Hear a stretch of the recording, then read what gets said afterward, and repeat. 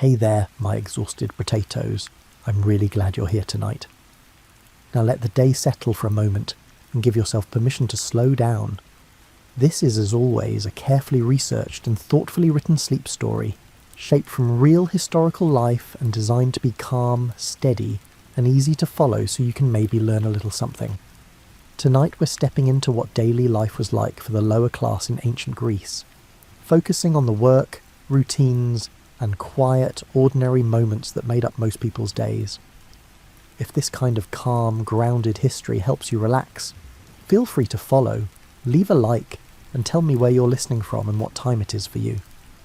Now let your head rest comfortably into the pillow, dim your lights, and gently ease into the story.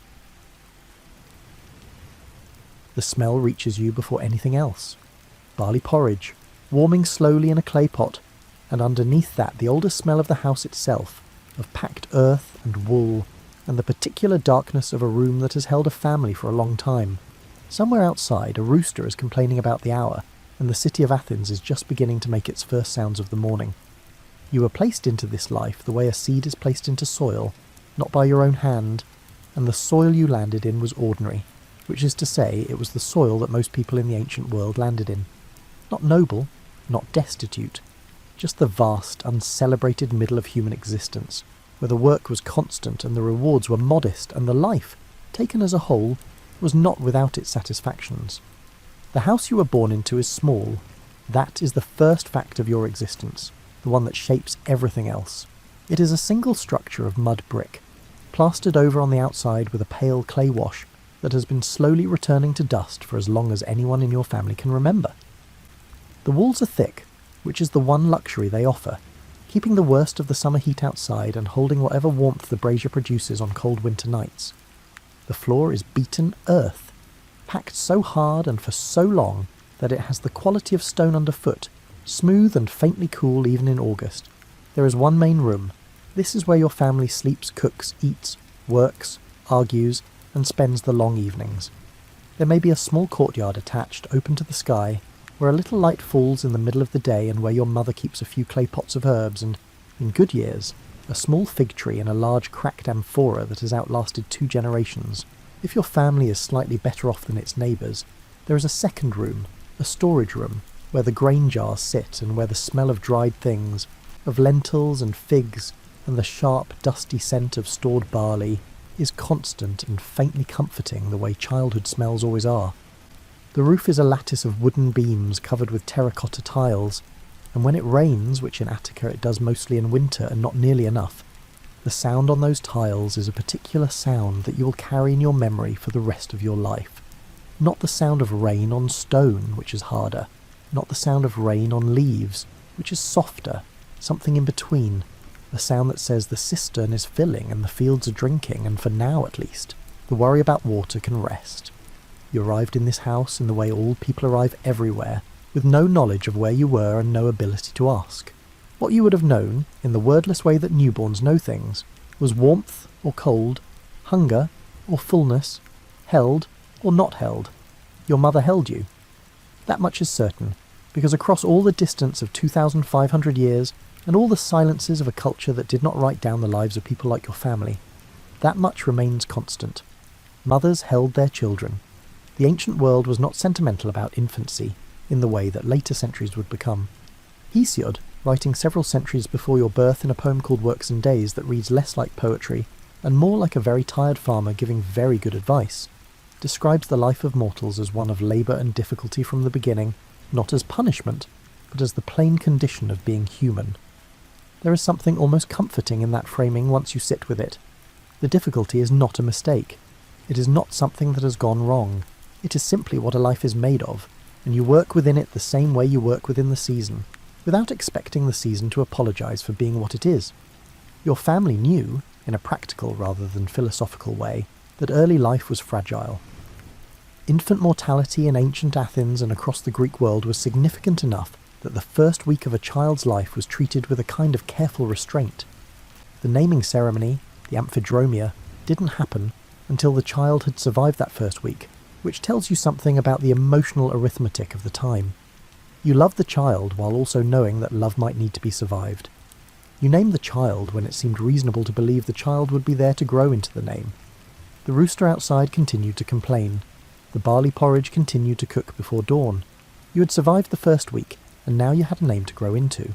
The house you grew up in had a smell that was entirely its own, and that you would not have been able to describe to anyone because it was simply the smell of home, which is to say it was invisible to you in the way that the air is invisible.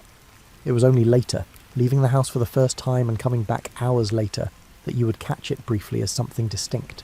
Smoke from the hearth, which was not a fireplace in any grand sense but a low clay structure in the centre of the main room with a hole in the roof above it, that was supposed to let the smoke out and did, mostly.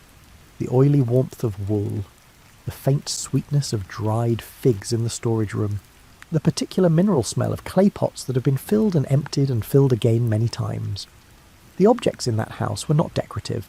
Every object served a purpose, and if it stopped serving a purpose, it was either repaired or repurposed.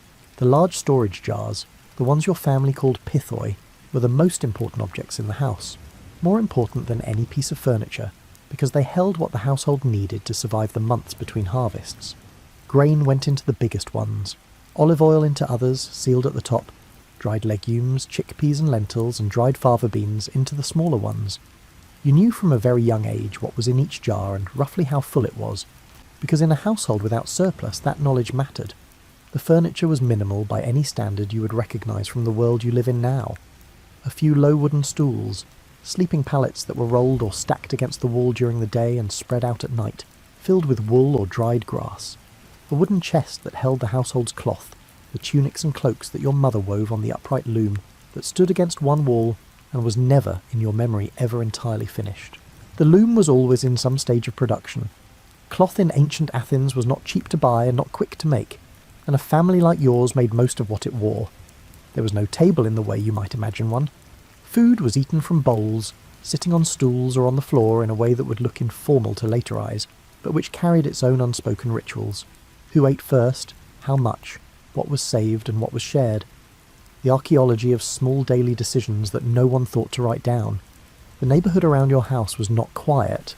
Athens in the classical period was a city of somewhere between 100,000 and 300,000 people, depending on which historian you consult and which period they are describing, and the residential districts where ordinary families lived were dense, built close together along lanes that were narrow enough for two people to pass each other, only if one of them turned sideways. The houses shared walls. You knew your neighbours not because you chose to, but because you had no option. Their arguments came through the mud brick as clearly as if they were in the room. Their cooking smells arrived before your own meals did. This proximity was not only an inconvenience, it was also how information moved, who had work available, who had grain to sell, which merchant at the Agora had been shortchanging customers, which family had new trouble. The street outside your door was a slow, constant river of this kind of information, and learning to read it was one of the earliest skills a child in your neighbourhood acquired. The sounds of the city started before light. The bakers, who worked through the night to have bread ready by morning, were the first. Then the coppersmiths, whose workshops were concentrated in certain districts, and whose hammering began early and continued long. The sound of a city waking up in the ancient world was not an alarm or a signal. It was a gradual accumulation of individual sounds that added together into something that meant the day had begun, and there was no point trying to stop it. You did not know, in those early years, that your life was a particular kind of life rather than just life in general. Children do not arrive with comparisons already made. The philosopher Aristotle, who had a great deal to say about the proper ordering of households and of society, spent considerably more of his time writing about the households of citizens with property than about households like yours, which is itself a kind of evidence about what the ancient world considered worth recording. The life of the ordinary working family in Athens was not the life that ended up in the written record, not because it was invisible to the people living it, but because the people with the tools and the time and the education to write things down were mostly not the people who spent their mornings at the communal well, or their afternoons repairing sandals or carrying amphorae of olive oil from the press to the market. What you had instead of a written record was a passed-down one, knowledge that moved from person to person, hand to hand, season to season, how to read the sky for weather, how to know when grain was dry enough to store without rotting, how to stretch the contents of a storage jar across more weeks than it was supposed to cover, how to keep a household running on the edge of enough without tipping over into not enough. This was the education that waited for you. Not a schoolroom, not a scroll, not a teacher who had studied in the manner of the wealthy. The education of the ordinary ancient Greek child was the education of paying attention to the people around you, and learning to do what they did before anyone had to ask you twice. That education was about to begin, and the barley porridge, which had been warming since before the city woke up, was finally ready. The first thing you notice is the legs. Everyone at the agora has legs, obviously. But when you're small enough that the average adult's belt buckle is roughly at your eye level, legs are what the world is mostly made of. Bare legs, sandaled feet, the hem of a wool tunic swinging past, the thick calves of a man carrying an amphora on his shoulder, the quick steps of a woman moving through the crowd with a basket pressed against her hip, not browsing, going somewhere specific, because women with somewhere specific to go move differently than everyone else.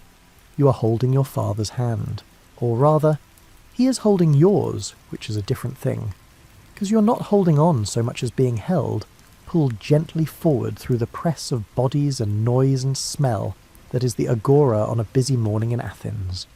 The smell is the second thing. Fish is the loudest of the smells, sharp and insistent, coming from the section of the market where the fishmongers have their slabs of stone and their morning catch laid out in rows. Behind that, the smoke from a brazier where someone is selling hot food, something with onions in it, something that makes your stomach speak up regardless of whether you're hungry. Further in, the mineral smell of fresh-cut stone from a mason's stall, the green bite of herbs piled in bundles, the warm dusty scent of grain being poured from one container into another somewhere nearby. The agora does not smell like one thing. It smells like everything at once, and when you're small, standing in the middle of it, the effect is not unpleasant so much as genuinely overwhelming. Like being submerged in something that has too many temperatures.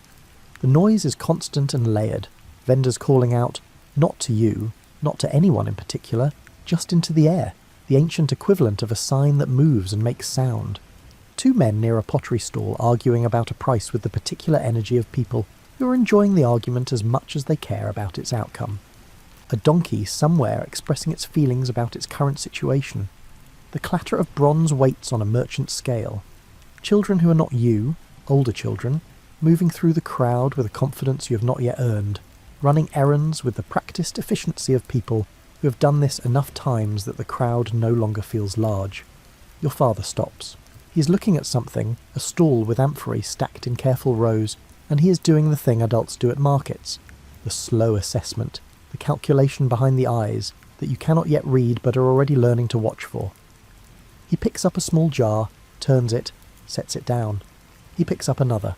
The merchant, a man with a beard going grey at the edges and the unhurried manner of someone who has been doing this for 30 years, says something. Your father says something back. You do not follow all of it yet. You follow the tone, which is careful and neutral on both sides. Two people who each want the other to believe they are less interested than they are. You are watching your first economics lesson without knowing it has a name. Nobody in a family like yours sits down and decides to educate a child. The education simply happens the way weather happens around you and to you, because you are present in a life that requires knowledge to navigate, and the knowledge is everywhere if you are paying attention. Hesiod, whose works and days reads in places like a letter from a father to a son about the non-negotiable realities of agricultural existence, understood this without needing to name it. The farmer's child learns farming by being a farmer's child. The craftsman's child learns the craft by being underfoot in the workshop long before anyone hands them a tool. What this meant in practice was that your education had no beginning and no end. It did not start at a particular age or finish with any ceremony. It was the slow accumulation of things you had watched enough times that you could eventually do them yourself, and then the slow refinement of doing them badly into doing them adequately, and the very gradual and never quite complete process of doing them well. Before you were old enough to be useful, you were old enough to watch.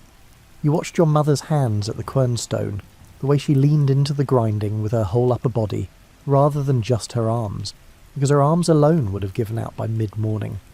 You watched your father assess the condition of the soil by crouching down and pressing 2 fingers into it, not deeply, just at the surface, and reading something from the resistance and the colour and the smell that you could not yet decode but filed away anyway. You watched the way your neighbour carried heavy amphorae, not gripped in the hands but balanced against the hip and shoulder, the body doing the work instead of the arms, because the arms were not the strongest part of a person, and anyone who had carried things long enough had figured that out. The agora taught you things that no one in your family could have taught you at home, because the agora was where the wider world was compressed into one loud and smelly place. You learned early that not all merchants were equally honest, not because anyone sat you down and explained the concept of commercial dishonesty, but because you watched it happen. A scale that sat slightly wrong, a thumb resting with suspicious lightness against the edge of the weighing pan.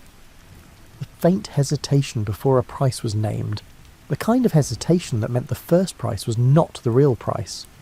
Aristophanes, whose comedies were performed for audiences that included people very much like your family, built entire scenes around this kind of marketplace cunning, because it was funny precisely because it was familiar. The audience laughed because they recognised it. You learned it because you were there. The agora in classical Athens was not only a marketplace. It was the civic centre of the city, the place where political announcements were made and legal notices posted, and where the general business of being a city happened in public view. For a child from a working household, though, most of that civic architecture was background. What mattered was the commercial layer, the part of the agora that intersected directly with the daily survival of your family.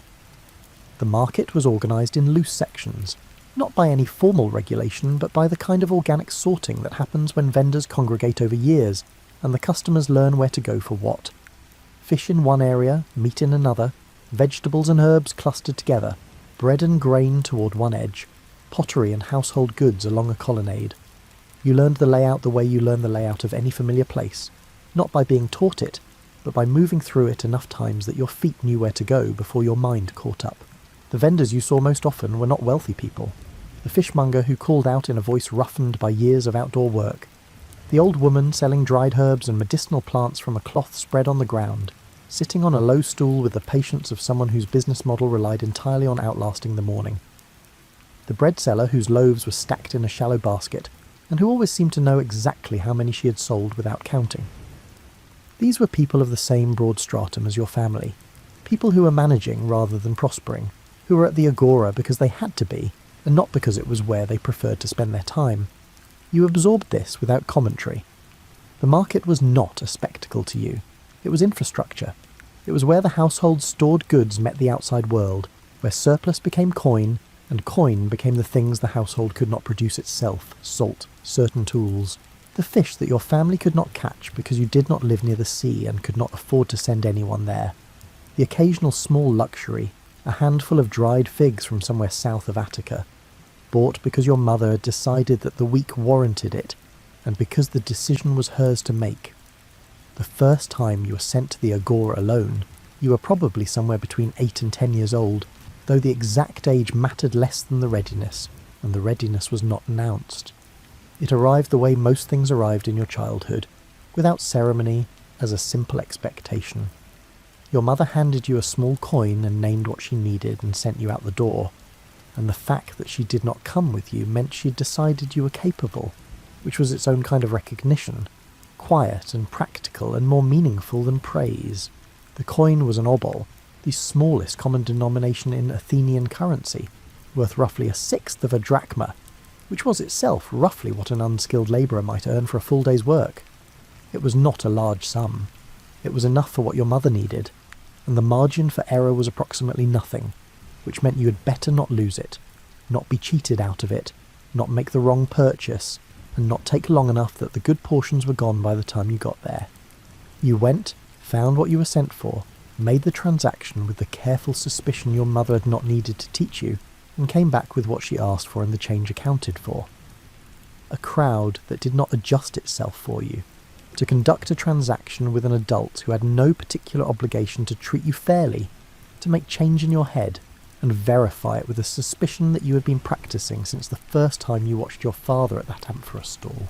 It required you to hold the coin the entire way without losing it, which meant it was in your fist the whole walk there, leaving a small circular impression in your palm that had faded by the time you got home. Your mother took what you brought her, checked it, and went back to whatever she'd been doing. This was approval. The work got heavier as you got older, in the most literal sense. There is a particular moment in the physical life of a working child when the loads that the adults around you carry daily are transferred to you, not all at once but incrementally, each new task slightly beyond what you did last season, calibrated to what your body can now do by people who know your body better than you do yourself. The first time you carried something genuinely too heavy for you, you carried it anyway. This is not a piece of wisdom or a lesson that anyone in your family would have felt the need to articulate. It was simply the condition. The thing needed to be carried. You were the one available to carry it. The weight was not interested in your age or your preference, and the ground between where the thing was and where it needed to be did not shorten itself on your behalf. What happened in your body during that carry was the beginning of something. Not strength, exactly, not yet. More like the knowledge that your body could be asked to do more than it thought it could, and that the asking, though unpleasant, did not break anything. This knowledge, once acquired, does not leave. It settles into the muscles and the posture, and the particular way a person from a working background moves through the world. Hesiod wrote about the body of a labouring man with the matter-of-fact respect of someone who lived in one. The ideal farmer in Works and Days is not graceful or refined. He is capable. His value is in what he can sustain across a long season, in what he can do when the work arrives, whether he is ready for it or not. You are learning, in the small daily accumulations of effort and repetition, what it meant to be that kind of person. Not a person who accomplished great things once. A person who did necessary things, over and over, without requiring the necessity to first justify itself. The agora was still there every morning. The fish still smelled the same way. The scale still needed watching.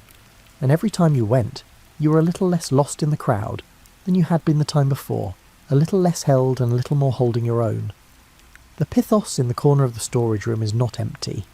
You check it every few days now, not because checking it changes anything, but because not knowing feels worse than knowing.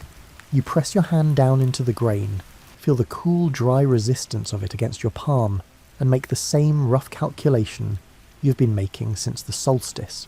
How much is left? How many weeks remain before the spring barley comes in? Whether those two numbers are going to agree with each other. It is February.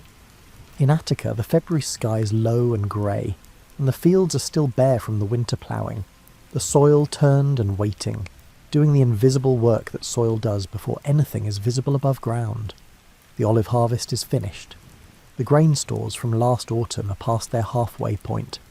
There are months between where you are and the next time this jar will be full, and the distance between those 2 points is not only time, it is a calculation your entire household is running constantly, in the background of every meal, every portion, every decision about whether today is a day for a little more or a day for a little less.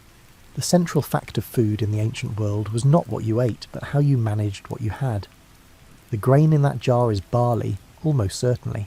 Not wheat, which grew in Attica but not abundantly, which was harder to process and more expensive to buy, which was the grain that showed up at a wealthier table.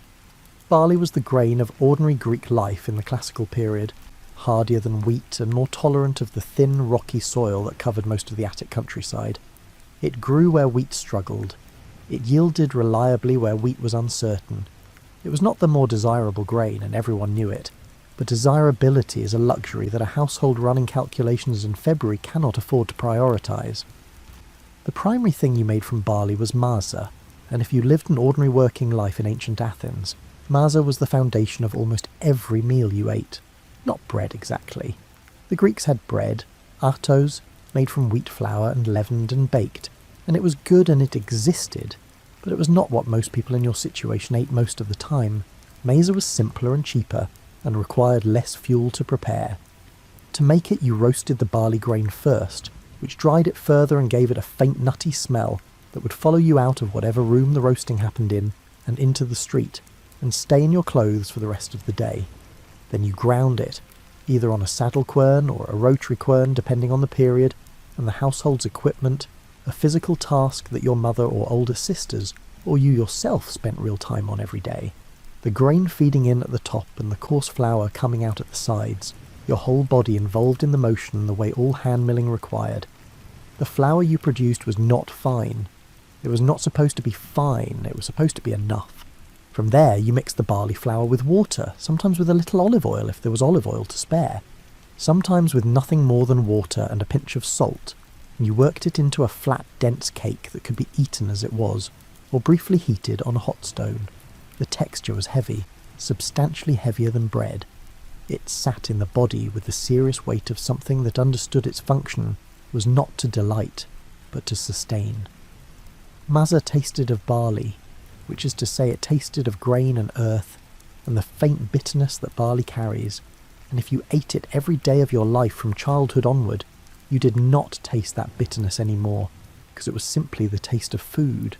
Cato the Elder, writing from a Roman rather than a Greek context but describing a Mediterranean agricultural world that shared many of the same conditions, recorded barley cake preparations with the matter-of-fact brevity of someone documenting the obvious. Hesiod does not describe Maza directly, but his entire framing of the farming life assumes it. The way you assume the existence of bread when you describe a kitchen. It was not worth describing because it was simply there, every day, the way the floor was there. Alongside the barley, olive oil. These two things, barley and oil, were the structural poles of your diet, the things around which everything else was arranged. The olive trees on the family plot, if your family had a plot, or the oil purchased at the market from the season's pressing, arrived in a smaller clay jar than the grain pithos, sealed at the top with a cloth or a plug of clay to slow the oxidation. You used it carefully, not sparingly in the way that suggests rationing as a conscious choice, but sparingly in the way that suggests oil was understood to be finite, and the jar was understood to be the whole of what there was until the next pressing, or the next market day. Olive oil in a lower-class Greek household did not only go on food, it went on the body, used after exercise or work to clean the skin in the absence of soap, which did not exist in the modern sense, burned in lamps for light, though the cheap oil used for lamps was lower quality than the oil used for cooking, cloudier and stronger smelling, the kind that left a faint haze in a room after an evening's burning. The same substance serving three distinct household functions meant that the jar's contents were always being drawn from in multiple directions, which meant the calculation of how much was left was slightly more complicated than it appeared. The olives themselves, not just the oil, were a regular presence at the table. Cured in brine or in dry salt, they were among the most reliable of the everyday accompaniments to Maza, the thing you ate alongside the barley cake that gave the meal something to taste. They were salty and dense and slightly bitter in the way that cured things are, and they kept well, which in a world without refrigeration was a quality worth more than any refinement of flavour. You ate them with your fingers from a shared bowl, the way the whole family ate everything, from shared vessels, the meal being a collective act rather than a sequence of individual portions. What else was on the table depended heavily on the time of year, on what the family had managed to store, and on what was affordable at the market on any given week. Dried figs appeared often. Figs grew throughout Attica, and were dried in the summer sun in quantity, pressed into dense blocks that lasted through the winter, and provided a sweetness that was otherwise largely absent from the daily diet. The sweetness of a dried fig is concentrated and serious, not the airy sweetness of honey, but something darker and more insistent, the fruit's sugar intensified by the removal of the water that originally carried it. You ate them as part of a meal, or between meals, or instead of a meal if the meal was not available. Aristophanes mentions figs often enough in his comedies that you understand they were part of the texture of ordinary Athenian life, the way bread is part of the texture of ordinary life almost anywhere. Background, essential, unremarkable until they are gone. Legumes were the other pillar. Dried lentils, chickpeas, dried fava beans, stored in the smaller jars in the back of the storage room, cooked slowly with water and sometimes onion and sometimes a little oil into a thick paste or soup that was hot and filling and cheap to produce. Lentil soup in particular appears throughout ancient sources as a standard food of ordinary people, associated so consistently with modest circumstances that the word for it became shorthand for frugality in several ancient writers. You ate it without embarrassment because embarrassment requires a comparison, and the comparison was not present at your table. It was just dinner. Fish arrived when it could. Athens was close enough to the sea and to the Piraeus fishing trade that fish were available at the agora, but fresh fish spoiled quickly, and the better cuts went to people who could pay for them first. What reached a table like yours was more likely to be salted fish, dried and preserved, the ancient Mediterranean equivalent of a shelf-stable protein, intensely salty and needing to be soaked before cooking. It was not luxurious, it was useful, which was the same thing under the circumstances. Meat was occasional. At festivals, when animals were sacrificed and the meat distributed, your family ate it. At other times, if a neighbour had slaughtered a goat or a pig and was selling portions, the decision of whether to buy some was a real decision, weighed against other things the money could do. Meat was not a daily expectation. It was an event marked as such without anyone needing to say so, the way a meal slightly better than usual is always noticed even when nothing is said about it. The psychology of the storage jar is not something that shows up in the written sources, because the people who wrote things down were not generally the people staring into a half-empty pithos in February. But it was real, and it was constant, and if you grew up in a household like yours, it shaped the way you thought about food for the rest of your life. The jar represented time. What was in it was not only grain, it was the number of weeks between now and the next harvest, made physical, made possible to look at and touch and measure with your hand. When the jar was full in October after the harvest came in, there was something in the household that relaxed, a collective exhale that was not named or celebrated but that changed the feeling of the rooms. When the jar was low, as it was now in February, the opposite thing happened. Not panic, nothing so dramatic, just a tightening, a recalibration, a series of small adjustments in how much went into each meal, made without announcement by the person, usually your mother, who understood the jar better than anyone. Hesiod addresses this directly in Works and Days in the context of urging the farmer to store properly and plan carefully, not as moral instruction, but as practical survival guidance delivered with the particular impatience of someone who has seen what happens when people do not listen. The pithos is central to his framing of a well-run household. He describes the man who harvests well and stores properly as someone who can eat his own bread.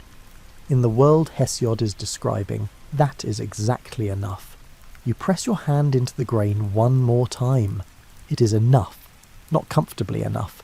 Not enough with room to spare, but enough, which in February in Attica is what you were hoping for when you came in here, and the same thing you will be hoping for when you come back in a week.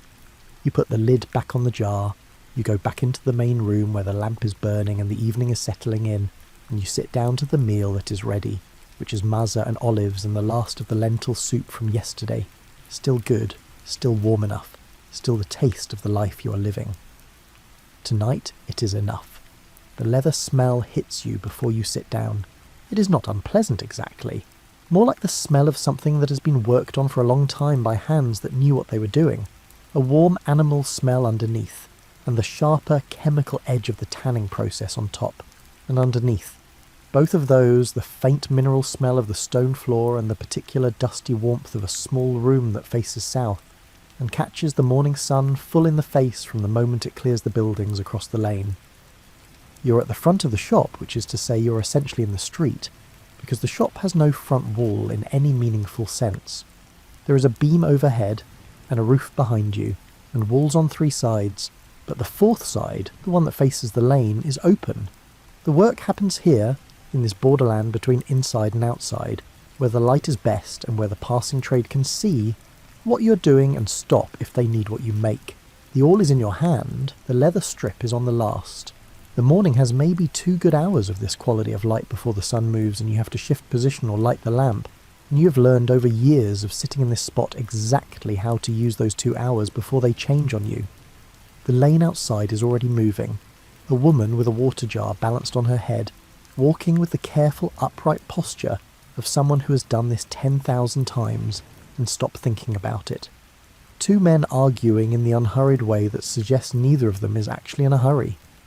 A boy running with the specific purposeful speed of someone carrying a message, already gone before you can see where he came from.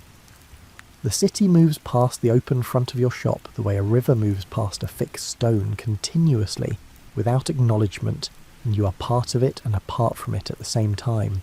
Xenophon, who wrote about household management and the organisation of labour, with the careful interest of a man who thought deeply about how things ought to work, had a fairly dim view of the kind of work you do. He recorded the opinion, shared by much of the Athenian citizen elite, that the crafts practiced in workshops, the Banautic trades, were corrosive to the body and therefore to the character. The work kept you indoors or in one fixed position. It made you round-shouldered. It narrowed the range of motion in your hands to the specific repeated gesture of whatever your craft required. And over years it changed the shape of those hands, thickened some joints, stiffened others, so that the body became a record of its own occupation, in ways that were visible to anyone who knew how to look. You look at your hands now, mid-morning, while the leather is soaking in water to make it pliable. Xenophon was not entirely wrong. Your hands do not look like the hands of a man who spends his days in the gymnasium or the wrestling ground. The knuckle on your right index finger is larger than it should be, from years of gripping the awl. The skin on your palms is not rough in the general way of outdoor workers, but rough in specific places. The ridge at the base of each finger, the heel of the thumb, a hardness that maps exactly to the grip required by the tools of your trade. What Xenophon did not write, because it was not the kind of thing a man of his background would have thought to note, was what the work felt like from the inside. The satisfaction of a piece of leather cut cleanly along a line you drew by eye. The particular pleasure of a sole fitted well. The upper attached without puckering. The whole object functional and balanced in a way that required judgment to achieve, and that could not be faked. The craftsman's knowledge that a thing well made will outlast the person who made it, carried in the hands rather than in any written record, was not the kind of knowledge that appeared in the philosophical literature of the period. It was simply the texture of a working day. Your neighbour, 2 shops down, is a bronze worker. His shop sounds different from yours, the rhythmic ring of hammer on metal that starts shortly after dawn and continues with very few interruptions until the light fails. You have worked next to that sound for so long that you no longer hear it as sound. Exactly. It has become part of the texture of the morning the way the smell of leather has become part of the texture of the shop. When he is sick and the hammering does not start, the morning feels wrong in a way that takes you a moment to locate. Not everyone who worked with their hands in classical Athens worked in a shop. The city and the countryside were not as separate as later centuries would make them seem. Many families held both, a small workshop or trade in the city and a plot of land outside it, moving between the two as the season required, urban in winter and rural at planting and harvest, neither one identity nor the other entirely. The line between the craftsman and the farmer in ancient Attica was permeable in ways that the surviving sources, which tend to sort people into categories, do not always capture. If your family had land, and many families of your kind did, it was probably not much. A few acres in the Attic countryside, enough for olives and a little grain, and perhaps some vegetables in a kitchen plot near the house. Not enough to make you wealthy, enough to matter. The difference between a family with a small plot and a family without one was the difference between having something to fall back on and having nothing to fall back on, which in a world without safety nets of any institutional kind was a difference that could determine everything in a bad year. The farming calendar that Hesiod laid out in Works and Days with the methodical patience of someone who had learned it the hard way, organised the agricultural year into a sequence of tasks so specific and so timed that deviation from them carried real consequences. Ploughing happened in autumn, after the first rain softened the ground, when you followed the ox across the field in the particular slow rhythm of a man and an animal who have worked together long enough to have an understanding. The soil in Attica is not generous. It's thin and stony over much of the region, and working it required coaxing rather than force. The plough finding the line of least resistance between the rocks while you steered from behind, your weight on the handles, your eyes reading the ground ahead. The smell of freshly turned Attic soil in October is specific, dry on the surface from the summer and then suddenly damp and dark below, where the moisture that went down in last winter's rain has been sitting in the cool of the subsoil all through the hot months, waiting.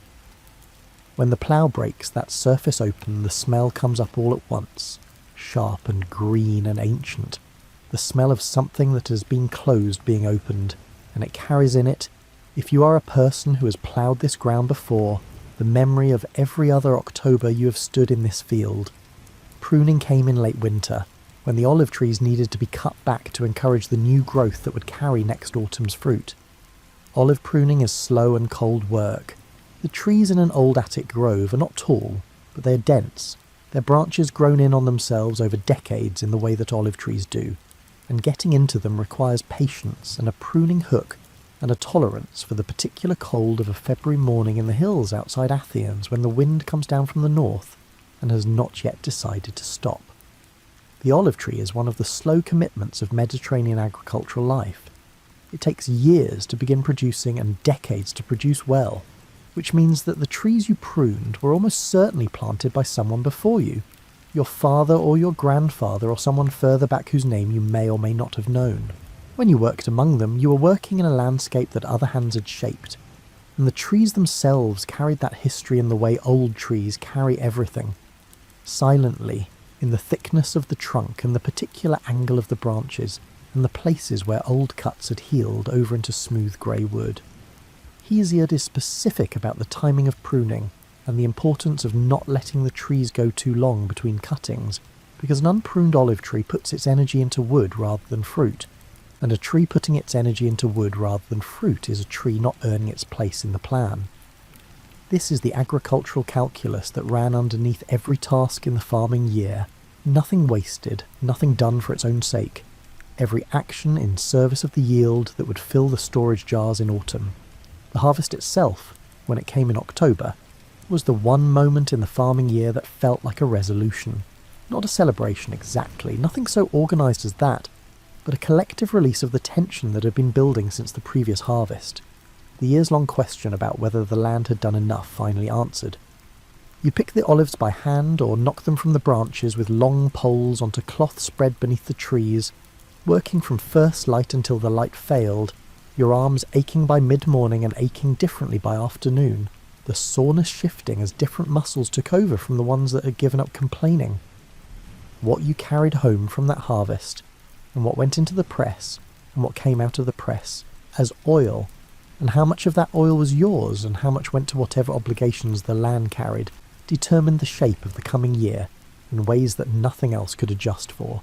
A good harvest meant the pithos full in October, the February calculation coming out in your favour, the evening meal arriving without the particular anxiety that the same food carried in a thin year.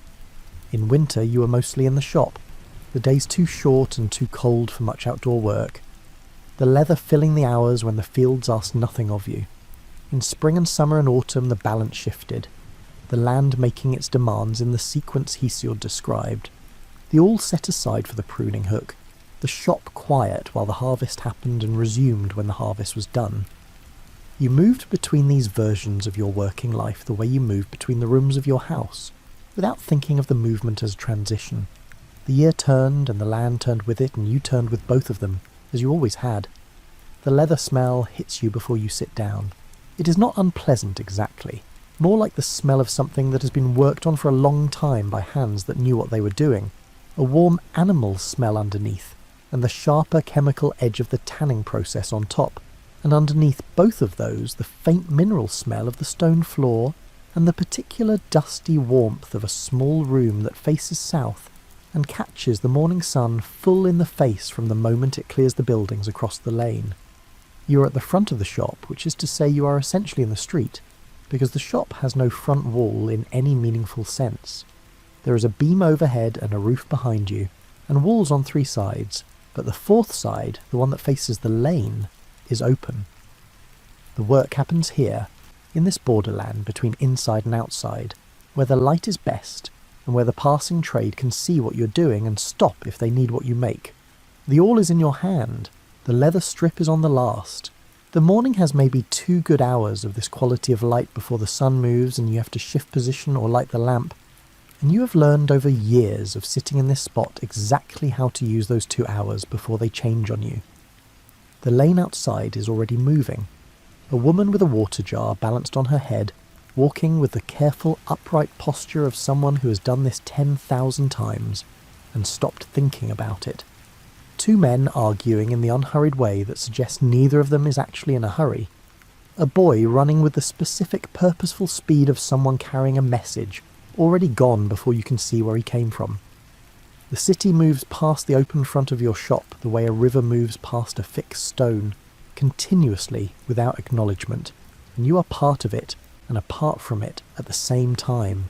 Xenophon, who wrote about household management and the organisation of labour, with the careful interest of a man who thought deeply about how things ought to work, had a fairly dim view of the kind of work you do.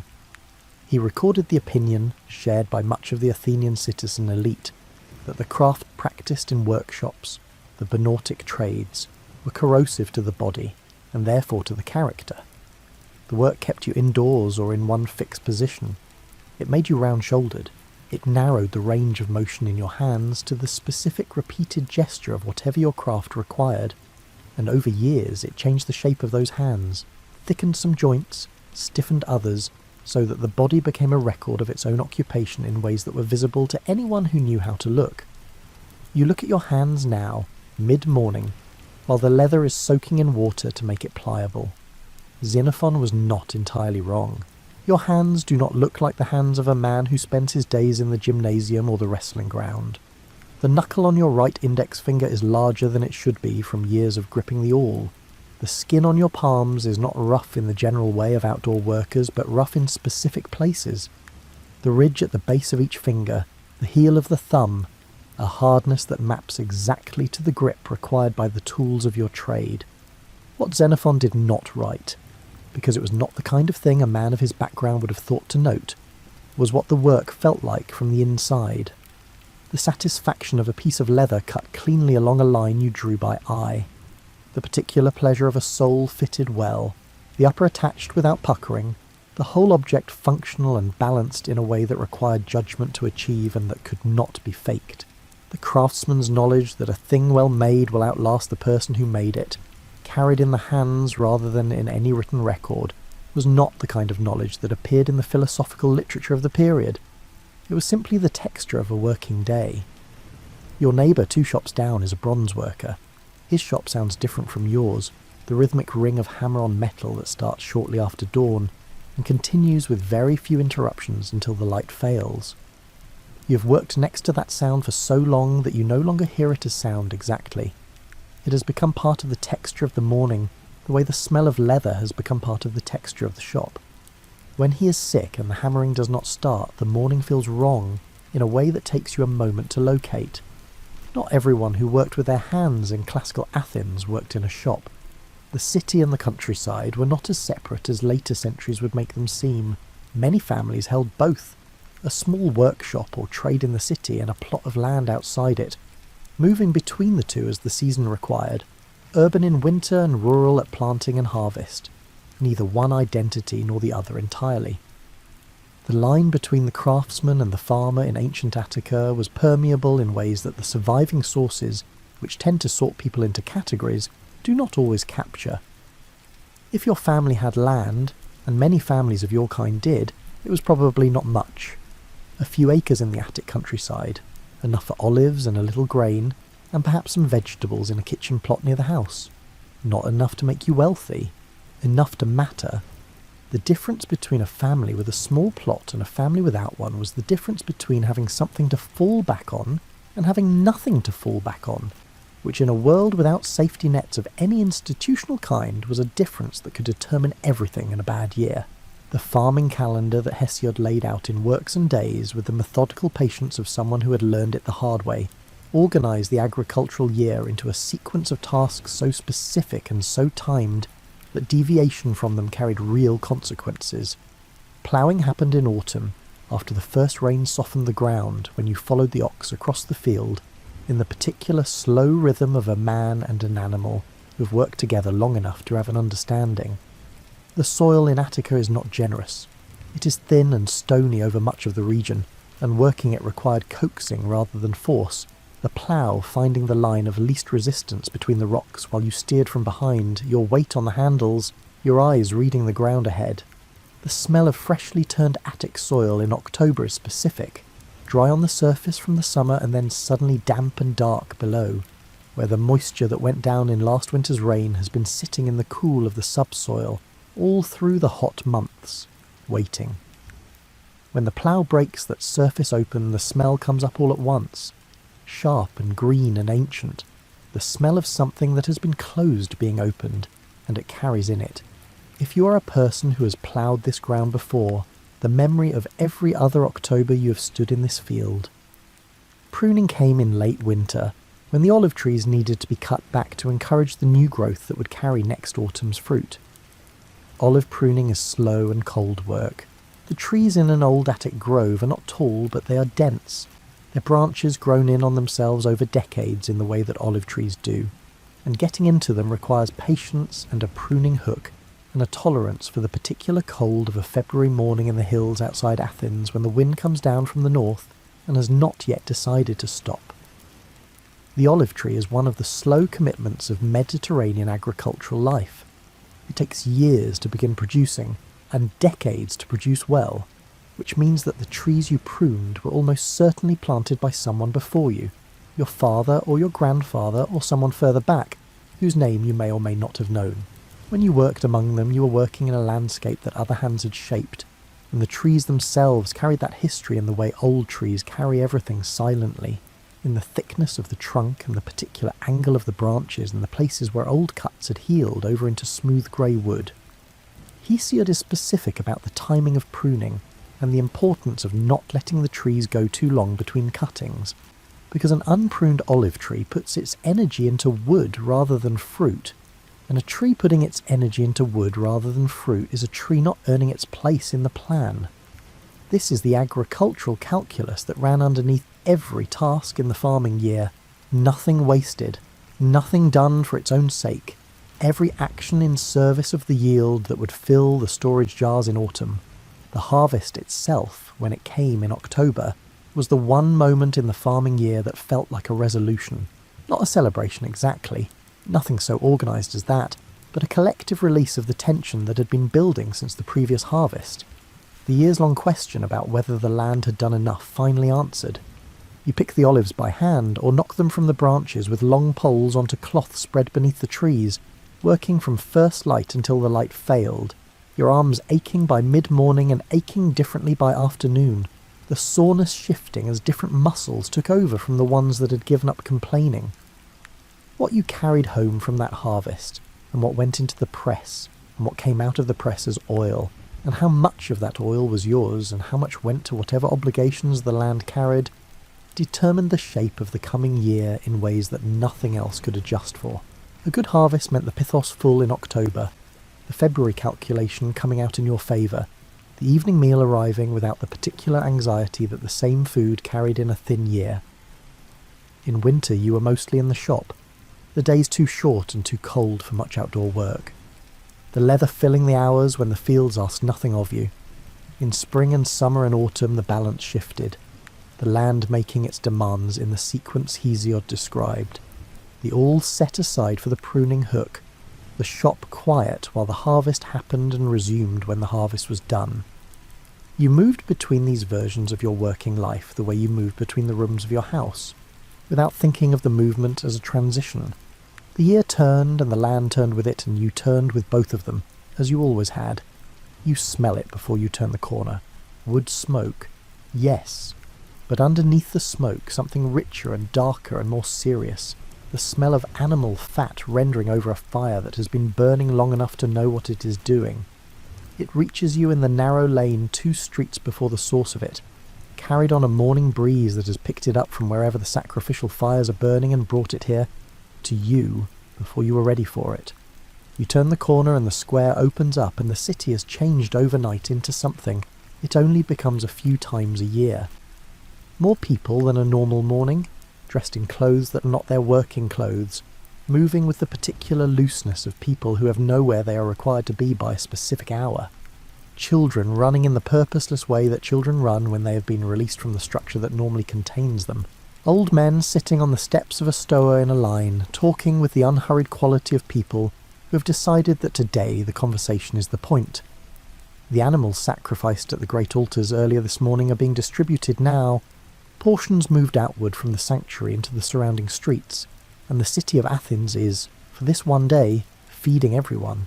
Not lavishly, not in a way that would embarrass a wealthy man's table, but meat, actual meat. The thing that appears on your family's table only when circumstances arrange themselves favourably is available today without arrangement, without calculation, without the weight of what it costs set against what else the money could do. You take your portion and eat it standing in the street with the sun on your face and the noise of the festival around you, and the taste of it is different from how you remember meat tasting, richer and simpler at the same time. Or maybe it is just that you are eating it without the slight anxiety that accompanies it, when it is a purchase rather than a gift. The great festivals of Athens were not holidays in the way the word is used now, days subtracted from the working calendar as a concession to leisure. They were religious occasions first, civic occasions second, and the fact that they also happened to involve days off work and free food was not incidental. The Panathenaea, held every year in midsummer in honour of Athena, and the Greater Panathenaea, held every 4 years with additional ceremony, organised processions and athletic competitions and musical contests around a central act of sacrifice and offering that the whole city participated in regardless of economic standing. The Thesmophoria, celebrated by women in autumn, closed the city's male-dominated public life out entirely for several days and gave the women who ran the households their own ritual space, their own festival, their own claim on the religious calendar. For a family like yours, these occasions were the punctuation of the year, in a way that the agricultural calendar, though more practically significant, was not quite. The harvest mattered more to survival, but the festivals mattered to something else, to the sense of belonging to something larger than the household and the street, and the daily circuit between home and work and market. On festival days you were not a sandal maker, or a farmer's son, or a person managing a storage jar.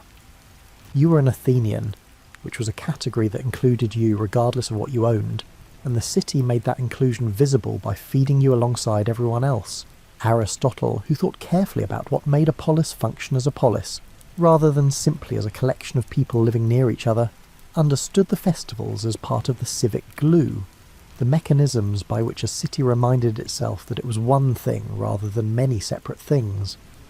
The free distributions of meat and grain at public sacrifices, the shared participation in procession and ceremony, the collective experience of watching the same athletic contest from the same hillside, these were not generous gestures from the wealthy to the poor. They were the city performing its own unity to itself. On the days between festivals, the agora served a version of the same function in a lower register. You have seen it as a child, overwhelming and loud from knee-height. You have moved through it as an adult with errands to run and calculations to make. But there's another way to be in the agora, one that requires neither money nor purpose, and it is available on any morning when the work can wait. You stand somewhere near the middle of the open space and you listen. Not for anything specific. The agora generates information the way the sea generates noise, continuously, from every direction at once, a constant low roar of individual voices that adds up to something larger than any of its parts. Who has grain to sell and at what price? Which general has done something that someone finds outrageous? Whether the harbour at the Piraeus is expecting a particular shipment? Who has died? Who has married? Who has been seen somewhere surprising? The agora in classical Athens was the fastest information network available to anyone who did not have the resources to employ a private messenger, and standing in it for an hour on a slow morning was the equivalent of reading several days of news at once. Aristophanes understood this agora, the one that existed below the level of official civic business, the one made of gossip and complaint and the particular political frustration of people who had opinions about how the city was being run, but limited means of acting on those opinions. His comedies are full of characters who are recognisably from your world. Farmers irritated about the cost of the war, craftsmen being shortchanged by merchants, ordinary Athenians suspicious of politicians who spoke beautifully and delivered poorly. The audiences who sat in the theatre of Dionysus and laughed at these characters were laughing at themselves, and the laughter had an edge to it that made it more satisfying than ordinary comedy. The laugh of recognition, of seeing your own frustration given a mask and a stage. The theatre of Dionysus sat on the southern slope of the Acropolis, and on the days of the dramatic festivals you were in it, not in the front rows, which went to officials and priests and men of standing. Further back, on the wooden benches that climbed the hillside in tiers, packed in among your neighbours and the neighbours of your neighbours, and people you had never seen before and would not see again, all of you facing the same circular orchestra and the same stage and the same actors in their masks and their elevated boots. The experience of watching a play in that theatre was nothing like sitting quietly in a darkened room. The theatre held thousands of people, and thousands of people do not sit quietly. They responded, they called out, they expressed approval and occasionally disapproval with the directness of an audience that understood itself to be a participant in the event rather than merely a witness to it. When Aristophanes made a joke about the price of fish or the duplicity of a particular politician, the laugh that came back from the hillside was not the polite laugh of an audience being entertained. It was the laugh of people being seen. You laughed too. At the fish joke, which was funny because fish was expensive and everyone on that hillside knew it. At the politician joke, which was funny for reasons that did not require explanation to anyone who'd been standing in the agora the previous week listening to what people were saying.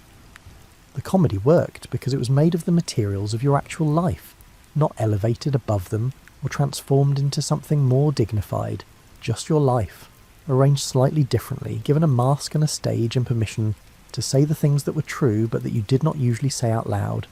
After the play, the day was still open. The sun was still in the sky. The festival was still going. You were not tired yet in the way you would be tired by evening, and the city around you was still in its loosened state, the normal rules of hurry and purpose suspended for a few more hours.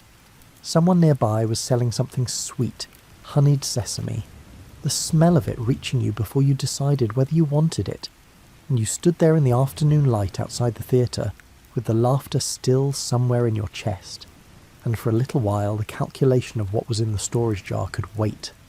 These were the hours that did not fill the pithos, or finish the sandal or turn the soil, the ones that left no mark on any seasonal accounting, and yet they were, in some way, that you could not have put into words and that no one in your life would have asked you to, the hours that made the other hours bearable. The city fed you today. The play made you laugh. The afternoon held nothing it required of you. Tomorrow the work would resume its ordinary weight. The lamp would go out and the loom would start and the lane outside the shop would fill again with its moving river of legs and errands and noise. The pithos would need checking. The leather would need cutting. The calendar would turn toward the next task in Hesiod's patient sequence, the one that had been waiting while you stood in the sun and ate your meat and laughed at the fish joke with a hillside full of people who already knew the punchline. Tonight the festival fires were still burning somewhere in the direction of the Acropolis, their light faint against the darkening sky, and the city was still making the sound it made on days when it had given itself permission to be something other than serious. You walked home through streets that smelled of smoke and roasting, and the particular sweetness of a day that had asked very little and given more than expected. The joint in your right knee has its own weather system now. You know when rain is coming, not by looking at the sky, but by the particular quality of the ache that settles into the knee sometime in the hour before the clouds arrive. A deep and patient pressure that is not sharp enough to stop you, but present enough that you're never quite unaware of it. You have had this knee for 60 years or more. You have asked a great deal of it. It has kept its own record. The mornings are slower than they used to be, not because you have decided to move slowly.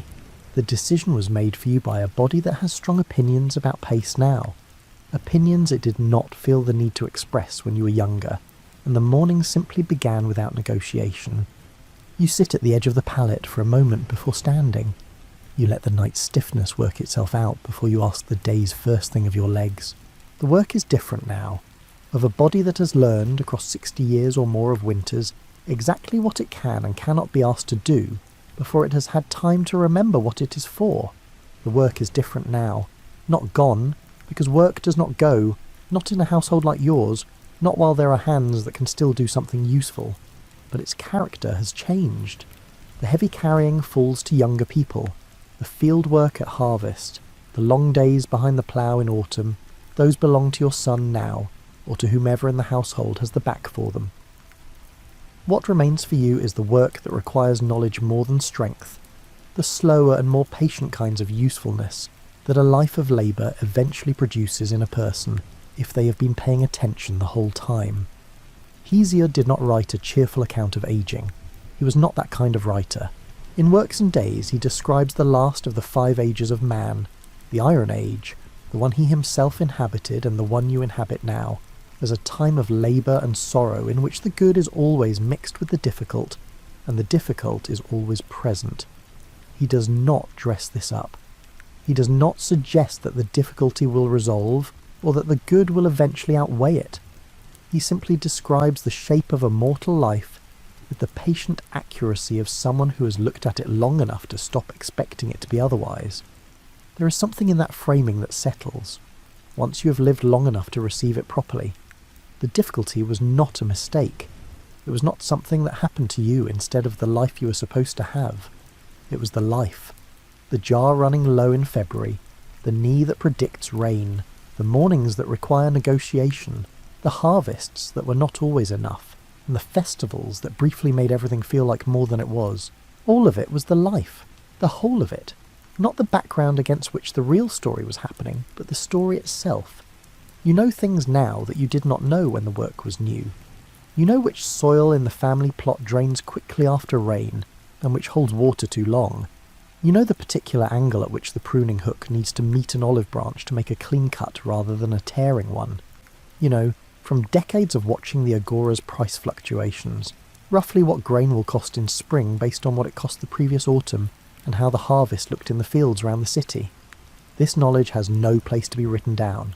It lives in you, and its destination, if it has one, is the person in your household who is young enough to still be learning and paying attention enough to receive it.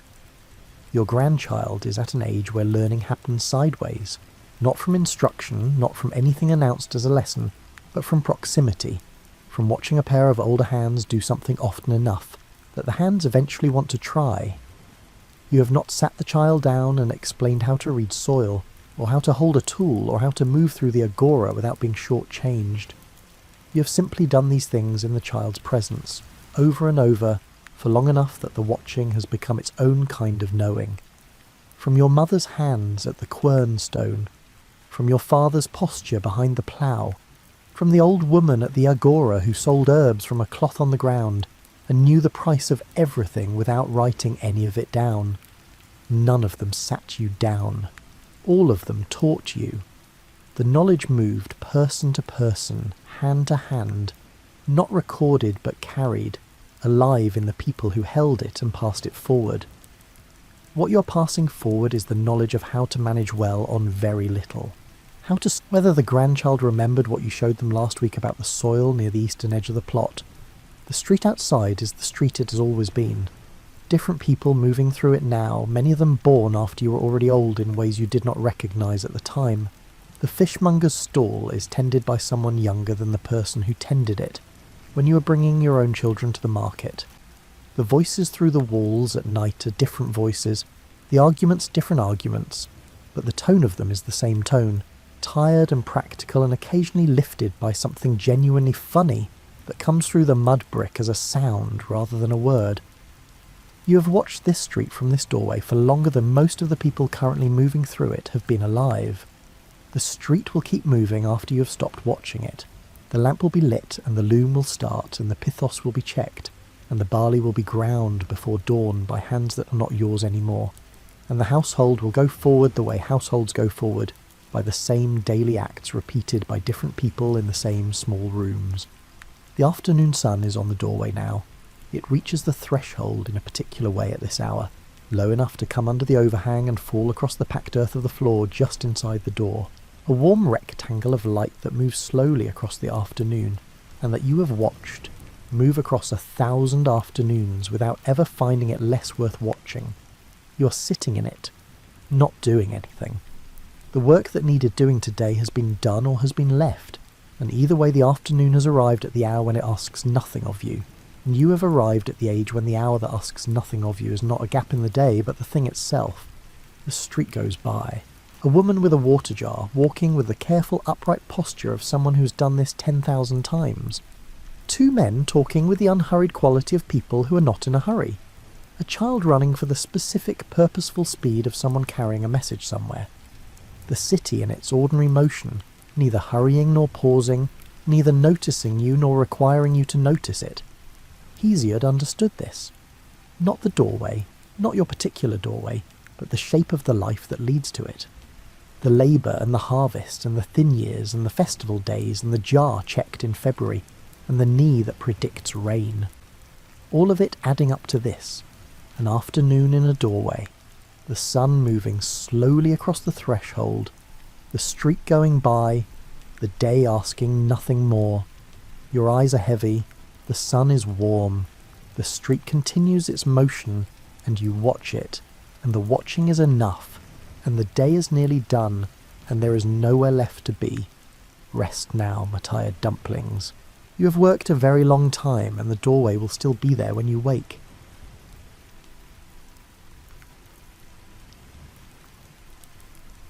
You are standing at one of history's most misunderstood turning points. The Roman Empire did not vanish in a dramatic explosion of chaos and darkness. Instead, it gradually transformed over centuries into something entirely new, and you're about to witness how ordinary people navigated this slow, strange metamorphosis into the medieval world. Imagine you're walking through Rome in the year 476. The date means nothing to you yet, because historians far in the future will mark this as the year the Western Roman Empire officially ended. You do not feel any different today than you did yesterday. The streets are quieter than they used to be. Your grandfather told you stories about when this avenue was so crowded you could barely move. Now you can see clear across to the other side. The marble buildings still stand exactly where they always stood. The aqueducts still bring water from the hills. The fountains still run in the forum. But something has changed in ways that are hard to name. The population of Rome has been shrinking for over a century. The city that once held 1 million people now houses maybe 100,000. You can do the math easily enough. Every generation, fewer children are born. Every generation, more families leave for the countryside, where food is easier to grow and life feels more secure. The grand public baths still operate on Tuesdays and Thursdays. You went last week and noticed that only the smaller pools were heated. The massive caldarium that once held hundreds of bathers sat empty and cold. The maintenance staff has dwindled. The man who tends the furnaces told you he used to have 12 assistants. Now he has 2. You walk past the Colosseum. No games have been held there in your lifetime. The building sits quietly like a sleeping giant. Birds nest in the upper arches. Grass grows between the paving stones. Someone has set up a small vegetable garden in one of the former staging areas. Nobody stops them because nobody cares enough to enforce the old rules about public buildings. The funny thing is that the Colosseum looks more peaceful now than it ever did when it was in use. The silence feels appropriate somehow. Nature is slowly reclaiming what humans built. You continue toward the Forum. The Senate building still stands, but the Senate rarely meets anymore. Most of the real decisions affecting your life are made by the local bishop, and a few wealthy landowners who stayed in the city when others fled. The imperial bureaucracy that once managed everything from tax collection to road maintenance has simply evaporated like morning mist. This morning you need to get your grain ration. The distribution system still functions, but barely. You remember when distributions happened every day in multiple locations across the city. Now it happens twice a week at one central location. You arrive early because the grain sometimes runs out. The line moves slowly. The man in front of you is a former school teacher. He tells you he stopped teaching because no one can afford to pay for education anymore. His students all left the city anyway. He now works part-time repairing roof tiles. His hands show the evidence of his new profession. You receive your ration and walk home through streets that feel too wide for the number of people using them. The city was built for 1 million inhabitants. Now it feels like wearing a toga made for someone 3 times your size. Your apartment occupies the 3rd floor of an old insula. The building inspector used to come by every year to check for structural problems. He has not visited in 5 years. You notice new cracks in the walls each season, but you patch them yourself with whatever materials you can find. Everyone has become their own maintenance crew. In the evening you sit by your window and watch the sunset paint the remaining marble temples in shades of gold and pink. The temples are mostly empty now. The Christian churches draw the crowds. But the old buildings remain beautiful in their abandonment. You find strange comfort in their persistence. A cat walks along the top of a garden wall below your window. The city has more cats than ever before. With fewer people, the rodent population exploded, and the cats followed the food supply. You appreciate their presence. They keep your building free of mice and rats without any effort on your part. Tomorrow you will wake up and the world will look exactly the same as it does today. The changes happened so slowly that you barely noticed them. But if your grandfather could see the city now, he would struggle to recognise it. And if you could see the city 100 years from now, you would face the same confusion. This is how empires end. Not with a bang, but with a gradual forgetting of what they used to be. You decide to visit your cousin in Ravenna. The journey used to take 3 days on well-maintained Roman roads. You pack supplies for 6 days because you know better now. The morning you leave Rome, you stop at the city gate. The guards are gone. No one has staffed this gate in years. The massive wooden doors stand permanently open. You wonder who decided to stop closing them at night, and when that decision was made. Probably no decision was made at all. Probably the guards simply stopped showing up, and no one assigned replacements. The Via Flaminia stretches north through rolling hills.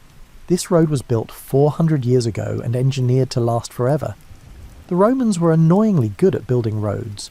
The foundation consists of several layers of carefully placed stones.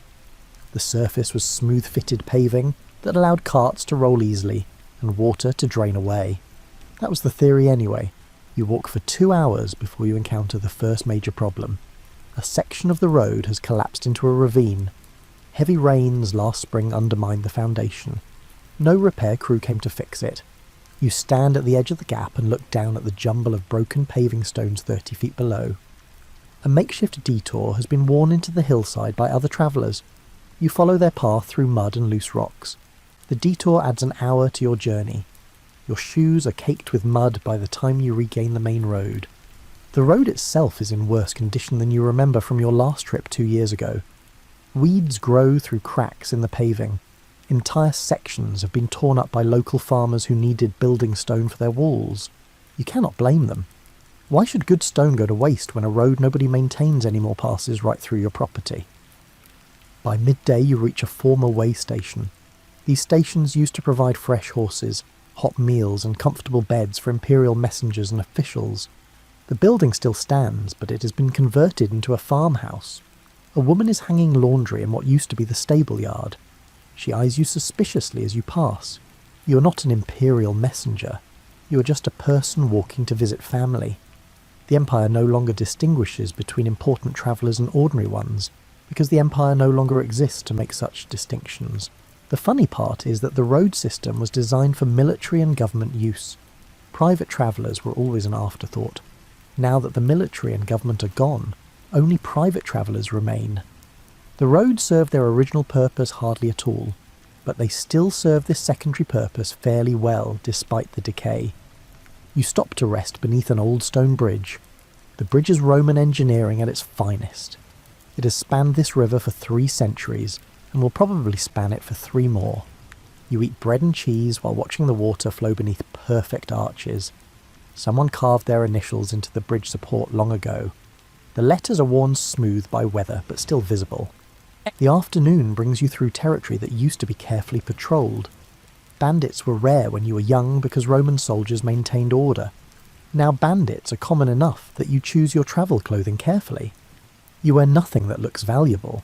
Your bag contains only food and a change of clothes. You encounter another traveller heading south. He's a merchant carrying salt. You walk together for mutual safety. He tells you that the old mansions where travellers used to stay are mostly abandoned. Some have been taken over by local warlords who demand payment for passage. Others are simply empty ruins. You ask him about the road conditions ahead. He warns you about another collapsed section near Narni. He also mentions that a group of enterprising locals has set up a new toll bridge, where the old free bridge washed away. The toll is reasonable, he says. 2 copper coins or equivalent value in trade goods. This strikes you as both annoying and entirely logical. If no government maintains the bridges, then someone else will maintain them and charge for the service. You have the coins. You will pay the toll. What choice do you have? By evening you reach a small town. There is no formal inn, but a family offers you floor space in their barn for a small fee. You accept gratefully. The barn is clean and dry. The hay makes a softer bed than you expected. The family's dog curls up near your feet and provides warmth through the night. You fall asleep listening to owls calling in the darkness and thinking about how different travellers become. The roads are the same roads your grandfather travelled, but everything else has changed in subtle ways that add up to a completely different experience. You arrive in Ravenna after 5.5 days of travel. Your cousin greets you with enthusiasm and immediately begins complaining about the local bishop. This is funny because everyone complains about the local bishop. The bishop has become the most important person in most cities. He controls food distribution. He negotiates with barbarian leaders. He organises repairs to public buildings. He settles disputes. He essentially does everything the imperial government used to do. Your cousin's bishop is named Ecclesius. He is 35 years old and phenomenally efficient. He used to be a lawyer before taking holy orders. His legal training shows in everything he does. He keeps meticulous records. He insists on written contracts. He never makes a promise he cannot keep. The people respect him but do not necessarily like him. He's a bit too organised for comfort. He makes them feel disorganised by comparison. You attend Sunday services at Ravenna's main church. The building is relatively new, constructed only 20 years ago. The interior takes your breath away. Mosaics cover every surface in glittering patterns of gold and coloured glass. The images show Christ and the apostles and various saints. Light from high windows makes the gold tesserae sparkle like captured starlight. The craftsmanship is purely Roman. The artists who created these mosaics learned their trade in the old imperial workshops, but the subject matter is entirely Christian. The building represents a perfect fusion of Roman technical skill and Christian religious purpose. Bishop Ecclesius delivers his sermon in clear Latin. He speaks slowly so everyone can understand. His topic is charity toward the poor. He reminds the congregation that they have a duty to share what they have with those who have less. He mentions specific families in need by name. He is not subtle. After the service, people line up to speak with the bishop. He holds these informal audiences every week. You watch as he listens to complaints, mediates arguments, and distributes small amounts of money from the church treasury to people in genuine need. One man complains that his neighbour's sheep keep eating his vegetables. The bishop listens carefully and then suggests building a better fence. He offers to provide materials from church supplies if the man provides labour. The man accepts. Problem solved. The widow asks for help feeding her children. Her husband died last month. The bishop asks her age and how many children she has. He makes notes in a wax tablet he carries. He promises she will receive weekly grain rations starting tomorrow. He also suggests she might find work washing linens for the church. She thanks him repeatedly. You realise that the bishop is basically running a parallel government. He has taken over the social services that the Roman state used to provide. He does this not because he sought power, but because someone had to do it, and he was the person with the resources and organisational ability to make it happen. Your cousin confirms this observation. The official imperial governor still lives in Ravenna. He technically outranks the bishop. But when people have actual problems, they go to the bishop because the bishop can actually help them. The governor mostly sits in his villa and writes reports to Constantinople that may or may not ever get read. The transition of power from imperial officials to church bishops happened gradually over several generations. No one planned it. No one decreed it. It just happened because the church had resources, organisation, and local credibility, while the imperial government had increasingly none of those things. You spend the evening with your cousin's family. They live in a modest house near the port. The house used to belong to a merchant family who left for Constantinople when trade declined. Your cousin rents it for a fraction of what it would have cost in better times. Over dinner, your cousin's wife talks about the changes she has seen. She's 10 years older than you. She remembers when Ravenna was a major imperial centre. The emperor himself lived here for several years when she was a child. The palace employed hundreds of people. Diplomats from across the world visited constantly. Now the palace sits mostly empty. A skeleton staff maintains it. The emperor has not visited in decades. The diplomats stopped coming when they realised no real power resided here anymore. But Ravenna has not died. It has transformed. The city is now a church administrative centre, instead of an imperial administrative centre. The bishops have essentially inherited the infrastructure the emperors left behind. They use the same buildings, employ many of the same people, and perform many of the same functions. The funny thing is that most people barely notice the transition. They still go to the same buildings to get help with their problems. They still fill out forms in Latin. They still navigate a bureaucracy. The paperwork looks almost identical. Only the person sitting behind the desk has changed from an imperial official to a church official. Your cousin pours wine and laughs about the absurdity of it all. The Roman Empire spent centuries building an administrative system.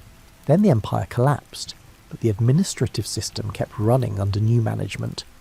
It is like watching a ship lose its captain but continue sailing, because the crew knows how to do their jobs. You raise your cup and toast to continuity in the face of chaos. Your cousin drinks to that. The next day your cousin takes you to meet his employer. This requires some explanation because his employer is a Goth. Your cousin works as a scribe in the court of Theodoric, who rules Italy as an Ostrogothic king. This should feel strange, but it does not. The Goths have been part of the Roman world for so long that they feel less like invaders and more like new neighbours who moved in and never left. Theodoric's palace is actually the old imperial palace. He uses the same throne room where Roman emperors once held court. He employs Roman administrators, follows Roman laws, and communicates in Latin. His official documents are written in the chancery style that Roman bureaucrats developed centuries ago. The only obvious difference is that Theodoric and his Gothic warriors are Arian Christians, while most Romans are Nicene Christians. This creates some theological tension, but surprisingly little practical conflict. Theodoric is pragmatic enough to let people worship however they want as long as they pay their taxes and maintain order. You wait in an anteroom while your cousin delivers some documents. The walls display mosaics showing both Gothic and Roman symbols side by side. A Gothic warrior on horseback rides next to a Roman magistrate in a toga. The message is clear. This government represents a blending of both cultures. A Gothic soldier stands guard at the door. His equipment is interesting.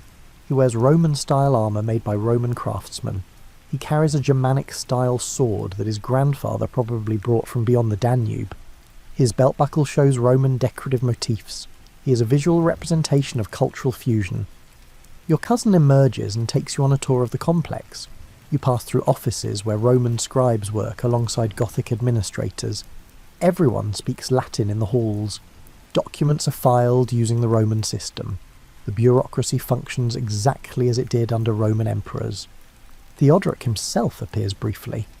He's in his 60s now, heavyset and dignified. He wears purple robes like a Roman emperor but keeps his long Germanic hair and beard. He speaks to his advisors in fluent Latin. His accent marks him as someone who learned Latin as a second language, but his vocabulary and grammar are impeccable. He notices you and your cousin and nods politely. Your cousin bows. You bow. The king continues on his way, surrounded by attendants. The encounter lasts maybe 10 seconds, but it leaves you with a strange feeling. This man is technically a barbarian invader. His people were enemies of Rome within living memory, yet here he is, ruling Italy with Roman methods, employing Roman officials, and maintaining Roman traditions. He's more invested in preserving Roman civilization than many Romans are. Your cousin explains the situation as you walk back toward his house. The Goths number maybe 100,000 people. The Romans in Italy number several million. The Goths cannot rule through force alone. They need Roman cooperation. So Theodoric has made a deal. He provides military protection and maintains order. The Romans provide administrative expertise and keep the economy functioning. It works surprisingly well. Trade continues, cities function, laws are enforced, taxes are collected at lower rates than under the old empire, which makes everyone reasonably happy. The system is not Roman and not Gothic, but something new that borrows from both. Your cousin mentions that many young Romans are learning Gothic now, not because they have to, but because it helps with advancement in the military and some administrative positions. Meanwhile, Gothic children of the elite are learning classical Latin literature and rhetoric. The cultural exchange flows both directions. This blending would have seemed impossible a century ago. Romans viewed Goths as uncivilized barbarians. Goths viewed Romans as soft and decadent. Now their children play together in the streets, and their young adults sometimes marry each other. The old prejudices persist, but they weaken with each generation. The funny part is that the Goths are trying desperately to preserve Roman culture, while many Romans have stopped caring about it. Theodoric commissions public works in the Roman style. He restores aqueducts and maintains roads. He patronises scholars and collects Roman manuscripts. He seems to understand that Roman civilization is valuable and worth preserving, even if Rome as a political entity is gone. You spend the afternoon in Ravenna's marketplace. The vendors are a mix of Romans and Goths. You hear both Latin and Gothic being spoken. The goods for sale include Roman pottery and Gothic metalwork.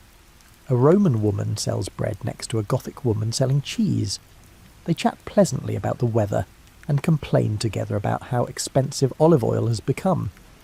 This is the reality of life after the Empire. The grand political structures have changed, but daily life continues. People adapt, cultures blend. Former enemies become neighbours and then friends. The transformation happens so gradually that no single moment marks the change. You buy some excellent Gothic cheese and some Roman bread. You eat them together and find they complement each other perfectly. This seems like an appropriate metaphor for everything you have observed. Your cousin suggests you visit a rural estate before returning to Rome. He knows the owner and thinks you would find the transformation interesting. You agree and set out the next morning. The villa lies a day's walk from Ravenna. The road is terrible as expected. You arrive in the afternoon and stop at the entrance gate. The gate used to be guarded, but now stands open. You walk through unchallenged. The villa was built 2 centuries ago by a wealthy senator. The main house is a sprawling complex of rooms arranged around a central courtyard. Mosaics decorate the floors. Frescoes cover the walls. The private bathhouse includes heated pools and changing rooms. The whole estate screams wealth and sophistication, or at least it used to. The main house is still inhabited, but only barely. The owner's family lives in about 6 rooms. The rest of the house sits empty and increasingly derelict. Water damage has ruined many of the frescoes. Some of the roof tiles are missing.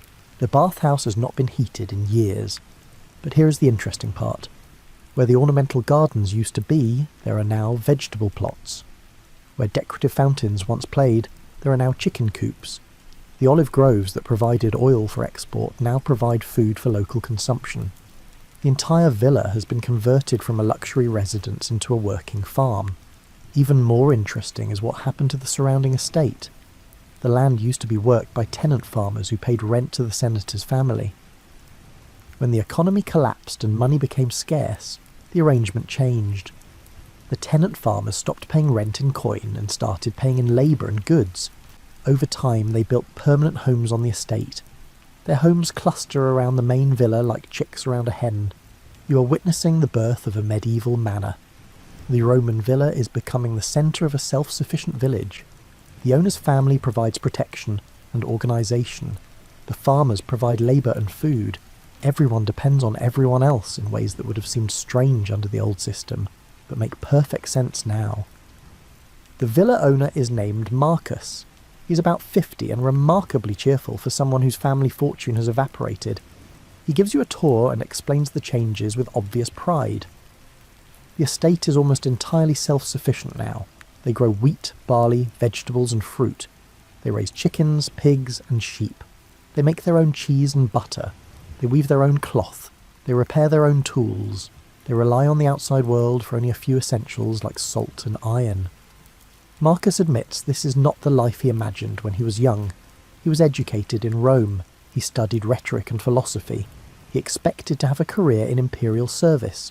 Instead, he spends his days managing crop rotations and mediating disputes between farmers. But he has made peace with the change. He actually finds satisfaction in the work. The estate produces real things that people need. Under the old system, his family's wealth came from rents and investments that felt abstract and distant. Now he can see the direct results of his decisions. The wheat grows or it does not. The sheep thrive or they do not. The feedback is immediate and honest. The farmers who live on the estate treat him with respect but not civility. They need him and he needs them. The relationship has become more balanced than it was under the old tenant system. Marcus cannot simply evict someone who displeases him because he cannot replace them. Labour is too scarce. Everyone who can work must work. You spend the night in the villa's former guest wing. The room is spacious but cold. The Hippocaust heating system has not functioned in decades. You sleep under wool blankets and wake to the sound of roosters crowing. In the morning you help with breakfast preparations. Everyone on the estate eats together in the main hall. The meal is simple but abundant. Fresh bread, cheese, fruit and watered wine. Marcus sits at the head of the long table, but the arrangement feels more like a large family gathering than a formal dining situation. One of the farmers asks Marcus to settle a boundary dispute. Two families claim ownership of the same strip of land. Marcus listens to both sides and then walks out to look at the disputed area. He examines the existing stone markers and decides in favour of one family. The losing family grumbles but accepts his judgment. The dispute is settled in 15 minutes. This is Roman law operating at the most local possible level. No courts, no lawyers, no written depositions. Just one man with traditional authority making a decision based on common sense and local knowledge. It is both completely Roman and completely different from how Roman law worked under the Empire. You leave the villa in the afternoon with a bag of fresh apples Marcus insists you take. As you walk back toward Ravenna, you think about what you have witnessed. The Roman villa system is not dying. It is transforming into something new that will eventually be called feudalism. The process will take centuries to complete, but you are seeing the early stages. The structures remain Roman. The legal concepts remain Roman, but the social relationships are changing in fundamental ways. The future is being built from the materials of the past, arranged in new patterns that solve new problems. On your return journey to Rome, you stop at a monastery. Your feet hurt, and the monks have a reputation for hospitality. They welcome you at the gate without asking questions. A novice shows you to the guest quarters and brings you bread and beer. The monastery is only 30 years old, but feels ancient. The buildings are simple stone structures arranged around a central church. Everything is clean and well maintained. The monks clearly take pride in their work. You attend evening prayers. The monks sing in Latin. Their voices blend in harmonious patterns that fill the small church with sound. The melodies are based on older Roman musical forms but adapted for Christian worship. The result is hauntingly beautiful. After prayers, the abbot invites you to dine with the community. The meal is vegetarian. Lentil stew, bread, cheese, and surprisingly good wine from the monastery's own vineyard. The monks eat in silence while one of their number reads aloud from a religious text. This is new. Communal silent meals are not a Roman tradition. The practice comes from desert monasticism in Egypt and Syria. It has spread to the west and been adapted to local conditions. You're witnessing another form of cultural blending. After dinner, the abbot shows you the monastery's most precious possession, the library. The room is small, but every wall is lined with shelves. The shelves hold perhaps 100 books. This may not sound like much, but you realise you're looking at one of the largest book collections in Italy. The abbot explains that the monastery has made it their mission to preserve texts. They copy books by hand. Each monk spends several hours per day in the scriptorium creating new copies of old works. They copy primarily religious texts, but also classical Roman literature, history and philosophy. You examine some of the books. The craftsmanship is extraordinary. The letters are perfectly formed. The margins are decorated with simple but elegant designs. These books will last for centuries if properly cared for. The funny thing is that these monks are preserving Roman literature better than the Romans did.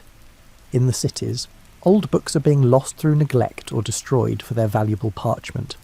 Here in this remote monastery, monks who never met a Roman senator are carefully copying Virgil and Cicero. The abbot is a former Roman official who took holy orders after his wife died. He understands the value of what they are saving.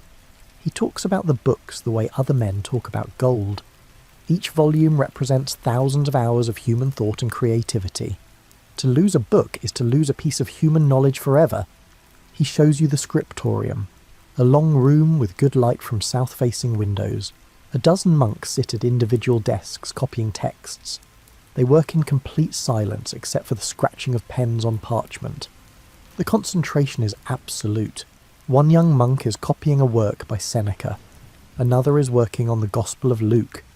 A third is creating a new copy of a botanical text by Dioscorides. The subjects are wildly diverse. but the monks approach each text with the same careful attention. You watch as a monk mixes ink. He combines oak gall, iron salts, and water in precise proportions. The recipe comes from ancient Rome. The monks have preserved not just books, but the technical knowledge needed to create them. The abbot mentions that monasteries are springing up all over Europe. Each follows similar patterns: prayer, manual labour, study, copying texts. The network is informal but effective. Books travel from monastery to monastery. Knowledge spreads in slow but steady waves. This is how Roman learning will survive the collapse. Not in cities or universities or imperial libraries. In small monastic communities scattered across the countryside, where dedicated men preserve texts for reasons that mix religious devotion with scholarly passion.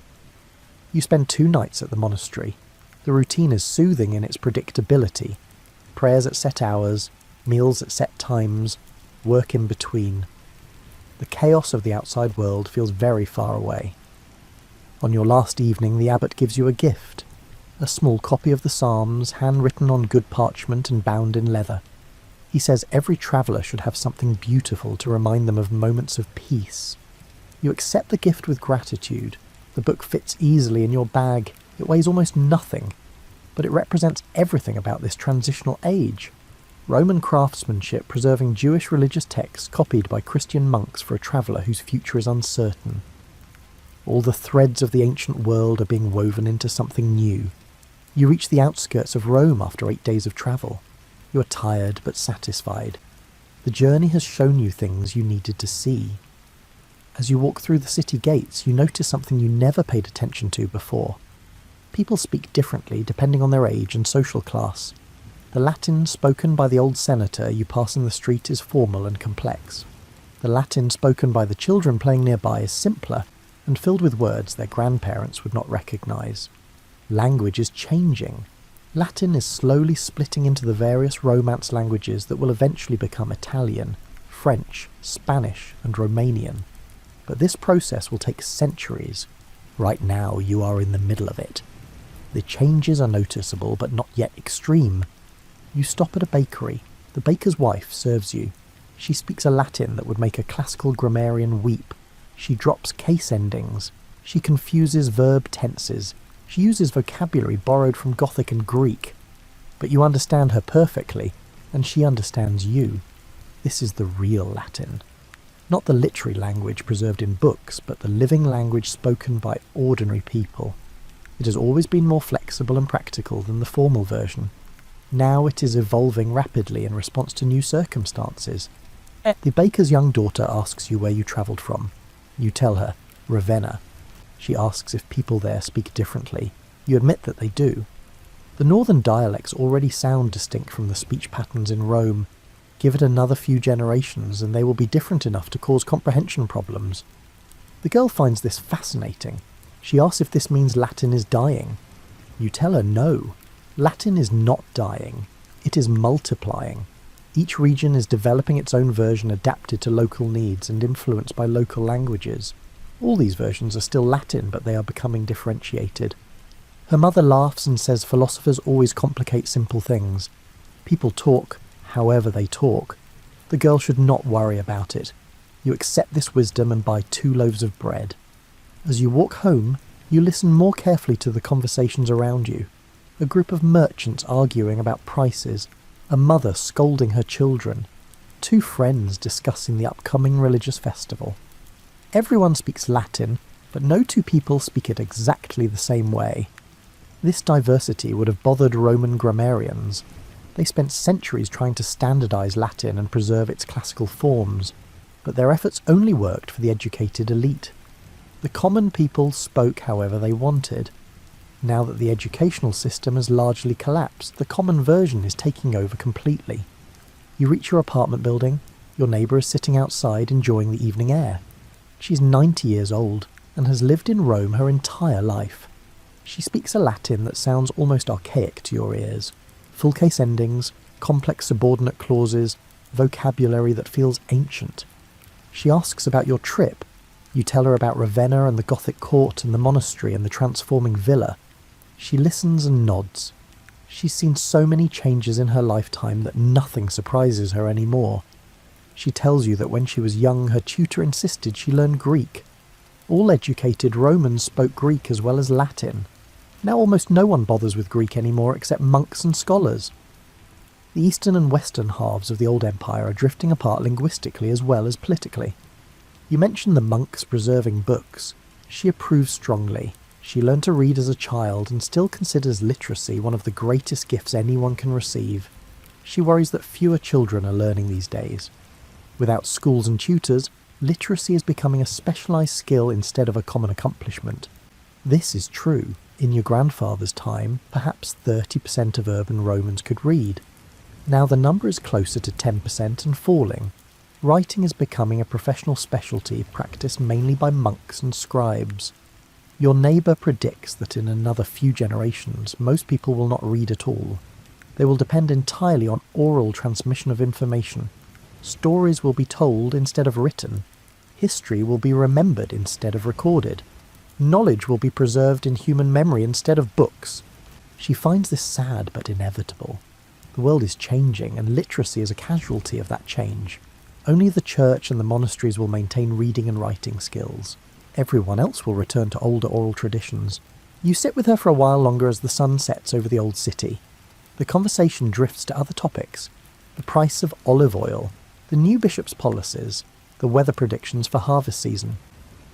Later, alone in your apartment, you think about language and change. Latin will survive, but it will transform beyond recognition. The books will survive, but only in monasteries. The oral traditions will strengthen as written traditions weaken. Everything is in flux. The old forms persist, but their meanings shift. The future is being created through 10,000 small changes that no one can fully perceive in the moment. The next morning you need to buy olive oil. This simple task reveals the new economic reality. Under the old empire, olive oil from Spain flowed into Rome through well-organised trade networks. Ships carried bulk quantities. Merchants operated on credit backed by imperial banks. Prices were stable, and supply was reliable. Now everything depends on personal relationships and trust. You go to the marketplace. The vendor you usually buy from has no Spanish oil. He has not received a shipment in 6 months. The ships still run, but less frequently, and with less predictability. He does have oil from Sicily. The price is higher than you remember, but he assures you the quality is good. You examine the oil. It looks fine. You ask about his source. He tells you the oil comes from his wife's cousin, who owns groves near Syracuse. Family connections have replaced formal trading companies. If you want a reliable supply, you deal with people you know or people your family knows. This personalisation of trade is happening everywhere. The old imperial economy ran on standardised currency, written contracts, and legal enforcement. That system required a functioning government. Without government backing, merchants have returned to older methods based on reputation and kinship. You buy the oil and chat with the vendor. He tells you trade is not dead, just different. The big merchant companies that moved goods across the Mediterranean have mostly disappeared, but smaller networks based on family and community ties have emerged to replace them. He gives you an example. His wife's cousin in Sicily sends oil to Rome. In return, the vendor sends cloth that his sister weaves. His sister gets wool from a shepherd, whose brother-in-law works for the vendor. Everyone in the network knows everyone else. Trust is built on personal relationships rather than legal contracts.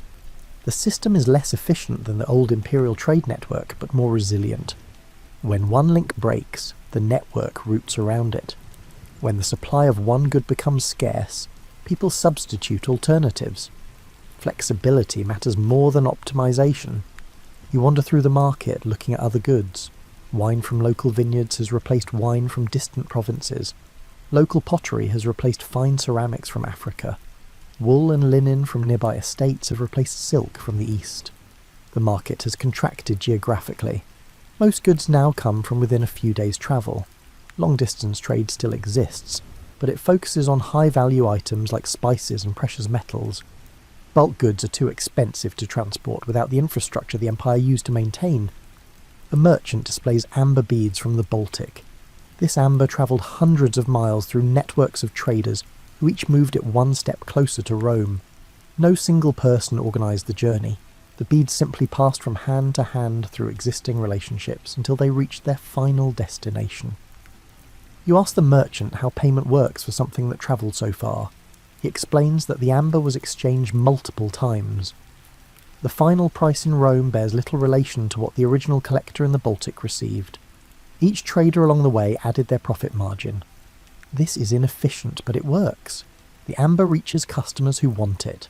The northern collectors get goods they need in return. Value flows in multiple directions through networks that require no central coordination. The funny thing is that this system resembles ancient trade patterns from before Rome built its empire. The world is not moving forward into some new economic model. It is circling back to older patterns that worked for thousands of years before Roman efficiency temporarily replaced them. You buy some items you need: salt from the coast, iron nails from a local blacksmith, a clay lamp to replace one that broke. Each purchase involves a brief conversation about quality, source, and price. The transactions feel personal in ways that shopping in the old imperial markets never did. On your way home, you pass the ruins of what used to be a grain warehouse. The massive building once stored grain from Egypt to feed Rome's population. Now it sits empty. The grain shipments from Egypt stopped decades ago when the Eastern Empire stopped subsidising them. Rome now feeds itself from nearby farms and estates. The population is small enough that local production suffices. The city has adjusted its size to match available resources. This adjustment required hardship. Many people left or died when food became scarce. But those who remain have adapted to the new reality. They eat more locally. They waste less. They garden in spaces that used to be purely ornamental. You reach your building and climb the stairs to your apartment. The bag of oil is heavy. You bought enough to last several months because you cannot count on finding more when you need it. Storage matters now in ways it did not when supply was reliable. Later you sit by your window and watch the city. Trade continues. Markets function. People exchange goods and services. The economy has not collapsed. It has transformed into something more local, more personal, and more dependent on trust between individuals. The old efficiency is gone, but a different kind of stability is emerging. You notice something odd happening around Rome. Old buildings are being dismantled, and their materials are being reused in new construction. This is practical recycling, but it also represents a fundamental shift in how people think about the past. A church is being built near your apartment. The construction crew is pulling marble columns from an abandoned temple and installing them in the new building. The columns were carved 300 years ago to honour Jupiter. Now they will support a roof over Christian worshippers. You watch the workers for a while. They treat the columns carefully. The marble is valuable and difficult to replace. Modern quarries cannot produce stone of this quality anymore. The techniques have been partially lost, so builders reuse what the Romans made when they still had the skills and resources. The foreman tells you this is happening everywhere. Churches are built from materials scavenged from pagan temples. Houses are constructed from stones taken from old government buildings. Garden walls incorporate fragments of sculptures and monuments. Rome is literally rebuilding itself from its own ruins. The city is becoming its own quarry. Every generation takes pieces from older structures and incorporates them into newer ones. The physical matter of the city remains, but its form changes completely. This should feel like vandalism, but it does not. The old buildings were designed for purposes that no longer exist. No one worships Jupiter anymore, so his temples serve no function. The government offices are empty, so their buildings might as well be useful. The transformation is pragmatic rather than destructive. You see a house where the front wall incorporates a section of an old memorial stone. The original inscription is still visible, but now it forms part of a private residence. The past becomes literal building material for the future. Some people find this disturbing. Your neighbour, who is 90 years old, mentioned that she mourns seeing the old monuments dispersed. She remembers when the city looked different, when the ancient structures stood intact and purposeful. But even she admits the reuse makes sense. What good are beautiful buildings if they serve no function and cannot be maintained? Better to salvage what can be saved and put it to new uses. You visit the Forum. Several of the old government buildings have been partially dismantled. Their marble facings have been removed, their roof tiles have been scavenged, their foundations remain, but everything above ground level is gradually disappearing. Within a few generations, the Forum will be a field where cattle graze. The grandest civic centre in the Western world will become farmland. This seems impossible, but you can see it happening in slow motion. The Colosseum is also being slowly mined for building materials. People remove stones from the upper levels. They pry out metal clamps that hold blocks together. They cart away anything useful. The building is so massive that this process will take centuries, but eventually even the Colosseum will be reduced to a partial ruin. You feel oddly calm about this. The buildings were always just buildings. The real Rome was the people and the ideas and the systems they created. Those things are transforming but not disappearing. The physical stones matter less than what they represented. At the same time, you recognise something is being lost. Future generations will not see what you have seen. They will not walk among intact temples and monuments. They will inherit a different city built from fragments of the one you know. You pass a construction site where a wealthy family is building a new house. The design is interesting. It combines Roman architectural principles with new ideas. The floor plan follows traditional patterns. The building techniques are Roman. But the decoration shows influences from Gothic art. The mosaics include Christian symbols mixed with classical motifs. The house represents the same kind of blending you have seen elsewhere. Roman forms filled with new content. Old techniques applied to new purposes. The past and future merge into a present that feels transitional. The stones do not care what they support. Columns hold up roofs, whether those roofs shelter temples or churches. Marble decorates walls, whether those walls surround pagan shrines or Christian homes. The materials remain constant while their meanings shift completely. You think about the monks copying books and the stones being recycled. Both represent preservation through transformation. The words survive by being rewritten. The buildings survive by being disassembled and rebuilt. Nothing stays exactly the same, but nothing is entirely lost either. This is how civilizations work. They do not end cleanly. They evolve continuously. The new is always built from pieces of the old, arranged in patterns that solve current problems rather than past ones. You decide to improve your education. This sounds odd in a collapsing empire, but you have time and curiosity. You find a tutor who teaches rhetoric and grammar in the traditional Roman style. The tutor turns out to be a Vandal. His name is Hilderic. He was born in North Africa, where the Vandals established their kingdom after crossing from Spain.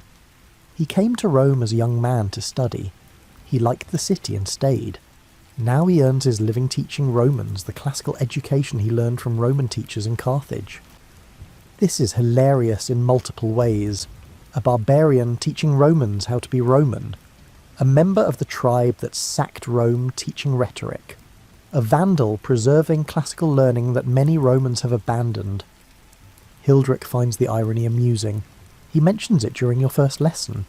He says the Vandals value Roman culture more than the Romans do, because they had to work harder to acquire it. Romans take their heritage for granted. Vandals and Goths and other barbarians choose it deliberately. His teaching style is rigorously traditional. You read Cicero and Virgil. You practice writing in the periodic style. You learn rhetorical devices and grammatical rules. Everything is exactly as it would have been taught a century ago. You ask Hilderic why he bothers. Classical education has limited practical value now. Most people do not care about rhetoric. You could earn more money doing almost anything else. He considers the question carefully. He says he teaches because civilization is more than buildings and laws. It is a set of ideas transmitted through language and education. If the ideas are lost, then Rome is truly dead regardless of what happens to the stones and structures. By teaching you Cicero, he is preserving not just a text but a way of thinking. By insisting on proper grammar, he is maintaining standards of precision and clarity. By drilling you in rhetoric, he is keeping alive the notion that language matters and can be crafted with care. You have other students in the class. 2 are young Romans from families that still value education. One is a Gothic woman who wants to read classical literature. One is a former soldier who decided learning is more interesting than fighting. The class meets 3 times a week. Hilderic teaches in Latin, but occasionally lapses into Vandal when he gets excited about a particularly good passage from Virgil. No one complains. You all understand enough Latin to follow the lessons. One day Hilderic brings a manuscript he acquired. It is a copy of Sallust's history. The manuscript is old, and the parchment is deteriorating. Hilderic copied the entire text himself because he worries the original will not survive much longer. He shows you his copy. The handwriting is clear and careful. He corrected obvious errors in the original. He added marginal notes explaining obscure references. He treated the work with scholarly respect. This Vandal barbarian has preserved a piece of Roman history that Romans might have let disappear.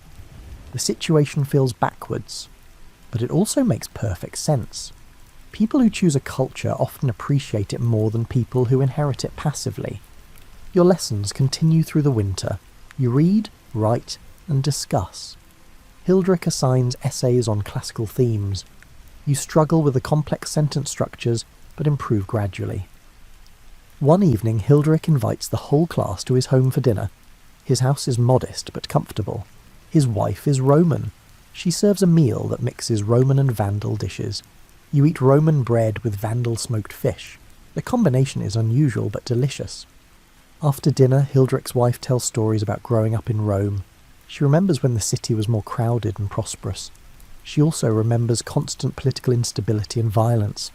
She says the current situation is actually more peaceful than what she experienced as a child. Her perspective surprises you. You tend to think of the past as a golden age and the present as decline. But she lived through that past and found it stressful. The present may be poorer, but it is calmer. Hilderic raises his cup and toasts to learning across boundaries. Romans and barbarians studying together. The old and new mixing freely. The future is being created by people who refuse to let knowledge die. You drink to that. The wine is good, the company is pleasant. You realise that civilization is not a fixed thing passed down intact, from generation to generation.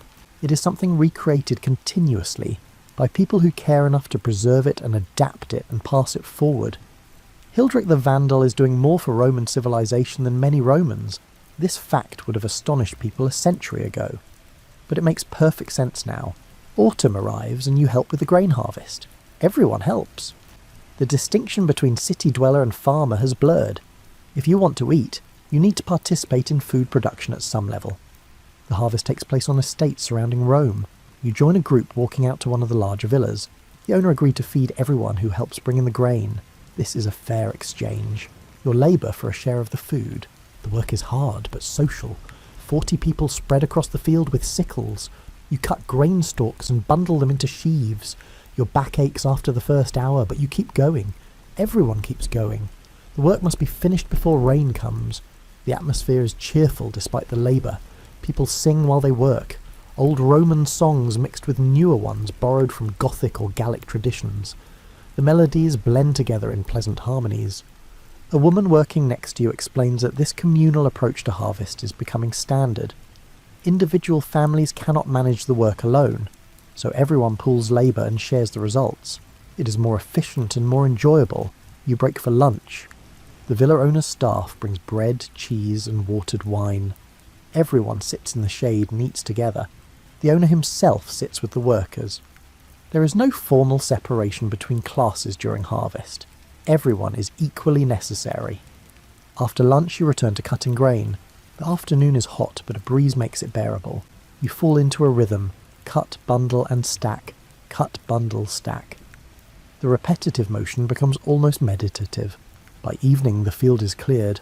The grain stands in neat stacks ready for threshing. Everyone is exhausted but satisfied. You accomplish something tangible and important. The city will eat this winter because of today's work. The owner announces that dinner will be served. Long tables are set up in the villa courtyard. The meal is simple but generous. Roasted vegetables, bread, beans and more wine. You eat until you are full. After dinner, someone produces a flute. Music starts. A few people begin dancing. You watch from the edge of the courtyard, too tired to move but happy to observe. This is not how things worked under the old empire. Back then, agricultural labour was performed by slaves or tenant farmers. Free citizens avoided manual work. Social classes remained strictly separated. Now everyone works. Everyone eats together.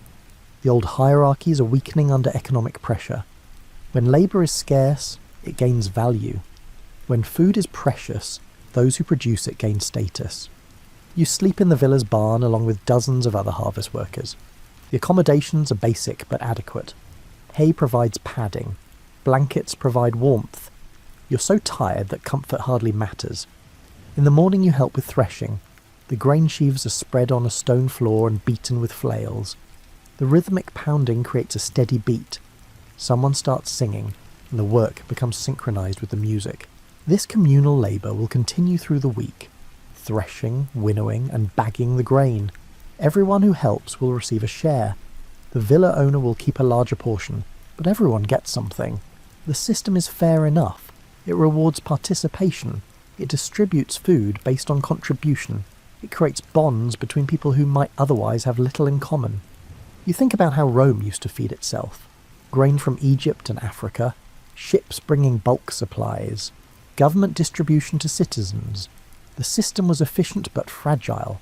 It required infrastructure, organisation, and political stability. The current system is less efficient but more robust. If one harvest fails, people can turn to another estate. If one region has problems, other regions can help. The network is decentralised and flexible. You finish your work and receive your share of grain, enough to last your household 2 months if used carefully. You thank the owner and begin the walk back to Rome. On the road, you talk with other workers. They discuss weather predictions, planting plans for next season, and the quality of this year's harvest. The conversations reveal deep knowledge of agriculture that Romans used to consider beneath their dignity. Times have changed. Knowledge of farming is now valuable. Practical skills matter more than classical education. You can quote Virgil, but you can also cut grain, and you know which skill keeps you alive. A religious festival approaches. The celebration blends Christian and older traditions in ways that would confuse a strict theologian, but make perfect sense to ordinary people. The festival supposedly honours a Christian martyr, but the date coincides with an older Roman agricultural celebration. The activities include both Christian prayers and rituals that have roots going back centuries before Christianity arrived. You attend the festival because everyone attends. The event combines worship, socialising, and entertainment. The whole community gathers regardless of their specific beliefs. The day begins with a church service. The bishop leads prayers and gives a sermon about the martyr's courage. The story is inspiring. The martyr refused to worship pagan gods and died for his faith. His example teaches that principles matter more than comfort. After the service, people move to the town square. Vendors set up stalls selling food and small goods. Musicians perform. Children run around playing games. The atmosphere shifts from solemn worship to cheerful celebration. You buy roasted chestnuts from a vendor. The chestnuts are hot and delicious. You chat with the vendor about weather and crops. He is cautiously optimistic about the coming winter. Food supplies seem adequate. A procession forms. People carry a statue of the martyr through the streets. The procession follows a route that happens to pass several locations that were sacred in pre-Christian times. This is not accidental. The church wisely incorporates older sacred geography into new practices. Music accompanies the procession. Christian hymns mixed with older melodies that your grandmother would recognise. The blending feels natural. The distinction between Christian and pre-Christian is less clear in practice than in theory. You join the procession. Walking together creates a sense of community. You're part of something larger than yourself. This feeling was important to Romans in the Old Empire and remains important now. The procession ends at a church. The bishop offers final prayers. He thanks God for the harvest and asks for protection during winter. Everyone says Amen together. The unified response creates a powerful moment of shared purpose. After the religious portion ends, the real party begins. Tables are set up for a communal feast. Every family brings food to share. The result is an enormous spread of dishes representing every household in the community. You contribute bread and cheese. Others bring vegetables, meat, fish, fruit and wine. The variety is impressive considering how limited resources are. People have saved and prepared for this event. The meal is wonderfully chaotic. Everyone eats from shared platters. Conversations overlap. Children run between tables stealing treats. Old people tell stories. Young people flirt and laugh. The festival creates space for every kind of social interaction. You sit with a mixed group. Romans and Goths. Old and young, rich and poor. The festival erases normal boundaries. For one day, everyone is simply a member of the community celebrating together. Someone proposes a toast to the martyr. Everyone raises cups. Then someone else proposes a toast to the harvest. More cups are raised. Then toast to health, peace, friendship, and anything else people can think of. The wine flows freely. As evening approaches, dancing begins. The dances are traditional Roman patterns that everyone knows. Simple circle dances and line dances that require no special skill. The point is participation, not performance. You join the dancing. The movements are easy and repetitive. The music is lively. You dance until you're out of breath and laughing. Around you, the whole community moves together in rhythm. This is civilization. Not marble buildings or complex laws. This shared celebration. This coming together. This creation of community through ritual and feast and dance. The old empire had grand architecture and a sophisticated government. It also had festivals like this. The architecture is crumbling, and the government is gone. But the festivals continue. They adapt and change, but they persist because people need them. You leave the festival as darkness falls. Torches light your way home. You can hear music and laughter continuing behind you. The party will go on for hours yet. In your apartment, you reflect on what you experienced. The festival was Christian in name, but Roman in structure, and mixed in practice. The church has not destroyed older traditions. It has absorbed them and given them new meaning. This is how cultures really change. Not through dramatic breaks, but through gradual incorporation. The new takes the shell of the old and fills it with different content.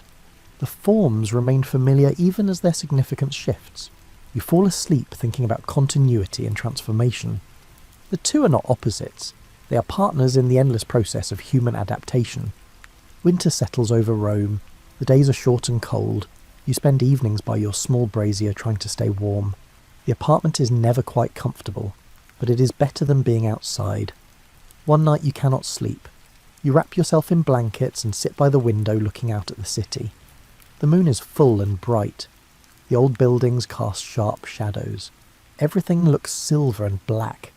You think about all the changes you have witnessed, the shrinking population, the abandoned buildings, the new powers arising, the blending of cultures, the transformation of everything familiar into something strange yet recognizable. For the first time you truly understand that the Roman Empire is gone, not gone in the sense of completely vanished, gone in the sense that it has become something else entirely. The chrysalis is split open and something new is emerging. This realization makes you feel unmoored. Your whole identity was built on being Roman. But what does that mean now? The old definitions no longer apply. The empire you were taught to honour exists only in memory and books. Yet you are still here. The city is still here. The language is still here. The laws and customs and ways of thinking are still here. They have changed, but they persist. Maybe being Roman means something different now than it did a century ago. You think about Hilderic the Vandal teaching rhetoric, about Theodoric the Goth ruling from a Roman throne, about the bishop organising social services, about the monks copying books, about farmers sharing harvests. None of these things would have happened under the old empire, yet all of them preserve something essentially Roman even while transforming it. Maybe civilization is not a fixed thing passed down unchanged. Maybe it is a conversation across generations. Each age receives what the previous age created and then adapts it to current needs before passing it forward again. The moon moves across the sky. The shadows shift. You remain at your window thinking about continuity and change. In the morning things will look the same as always. You will buy bread and chat with neighbours and go about your business. The dramatic thoughts of a sleepless night will fade. Life will resume its normal patterns. But something has shifted in your understanding. You see now that you live in a transitional moment. The old world is dying, but slowly. The new world is being born, but gradually. Most people do not even notice because the changes happen across decades and generations. You're fortunate to recognise what is happening. This awareness will not change your daily life. You will still need to eat and find work and maintain shelter. But it gives meaning to the small transformations you observe. Every Gothic word entering Latin. Every church is built from temple stones. Every villa is becoming a village. Every monk is copying a book. Every harvest was shared communally. These are not random events. They are pieces of a larger pattern that will become clear only in retrospect.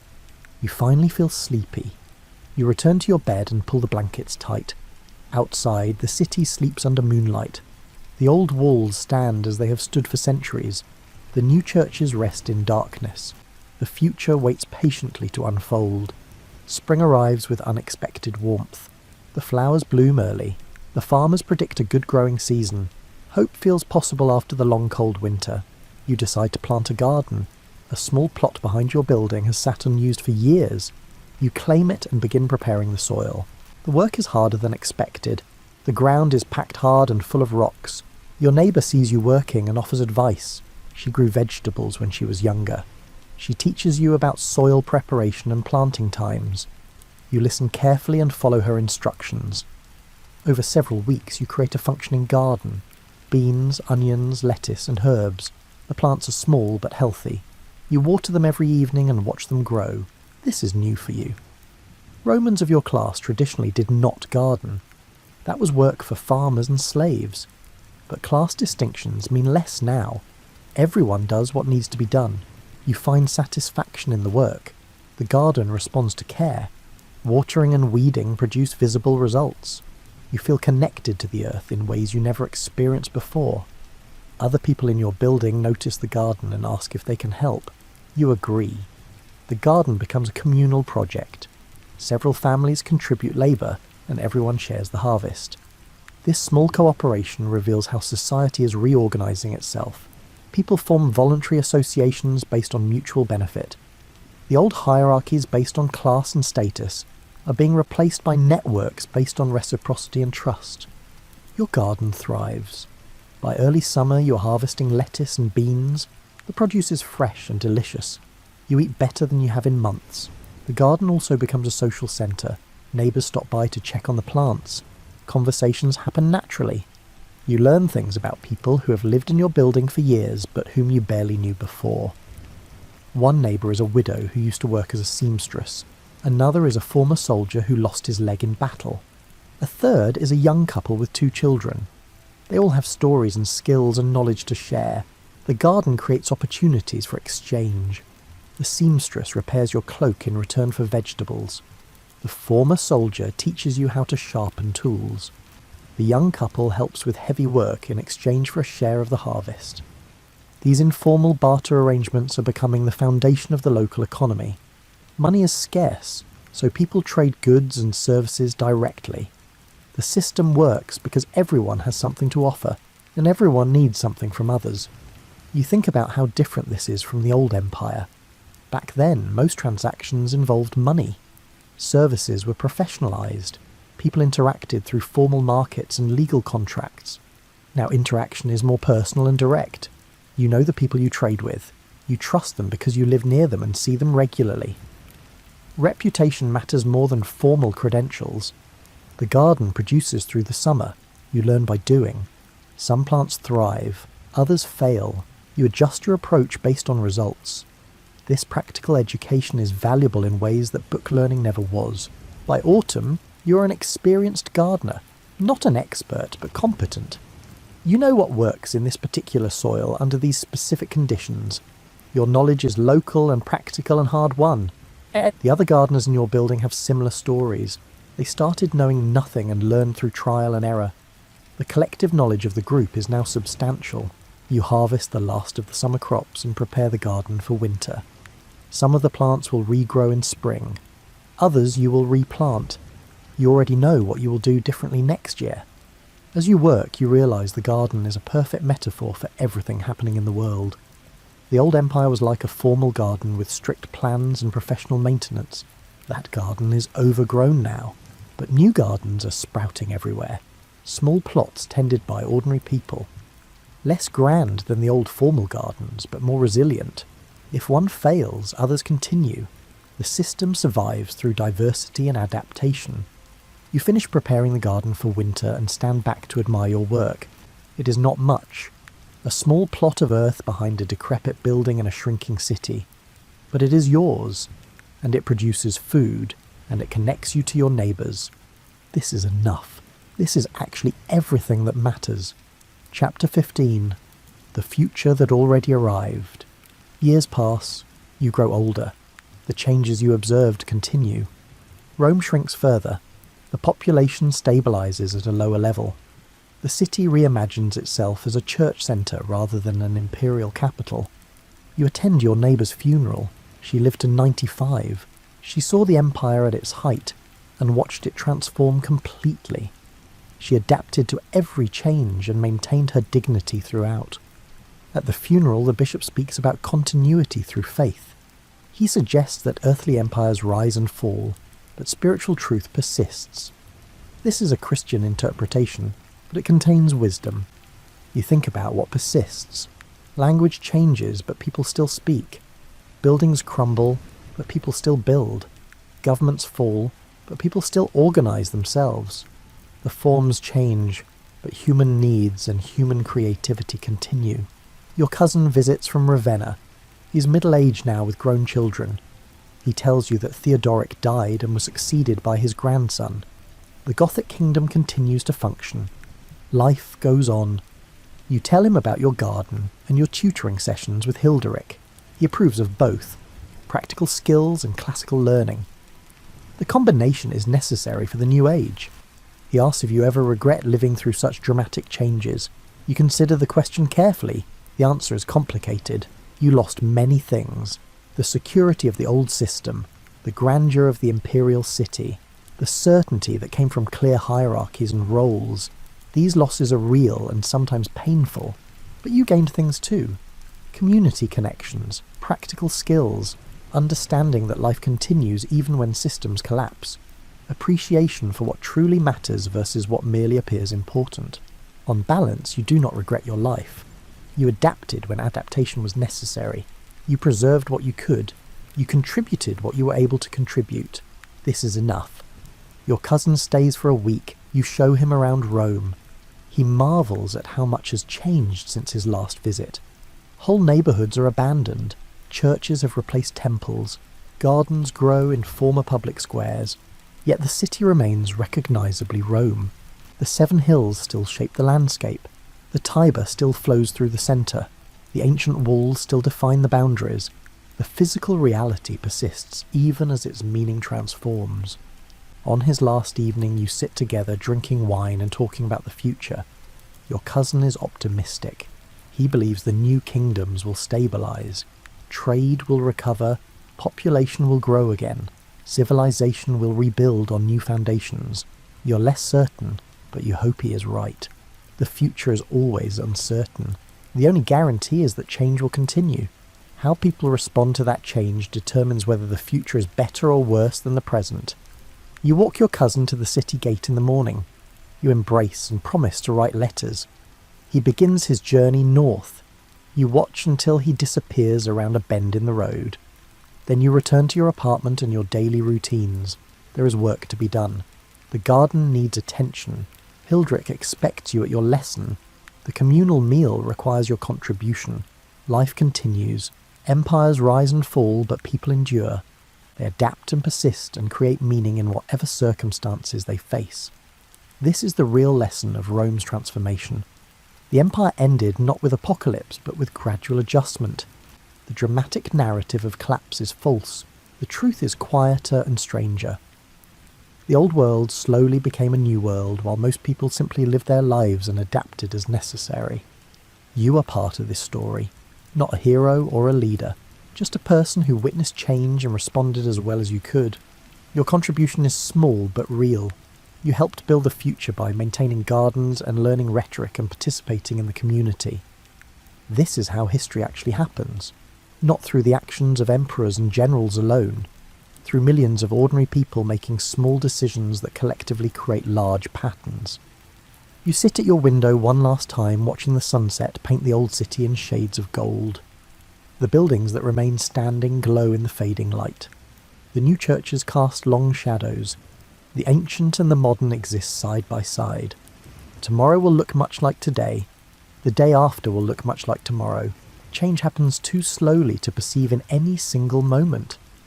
But over years and decades and generations, everything transforms. You have witnessed the end of one age and the beginning of another.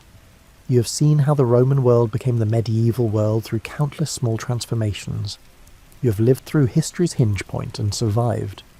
This knowledge brings peace. Whatever comes next, people will adapt. They will preserve what matters and discard what does not. They will create new systems suited to new circumstances. Life will continue, because life always continues. The sun sets completely. Darkness spreads across the city. You light a lamp and return to your evening tasks. The world keeps turning. Tomorrow waits with its own small dramas and quiet transformations. And you will be there to witness them, as you have been there all along. A quiet observer of empire's end, and the patient emergence of whatever comes next. This is your story. This is everyone's story. The long, slow, fascinating process of becoming something new while remaining somehow the same.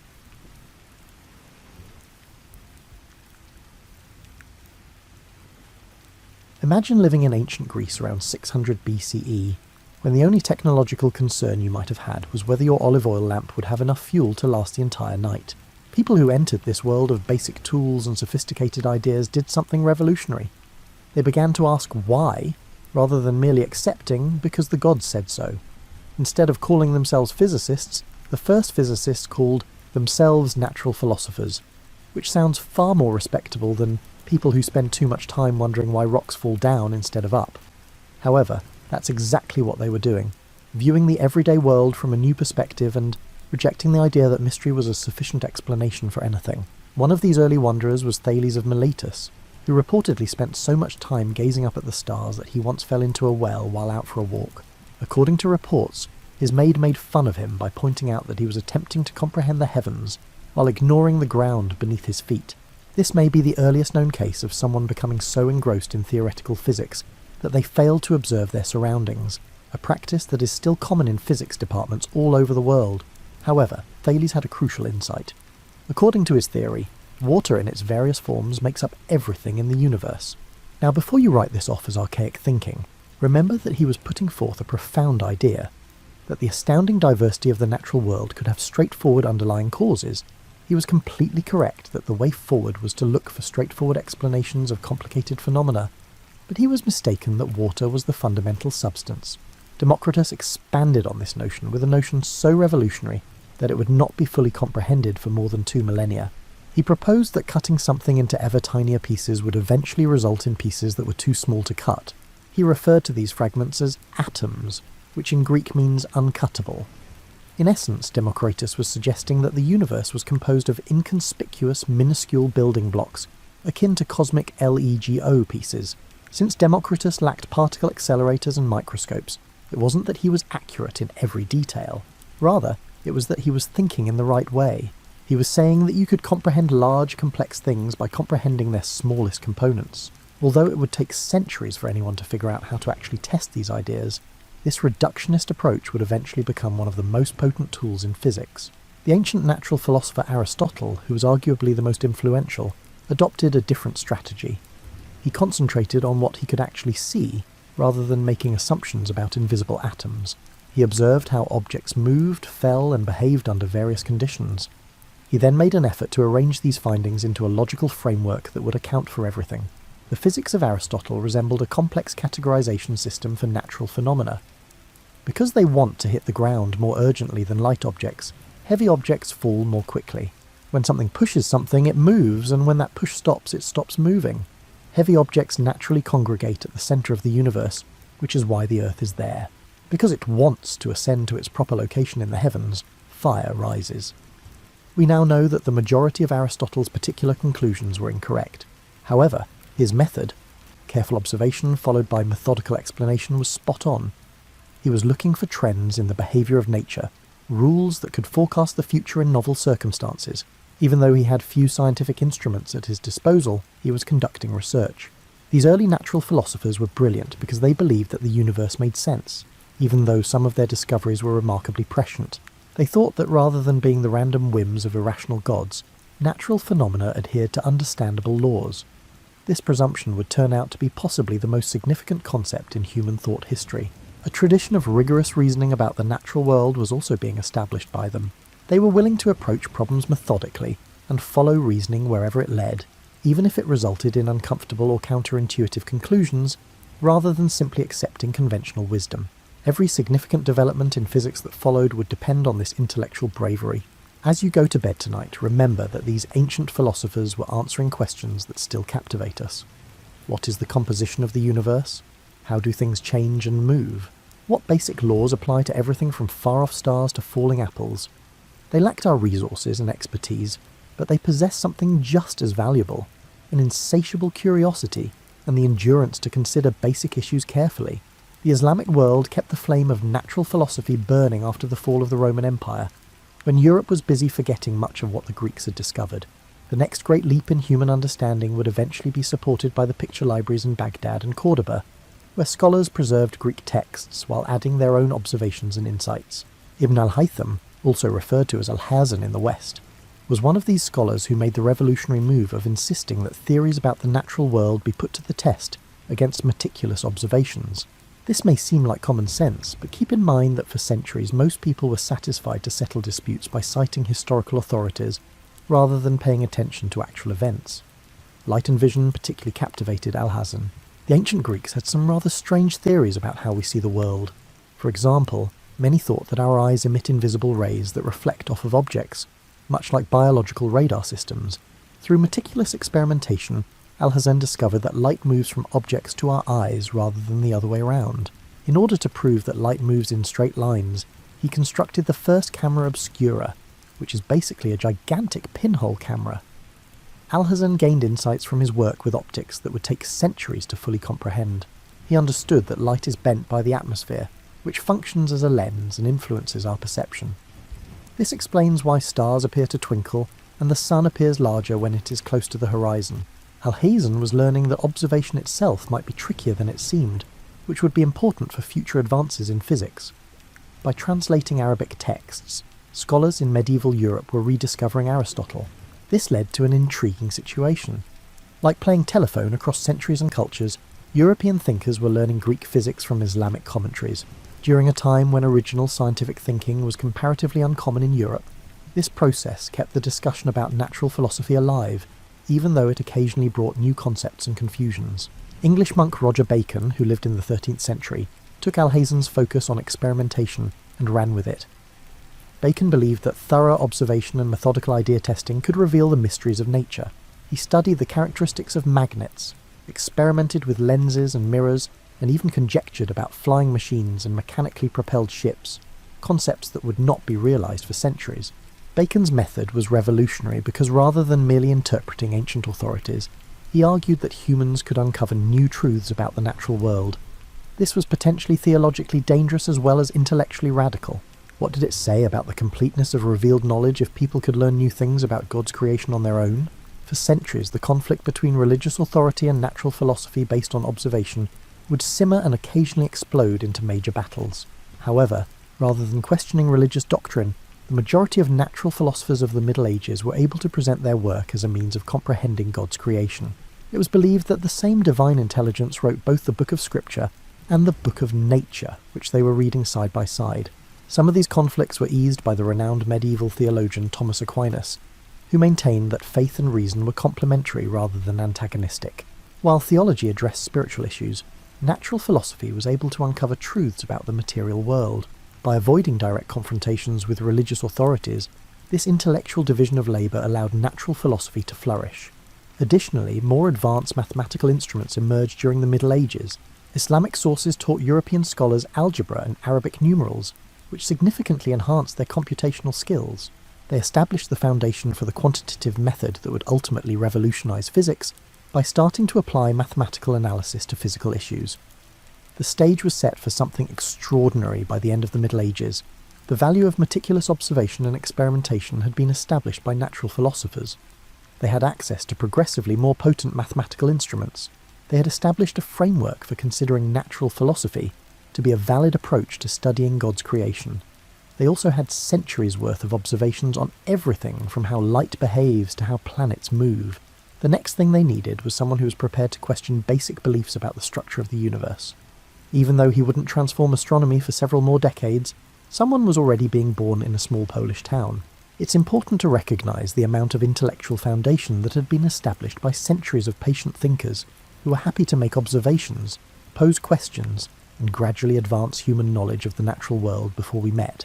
Nicolaus Copernicus, imagine living a lifetime under the assumption that the sun, moon, planets, stars and Earth all revolve around us in a complex celestial dance, and that the Earth remains motionless at the centre of the universe.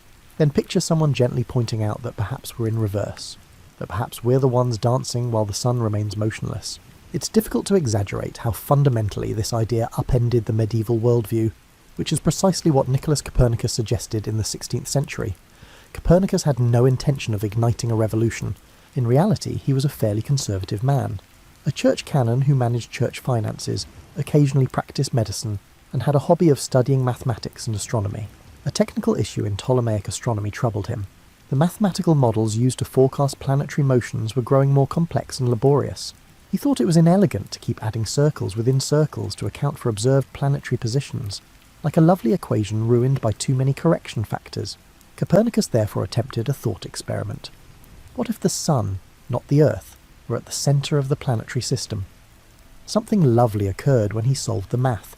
The limited range of Mercury and Venus from the sun, the way Mars occasionally seems to move backwards against the background stars, and many other complex aspects of planetary motion suddenly made perfect sense.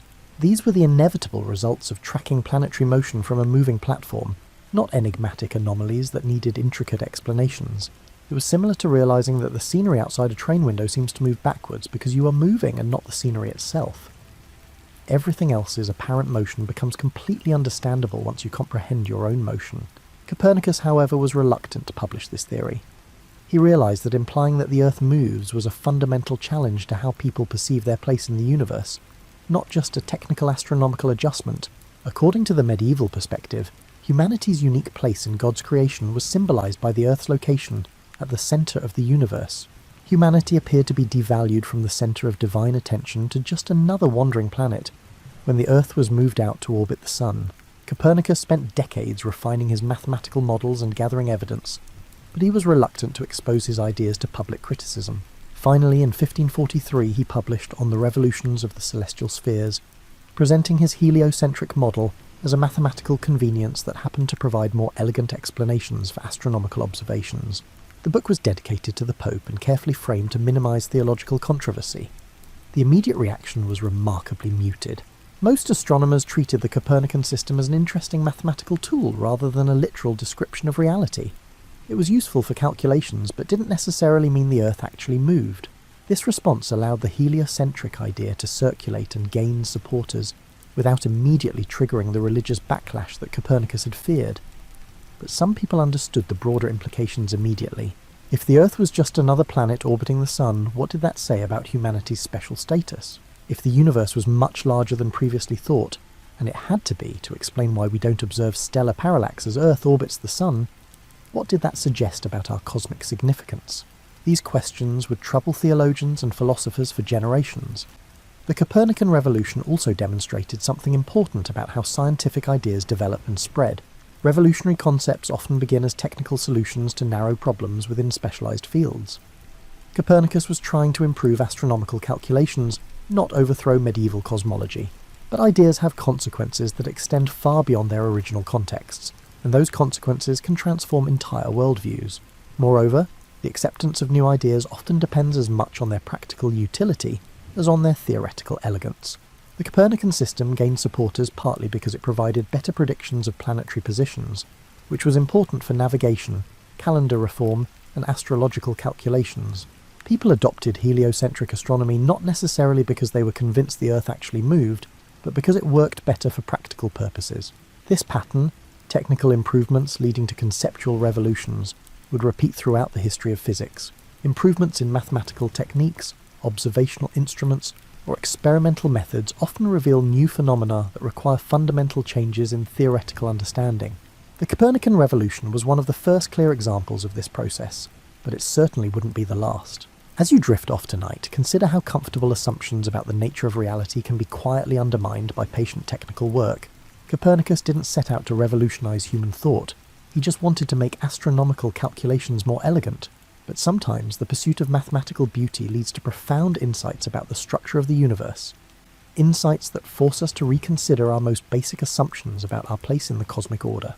Picture yourself in 1609, living in a world where the most distant things you can see clearly are perhaps a few miles away on a clear day. Suddenly, someone hands you a device that lets you see the craters on the moons of Jupiter, and thousands of previously invisible stars. This is what happened when Galileo Galilei turned his newly improved telescope toward the sky, and the universe has never looked the same since. Galileo didn't invent the telescope. That honour belongs to Dutch spectacle makers who discovered that certain combinations of lenses could magnify distant objects. But Galileo heard about these devices, immediately grasped their potential, and set about improving their design with the enthusiasm of someone who had found the perfect tool for satisfying his curiosity about the natural world. Within months, Galileo had built telescopes that magnified objects 20 times or more, far better than anything previously available. Then he did something that seems obvious in retrospect but was actually quite revolutionary. He pointed his telescope at the night sky and systematically observed what he saw there. Most people had been using telescopes to observe distant ships or enemy fortifications, practical applications that everyone could understand. Galileo was using them to explore the cosmos. What he discovered changed everything. The moon, which had appeared to be a perfect smooth sphere in classical astronomy, turned out to have mountains, valleys, and what appeared to be ancient impact craters. The Milky Way, which looked like a faint cloud to the naked eye, resolved into thousands of individual stars. Venus showed phases like the moon, cycling from full to crescent as it orbited the sun. Most dramatically, Galileo discovered 4 moons orbiting Jupiter. These weren't just distant stars that moved slightly from night to night. These were clearly satellites revolving around the giant planet in regular, predictable patterns. For the first time in human history, someone had direct observational evidence that not everything in the universe revolved around Earth. The discovery of Jupiter's moons was particularly significant because it demolished one of the main objections to the Copernican system. Critics had argued that if the Earth moved through space, it would leave the moon behind, like a horse outrunning its rider. But here was Jupiter, clearly moving through the heavens while keeping 4 moons in tow. If Jupiter could maintain satellites while moving, why couldn't Earth do the same? Galileo published his telescopic observations in a book called Sidereus Nuncius, The Starry Messenger, and it became an immediate sensation. Educated people across Europe were fascinated by these revelations about the true nature of the celestial realm. Some were sceptical. How could a mere optical instrument reveal truths that had been hidden from human eyes for all of recorded history? Others worried about the theological implications of discovering that the heavens were far more complex and diverse than anyone had imagined. But Galileo's telescopic observations were just the beginning of his contributions to physics. He was equally fascinated by motion here on Earth, and he approached the study of moving objects with the same systematic methodology that he applied to astronomy. This terrestrial work would prove even more revolutionary than his celestial discoverers. Galileo realized that Aristotelian physics, which had dominated European thought for over a millennium, was simply wrong about some fundamental aspects of motion. Aristotle had taught that heavy objects fall faster than light ones, that objects in motion naturally come to rest, and that the motion of projectiles required continuous pushing by the surrounding air. Galileo's careful experiments and mathematical analysis revealed that none of these ideas accurately described how things actually moved. Through ingenious experiments with inclined planes, pendulums, and projectiles, Galileo discovered that all objects fall at the same rate in the absence of air resistance, that objects in motion tend to stay in motion unless something stops them, and that projectile motion can be understood as a combination of horizontal motion at constant velocity and vertical motion under constant acceleration. These insights laid the groundwork for a completely new understanding of mechanics. Perhaps more importantly, Galileo pioneered the use of mathematics to describe physical phenomena quantitatively. Instead of just saying that objects fall quickly or slowly, he measured exactly how their velocities change with time. Instead of simply observing that pendulums swing back and forth, he discovered the mathematical relationship between a pendulum's length and its period of oscillation. This mathematical approach to physics was revolutionary because it allowed theories to make precise, testable predictions. If you knew the mathematical laws governing motion, you could predict exactly where a projectile would land, how long a pendulum would take to complete its swing, or how fast an object would be moving after falling a given distance. Physics was becoming a quantitative science capable of making precise predictions about natural phenomena. Galileo's combination of systematic observation, careful experimentation, and mathematical analysis established the methodology that would guide physics for centuries to come. He showed that human beings could discover the mathematical laws governing natural phenomena through patient, systematic investigation. This was a profoundly optimistic vision. The universe might be vast and complex, but it was also comprehensible to human intelligence, equipped with the right tools and methods. There's something deeply satisfying about the story of Newton's apple, even though it probably never happened quite the way popular legend tells it. The image of a young man sitting under a tree, struck by inspiration when a piece of fruit falls on his head, captures something essential about the nature of scientific discovery. Sometimes the most profound insights come from paying attention to the most ordinary phenomena. The real Newton was far more complex than the legend suggests. He was a mathematician of extraordinary talent, an alchemist who spent years trying to transmute base metals into gold, a theologian who wrote more about biblical prophecy than about physics, and a natural philosopher who somehow managed to create a unified mathematical description of motion that worked equally well for falling apples and orbiting planets. When Newton began his serious work on mechanics and gravitation in the 1660s, he inherited a collection of important but disconnected insights from his predecessors. Galileo had discovered the mathematical laws governing motion on Earth. Kepler had discovered that planets move in elliptical orbits, according to precise mathematical relationships. Descartes had suggested that all natural phenomena could be understood through mechanical principles, but no one had figured out how to tie these discoveries together into a coherent theoretical framework. Newton's genius lay in recognizing that terrestrial and celestial mechanics were really the same thing. The force that makes an apple fall from a tree is the same force that keeps the moon in orbit around Earth, and the planets in orbit around the sun. This insight, the universality of gravitation, was one of the most profound unifying principles in the history of science. But Newton didn't just propose that gravity was universal. He worked out the mathematical details with extraordinary precision. He showed that gravitational force decreases with the square of the distance between objects, and that this inverse square law could account for all of Kepler's observational discoveries about planetary motion. He demonstrated that the same mathematical principles could explain the tides, the precession of Earth's rotation, and the complex motions of comets. The mathematical sophistication of Newton's work was unprecedented. To solve the problems he was tackling, Newton had to invent entirely new mathematical techniques, what we now call calculus. He developed methods for analysing continuously changing quantities, for understanding the relationship between instantaneous velocity and position, and for calculating the forces required to produce complex motions. Newton's Principia Mathematica, published in 1687, was unlike anything that had ever been written. It presented a complete mathematical system for understanding motion and force, derived from just a few basic principles, and applicable to everything from projectiles to planets. The book was so mathematically sophisticated that only a handful of people in Europe could fully understand it when it was first published. But the implications of Newton's work extended far beyond technical mathematics. He had shown that the universe operated according to precise mathematical laws that human beings could discover and understand. The same principles that governed the laboratory bench also governed the motions of stars and galaxies. This was a breathtakingly unified vision of nature, and it suggested that everything in the universe, from the smallest particle to the largest celestial body, was part of a single, coherent, mathematically describable system. Newton's mechanics also established a new standard for what scientific theories should accomplish. A good theory didn't just explain known phenomena, it made precise predictions that could be tested against future observations. Newton's gravitational theory predicted the existence of previously unknown celestial objects, explained puzzling features of cometary orbits, and even allowed astronomers to discover new planets by analysing tiny irregularities in the motions of known planets. The success of Newtonian mechanics had profound cultural implications. If the universe operated like a vast, precise clockwork mechanism, what did that suggest about the role of divine intervention in natural affairs? If human reason could discover the mathematical laws governing all natural phenomena, what were the limits of human knowledge? These questions would occupy philosophers and theologians for generations. Newton himself was deeply religious, and saw his scientific work as revealing the mathematical harmony of God's creation. He believed that the elegant mathematical structure of natural laws provided evidence for divine intelligence and design. but later thinkers would sometimes use Newtonian mechanics to support more materialistic or deterministic worldviews. The practical applications of Newtonian mechanics were equally revolutionary. Engineers could now calculate the precise forces and motions involved in mechanical systems, leading to dramatic improvements in everything from mill machinery to naval architecture. Navigators could predict the positions of celestial bodies with unprecedented accuracy. The Industrial Revolution was built in part on the mathematical understanding of mechanics that Newton had provided. As you settle into sleep tonight, consider the extraordinary intellectual achievement that Newton represented.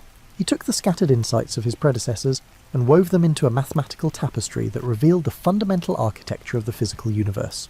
For the first time in human history, people could understand the cosmos not as a collection of mysterious phenomena, but as a single, integrated system operating according to comprehensible mathematical principles.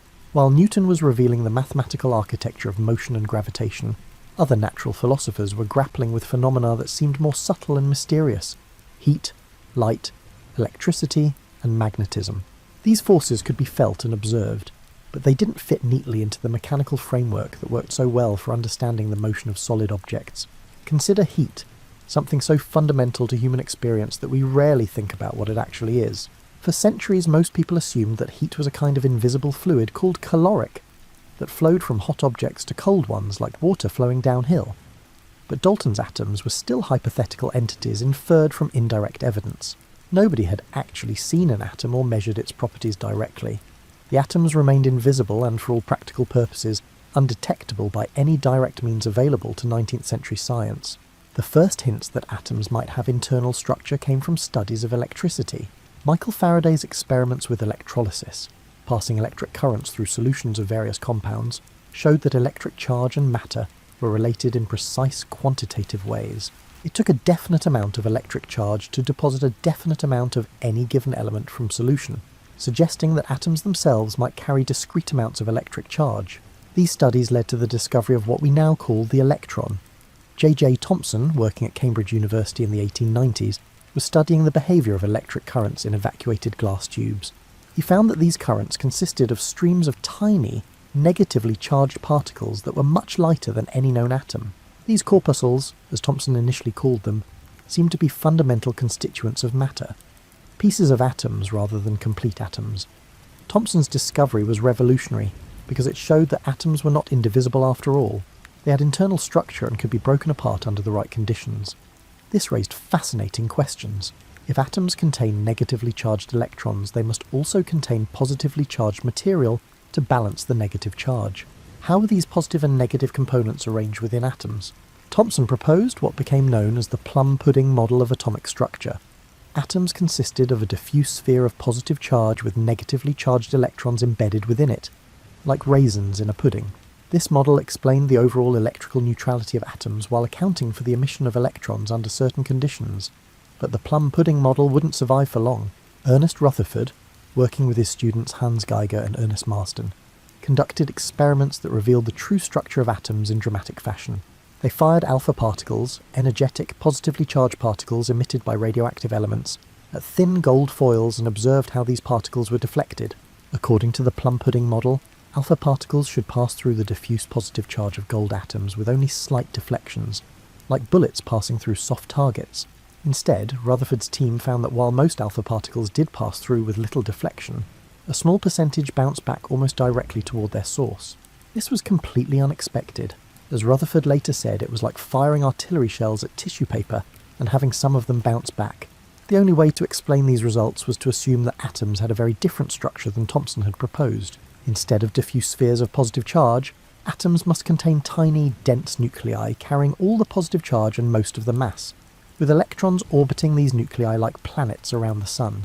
Most alpha particles pass through the mostly empty space between nuclei, but the few that happened to approach nuclei closely were deflected or reflected by the intense electrical forces near these dense concentrations of positive charge. Rutherford's nuclear model of the atom was a triumph of experimental physics. It showed that atoms were mostly empty space. If an atom were expanded to the size of a football stadium, the nucleus would be about the size of a marble at the centre, with electrons somewhere in the stands. This was a startling picture of the structure of matter. The solid objects of everyday experience were revealed to be mostly emptiness, held together by electromagnetic forces between tiny, widely separated particles, but the nuclear model also created new puzzles.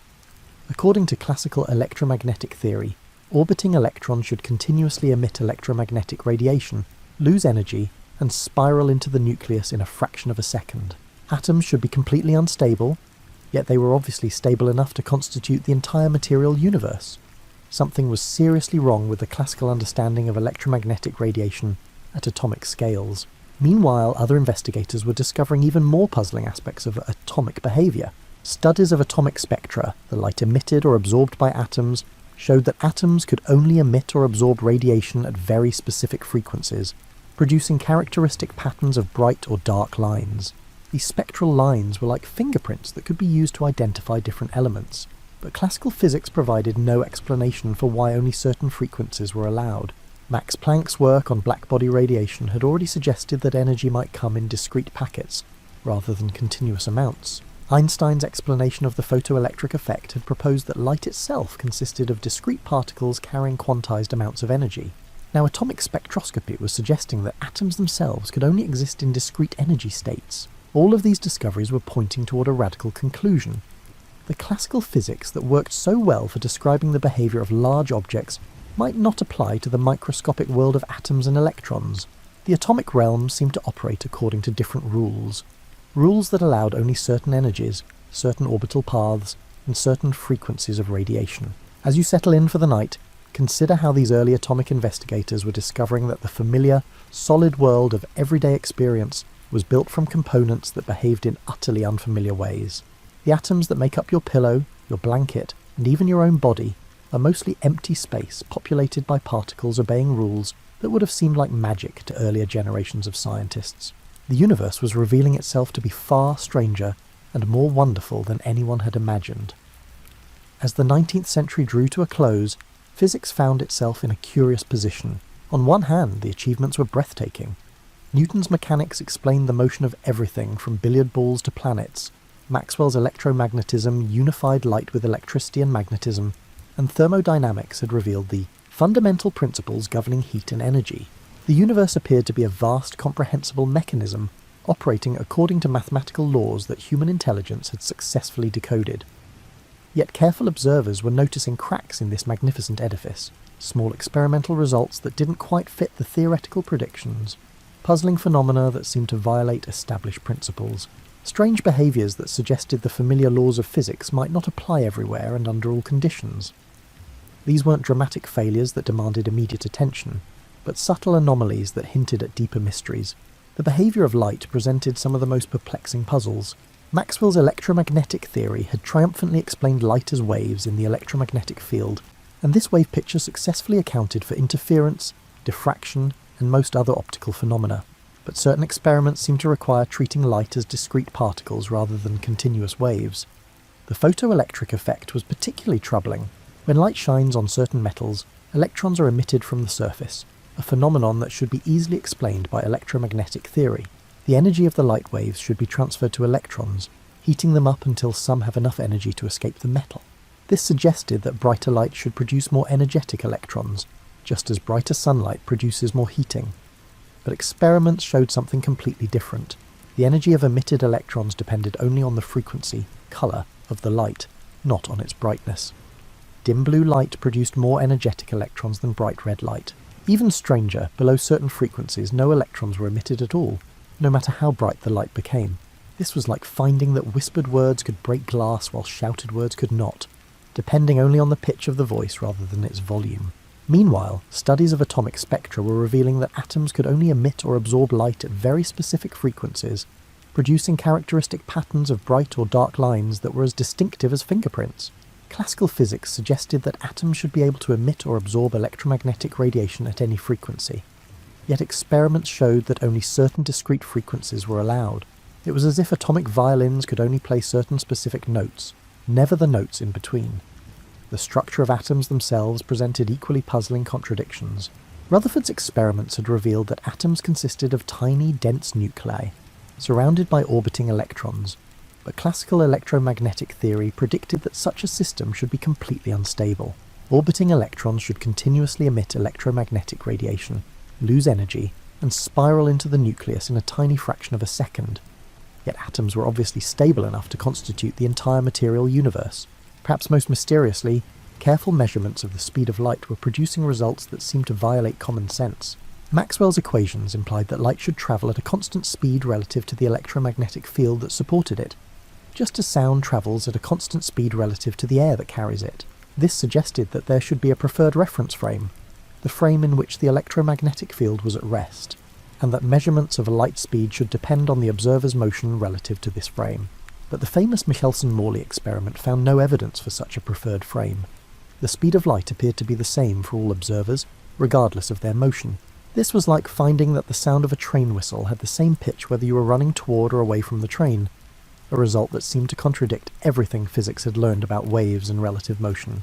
These experimental puzzles were accumulating throughout the 1890s and early 1900s, creating a sense that classical physics, despite its remarkable successes, was approaching the boundaries of its applicability. The clockwork universe was still running remarkably well for most purposes, but careful examination was revealing phenomena that didn't quite fit the classical mechanical framework. Most physicists initially assumed that these puzzles would eventually be resolved through minor modifications to existing theories, perhaps by discovering new effects or making more precise calculations.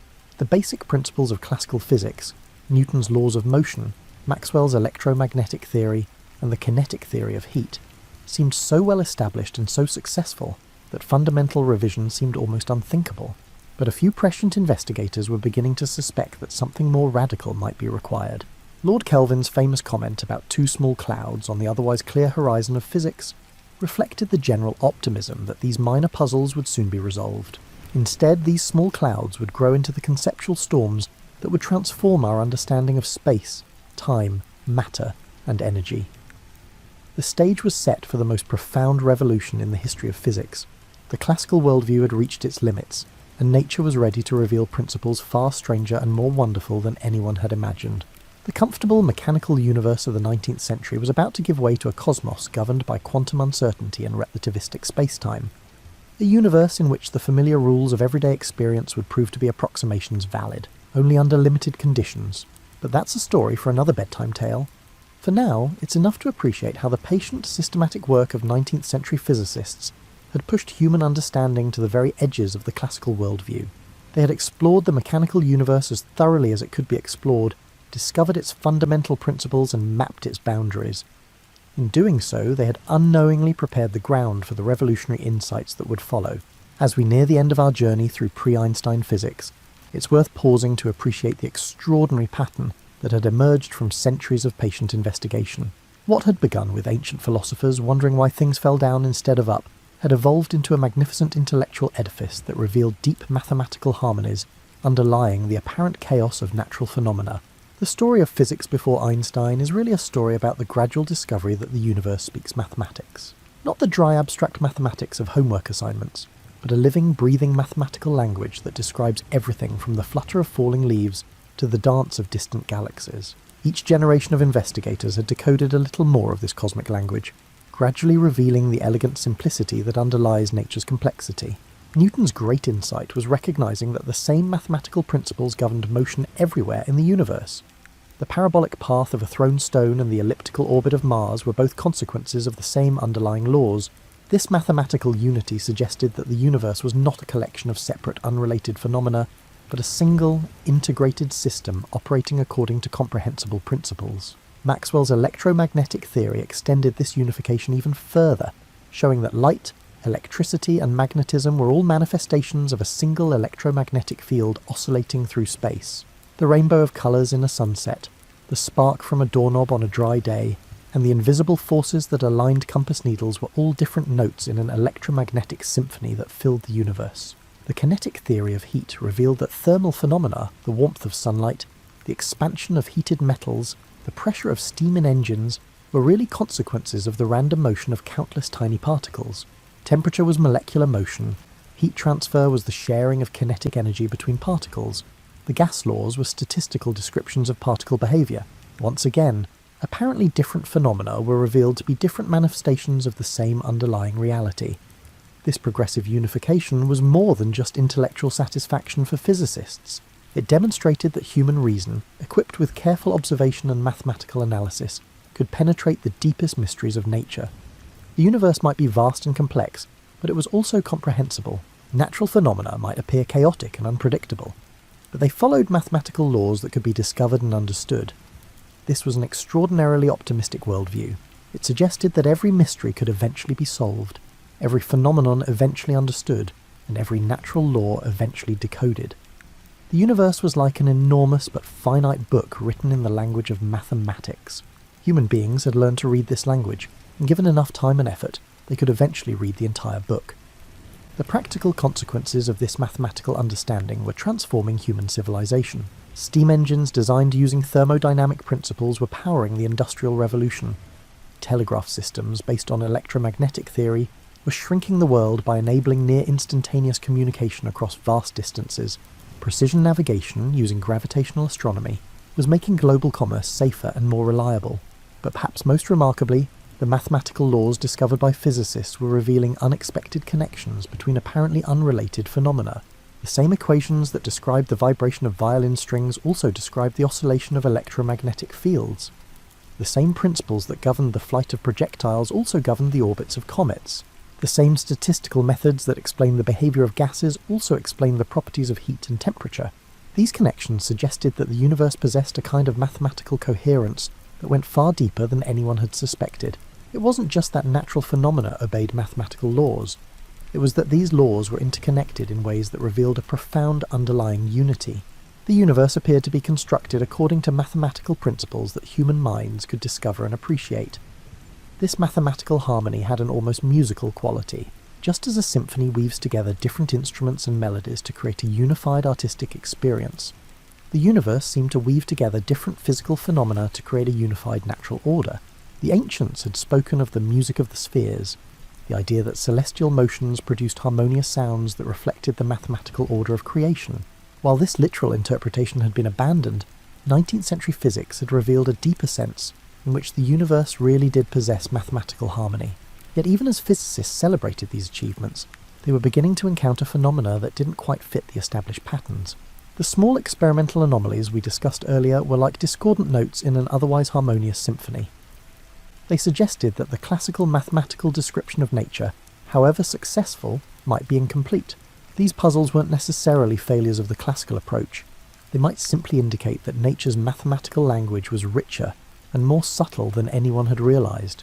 Just as a simple melody can be developed into complex variations that reveal hidden possibilities within the original theme, the mathematical laws of classical physics might be special cases of more general principles that would prove even more beautiful and unified. This possibility was both exciting and unsettling.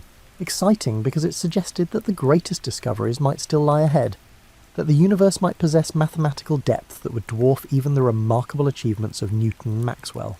Unsettling because it implied that the comfortable mechanical worldview of classical physics might need to be abandoned in favour of principles that would challenge basic assumptions about the nature of space, time, matter, and causality. As you drift off to sleep tonight, listen for the mathematical music that classical physicists had learned to hear in the natural world. The steady tick of a clock measures the flow of time according to principles Newton would recognise. The warm glow of a lamp represents electromagnetic radiation behaving exactly as Maxwell's equations predict.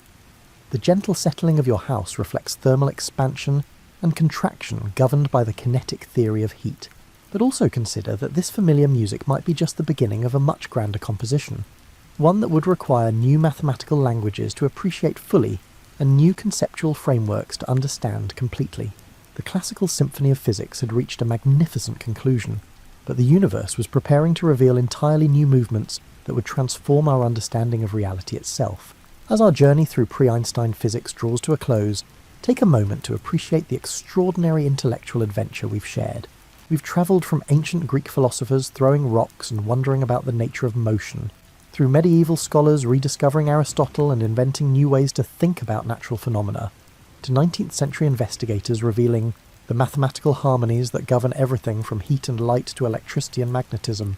What emerges from this long story is a picture of human curiosity gradually unveiling the deep structure of reality through patient observation, careful experimentation, and creative mathematical thinking. Each generation built upon the insights of their predecessors, slowly constructing an edifice of understanding that revealed the universe to be far more elegant, unified, and comprehensible than anyone had originally dared to hope. The physicists whose work we've explored weren't trying to revolutionize human thought. They were simply trying to understand how things worked. Galileo wanted to know why pendulums swung with regular periods. Newton was curious about why planets moved in elliptical orbits. Maxwell was trying to make sense of the relationship between electricity and magnetism. Yet their modest investigations into specific phenomena gradually revealed universal principles that transformed our understanding of the cosmos. This is one of the most remarkable features of scientific progress. Local investigations often reveal global truths. When you study falling objects carefully enough, you discover universal laws of motion. When you investigate heat transfer systematically, you uncover fundamental principles about energy and molecular behavior. When you explore electromagnetic phenomena thoroughly, you realize that light itself is an electromagnetic wave. The universe seems to be constructed in such a way that deep truths are accessible through careful study of commonplace phenomena. The classical physics that emerged from these centuries of investigation provided a worldview that was both scientifically powerful and psychologically comfortable. It suggested that the universe operated like a vast but comprehensible machine, governed by mathematical laws that human reason could discover and understand. Every phenomenon had a cause. Every effect followed necessarily from its antecedents. And given sufficient information about the present state of any system, its future behavior could be predicted with perfect accuracy. This deterministic, mechanical picture of nature had profound cultural implications. It suggested that human beings, through scientific investigation, could eventually understand everything about the natural world. Mystery wasn't a fundamental feature of reality. It was simply a temporary condition that would be eliminated as scientific knowledge advanced. The universe might be complex, but it wasn't ultimately mysterious. Yet even at the height of classical physics' success, careful observers were noticing small anomalies that didn't quite fit the established framework. These weren't dramatic failures that demanded immediate attention, but subtle puzzles that suggested the classical picture, however successful, might not be complete. The photoelectric effect, atomic spectra, the stability of atoms, and the constancy of light speed. These phenomena hinted that nature might operate according to principles stranger than anyone had imagined. These puzzles were like faint sounds from a distant country, barely audible but suggesting the existence of territories that hadn't yet been explored. Classical physics had mapped the familiar landscape of everyday experience with extraordinary precision, but there were regions beyond this familiar territory where different rules might apply, where new kinds of phenomena might exist, and where reality itself might prove to be far stranger and more wonderful than the clockwork universe of 19th century physics. Standing on the threshold of the 20th century, physics was in a position remarkably similar to geography in the 15th century.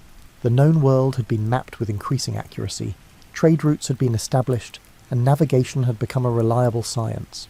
But beyond the edges of the known world lay vast territories waiting to be discovered, territories that would prove to be far larger and more diverse than the familiar landscapes of Europe and the Mediterranean. Einstein and his contemporaries would prove to be the explorers of these new physical territories, discovering that space and time were far more flexible than Newton had imagined, that matter and energy were interchangeable, that uncertainty was built into the fundamental structure of reality, and that the universe was expanding, evolving, and far stranger than anyone had dreamed. But these revolutionary discoveries were only possible because of the solid foundation that classical physics had provided. You can't appreciate the strangeness of relativistic space-time without first understanding Newtonian mechanics. You can't grasp the weirdness of quantum uncertainty without first mastering classical electromagnetic theory. The revolution that was about to unfold in physics wasn't a rejection of classical insights. It was their fulfillment and transcendence. As you settle into sleep, consider that you've been privileged to witness one of the greatest intellectual adventures in human history. The gradual discovery that the universe is both more orderly and more mysterious than common sense suggests. The work of Galileo, Newton, Maxwell and their colleagues established that human reason, carefully applied, could penetrate the deepest secrets of nature. Their successors would discover that those secrets were far deeper and more wonderful than anyone had imagined. Tomorrow's sunrise will illuminate a world governed by the same physical laws that fascinated these earlier investigators. Gravity will still follow Newton's inverse square law for all practical purposes. Light will still behave as electromagnetic waves as Maxwell described. Heat will still flow according to the principles of thermodynamics. The classical physics we've explored together continues to govern the world of everyday experience with remarkable accuracy. But that same sunrise will also illuminate a universe that extends far beyond everyday experience.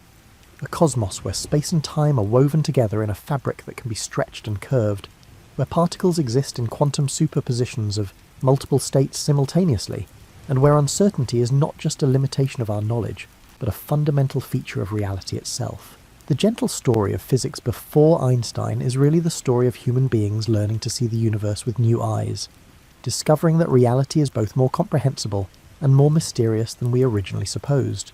It's a story that continues today, as each generation of investigators pushes further into the unknown territories that surround our island of understanding, always finding that the universe is stranger, more beautiful, and more wonderful than we had dared to imagine. Sleep well, knowing that you live in a cosmos whose secrets have been partially revealed through centuries of patient human curiosity, and whose deeper mysteries continue to beckon from beyond the edges of our current understanding.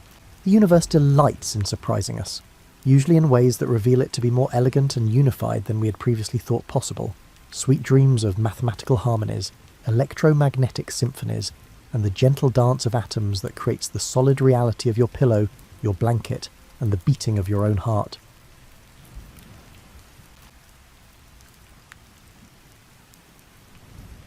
You stand on the Southampton dock this crisp April morning, watching your breath form small clouds in the air.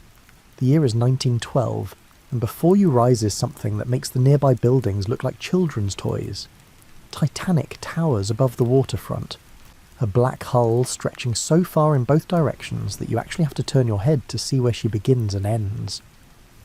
4 massive funnels painted in buff yellow with black tops reach toward the sky, each one wide enough to drive 2 automobiles through side by side. The noise around you creates a peculiar symphony. Stevedores shout to each other in dock language you can barely decipher, their voices mixing with the grinding of loading cranes and the constant clatter of luggage carts on cobblestones.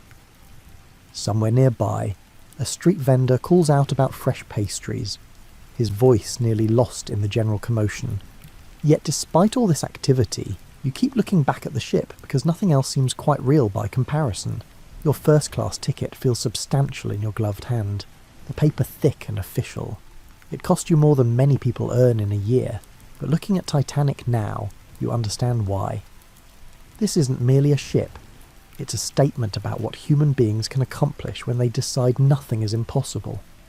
The white superstructure gleams in the morning light, and you count the decks. 1, 2, 3, 4, 5, 6, 7, stacked like a tiered wedding cake designed by someone with extraordinary ambition. A steward in a crisp White Star Line uniform approaches you with practiced efficiency.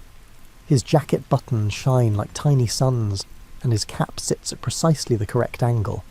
He touches the brim politely and asks to see your ticket, which he examines with the careful attention of someone who knows exactly what to look for. Satisfied, he gestures toward a covered gangway that leads up to C deck, reserved exclusively for first-class passengers like yourself. "Welcome aboard, sir," he says, and you notice he doesn't shout despite the noise around you. His voice carries a quiet confidence that suggests he's said these words hundreds of times today alone. The gangway slopes upward at an angle that's gentle enough to manage easily, even though you're wearing your travelling clothes and still feeling the effects of last night's farewell dinner. Other first-class passengers walk ahead of you, women in enormous hats that require them to tilt their heads carefully when passing through doorways, and men in dark suits carrying walking sticks they probably don't actually need. Everyone moves with the unhurried pace of people who've never had to rush for anything in their lives. Halfway up the gangway, you pause and look back at Southampton. The city spreads out behind the docks, church spires rising above rows of buildings, smoke from morning fires drifting lazily upward.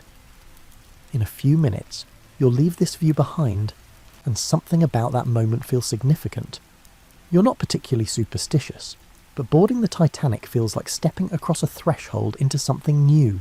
At the top of the gangway, you step onto the ship itself, and the sensation surprises you. You'd expected to feel movement immediately, some sense of being on water, but Titanic is so massive that she barely registers the gentle swells in the harbour. The deck beneath your feet feels as solid as any floor in any building you've ever entered. For a moment, you almost forget you're on a ship at all. The entrance area on C deck opens before you, and your first impression is of warmth. The space glows with electrical lighting that doesn't flicker or smoke like gas lamps. Dark wood panelling covers the walls, polished to such a shine that you can almost see your reflection. The floor features intricate tilework in geometric patterns, and the ceiling rises high enough that the space feels open rather than confined. More stewards wait inside, directing passengers to all their accommodations. The air smells of fresh paint, new carpet, and something else. Maybe furniture polish or the particular scent of wood that hasn't yet absorbed the ocean's dampness. Everything looks so pristine that you wonder if you're the first person ever to walk here. A young steward with red hair and freckles steps forward, consulting a list. "Cabin number, sir?" You tell him, and he nods immediately, clearly having memorised the ship's layout. "B-52, excellent. Just this way, please."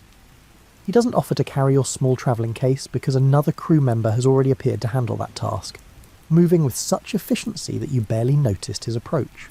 As you follow the steward deeper into the ship, you pass other passengers having their own first moments aboard. An elderly woman examines the light fixtures with evident approval. A businessman stands motionless in the middle of the corridor, apparently overwhelmed by the sheer grandeur.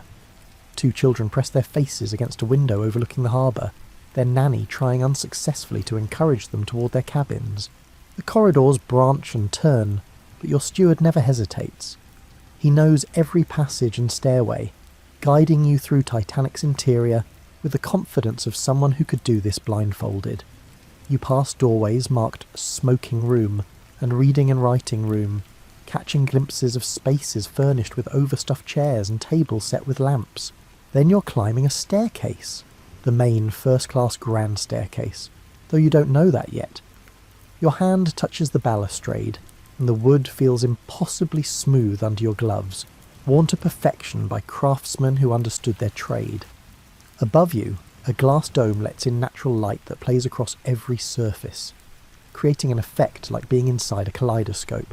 At the top of the stairs, you pause again. This landing features a clock set into an ornate carved panel, showing two figures holding up the clock face.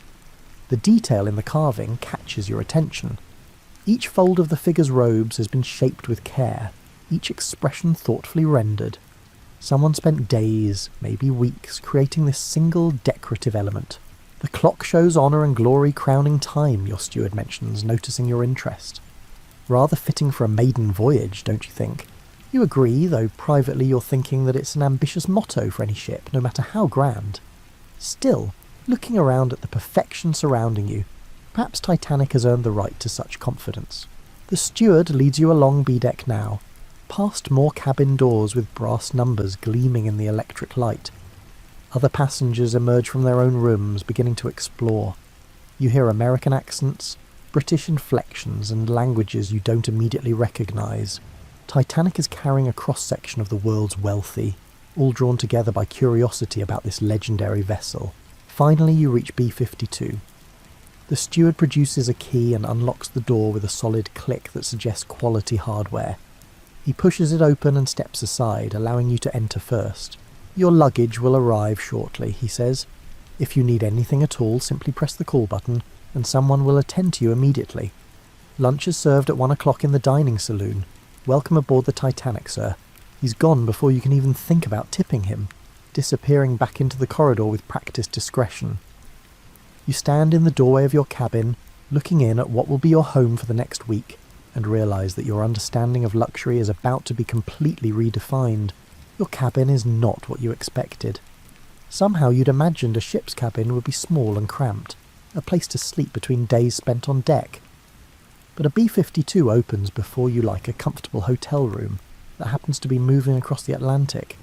The sitting room, because this cabin has multiple rooms, measures perhaps 12 feet by 14, with genuine windows rather than portholes. Through the glass you can still see Southampton Harbour, the water choppy with morning wind. The walls wear a soft cream-coloured fabric above dark mahogany wainscoting.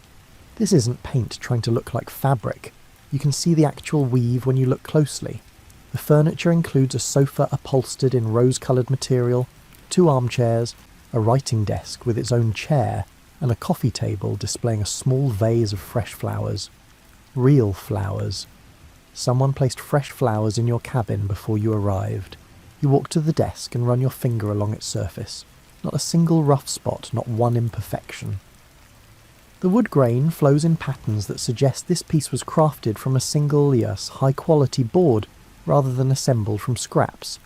A blotter sits ready with several sheets of white star-lined stationery, the paper so thick you could probably use it as cardstock. Next to it, someone has placed a fountain pen and a small brass bell for summoning the steward.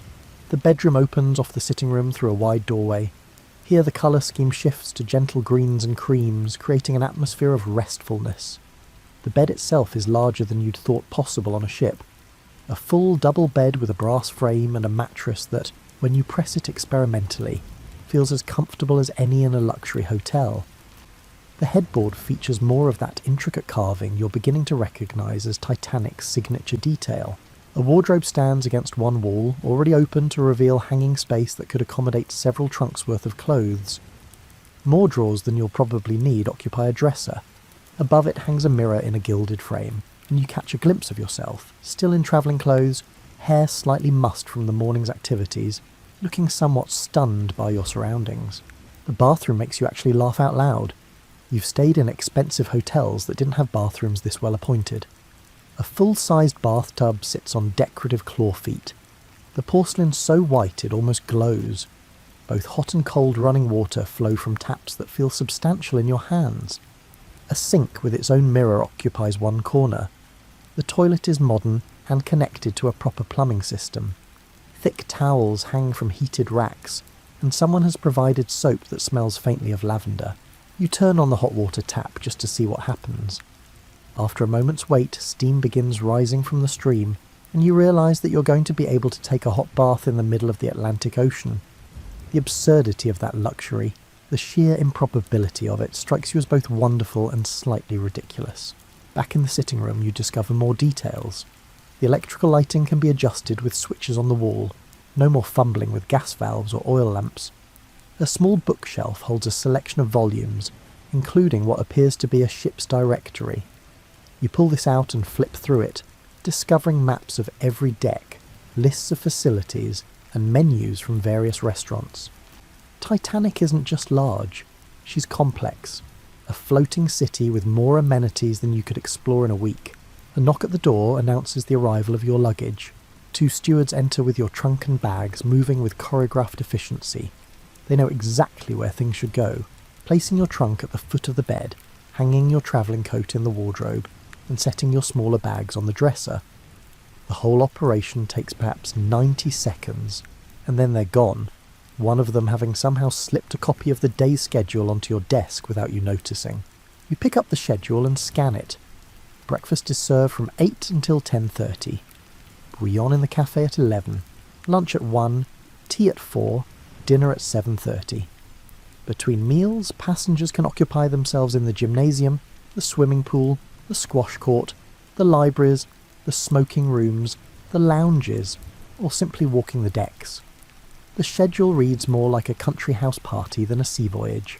Through your window you watch the final preparations for departure. More passengers continue boarding via the second-class gangway further down the ship. Cargo nets swing loads into the holds. White uniformed crew members move along the decks, checking equipment, securing hatches, and performing the 1,000 small tasks required before a ship can leave port. You decide to unpack, though you're aware that this is something your personal valet would normally handle. But you didn't bring a valet on this trip, partly because you're travelling alone, and partly because you sometimes enjoy doing things yourself. You open your trunk and begin hanging suits in the wardrobe, placing shirts in drawers, and arranging your personal items on the dresser. Your neighbour in cabin B54 apparently has no such independence. Through the wall you hear voices, a gentleman giving instructions to what must be his valet, discussing which evening clothes to prepare for dinner tonight. The walls are thick enough that you can't make out individual words, just the rise and fall of conversation. But it reminds you that you're surrounded by people of means, folks accustomed to being served. The ship's horn sounds suddenly, so deep and loud that you feel it in your chest rather than just hearing it. The departure signal.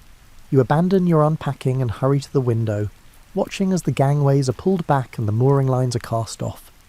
For several minutes nothing seems to happen. Then, almost imperceptibly, the view through your window begins to change. Buildings start sliding past. The dock pulls away. Titanic is moving.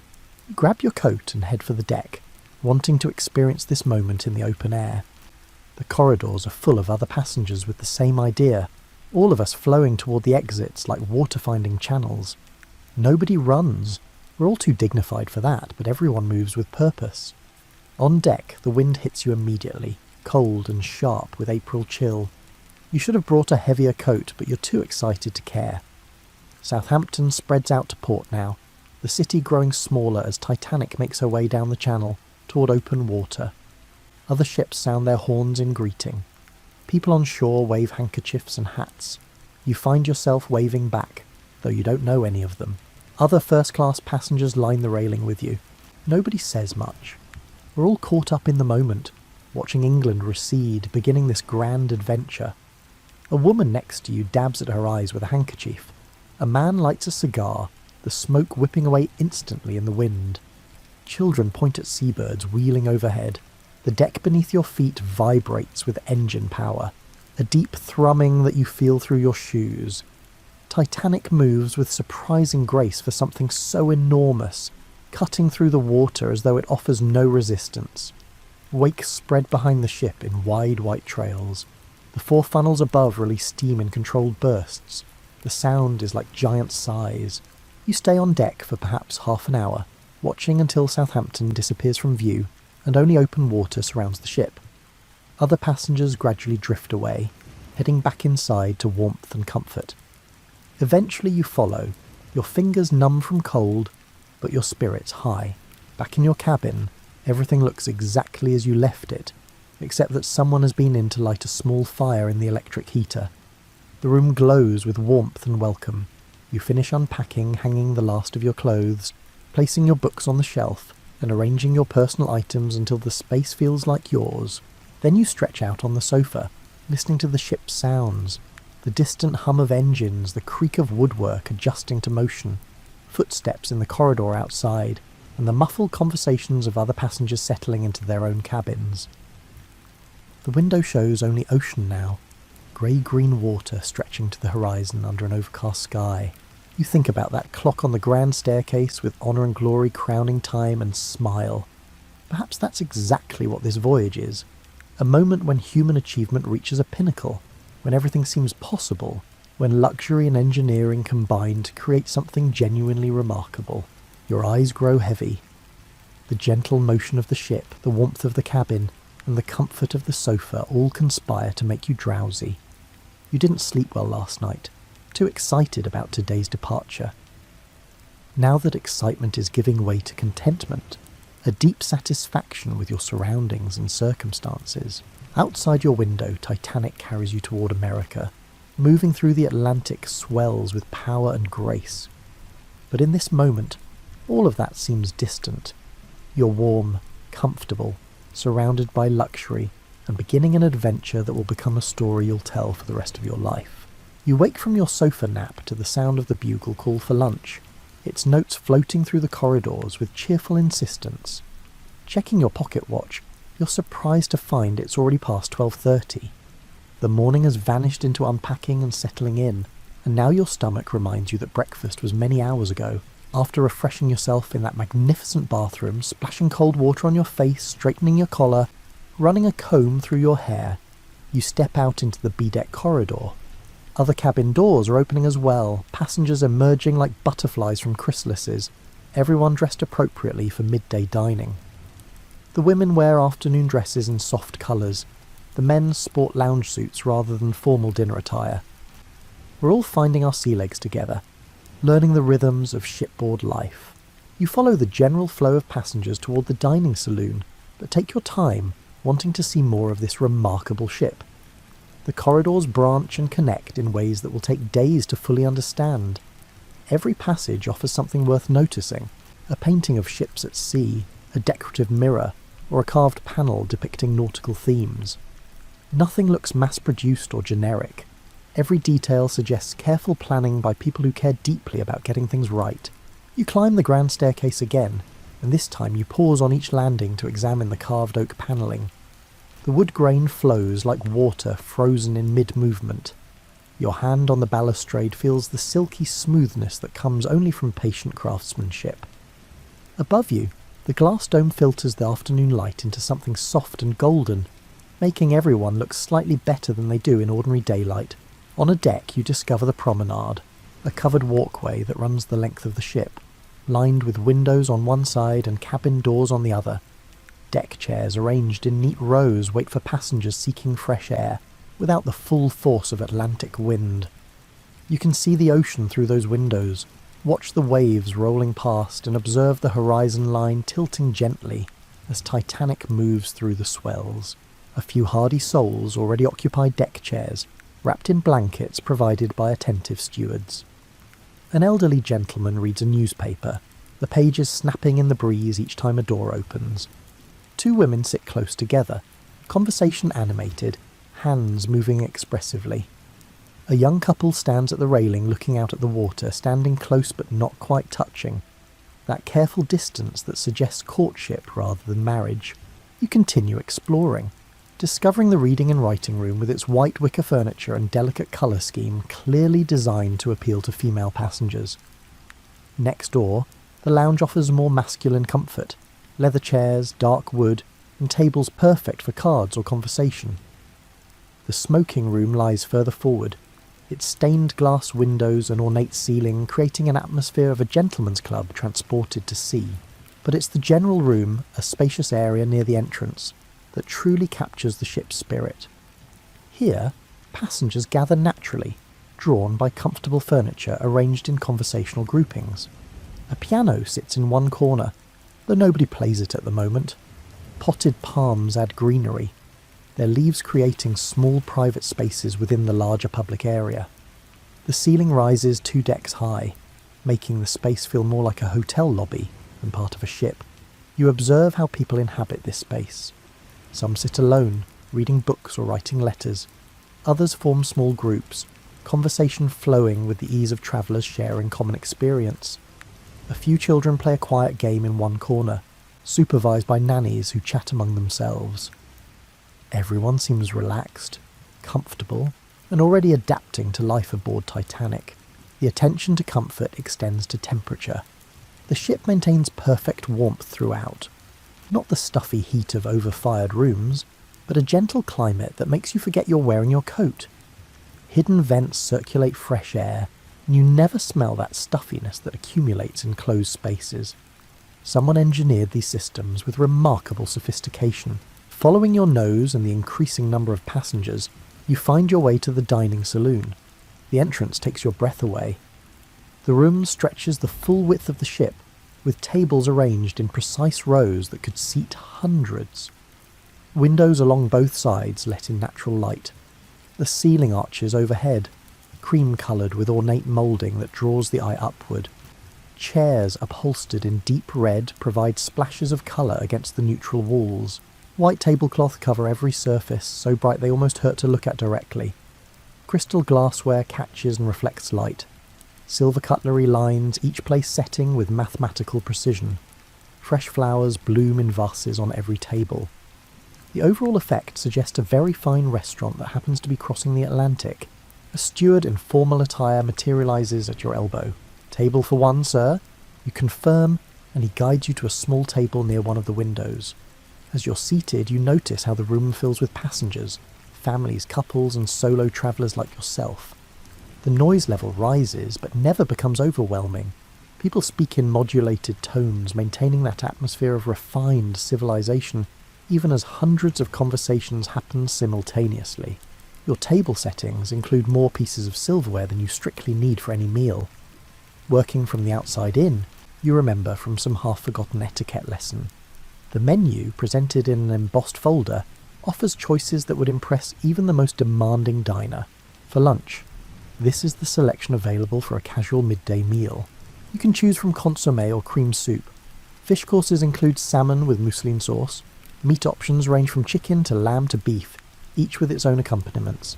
Vegetables come separately: asparagus, potatoes prepared 3 different ways, and fresh peas despite it being only April. Desserts take up an entire section of the menu. Even the cheese selection requires careful consideration. You order modestly, soup, fish, vegetables, perhaps a light dessert, aware that dinner will be a much more substantial affair. The steward nods approvingly and glides away, moving between tables with practiced efficiency. While waiting for your food, you observe your fellow diners. The diversity of the first-class passengers surprises you. Yes, there are obvious millionaires, men whose names you recognise from newspapers, and women dripping with jewellery even at lunch.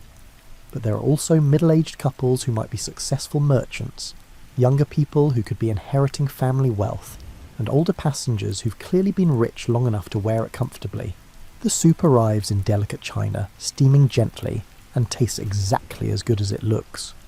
The fish follows, perfectly cooked, flaking easily under your fork. Everything is served at the correct temperature, seasoned properly, and presented beautifully. You're eating better than you do in most restaurants ashore, and you're doing it while travelling at more than 20 knots across the Atlantic.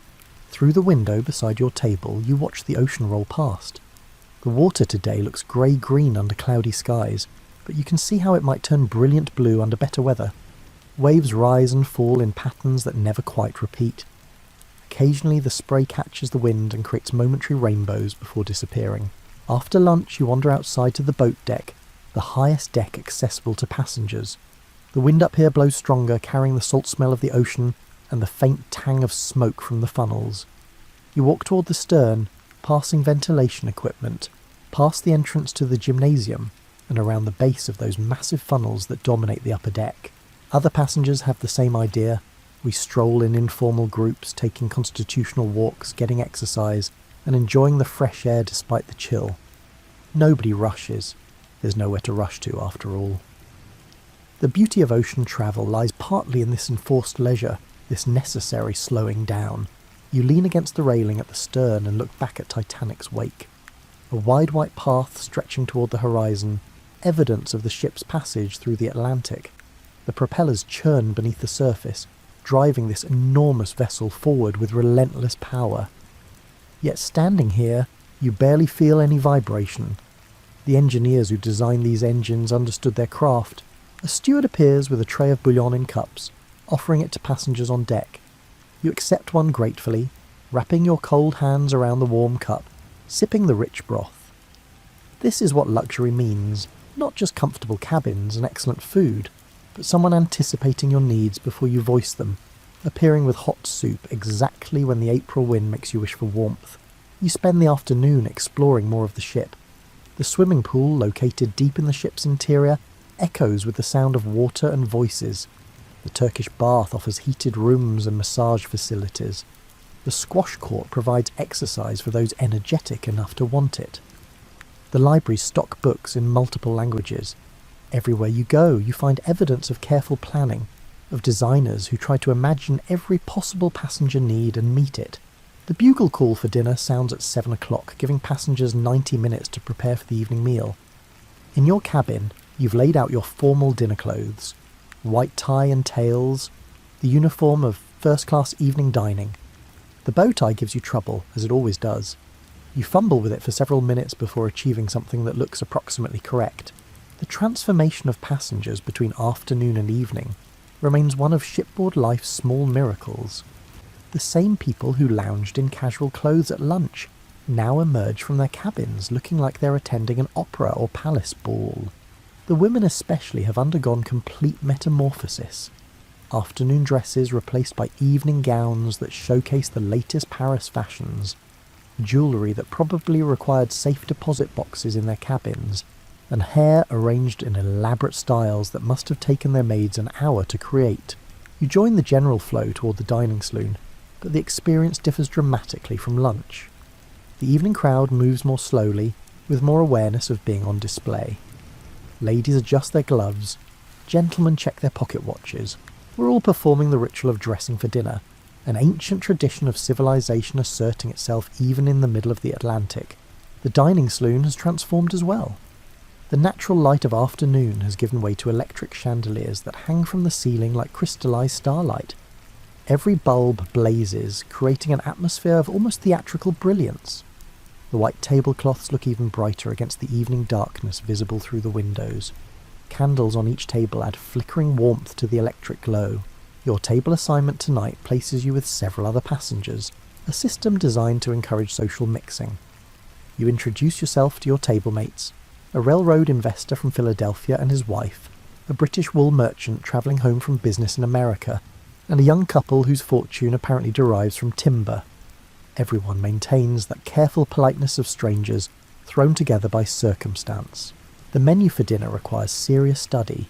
This isn't lunch's modest selection. This is a document that describes what might be 10 separate courses. You read through the options with growing amazement.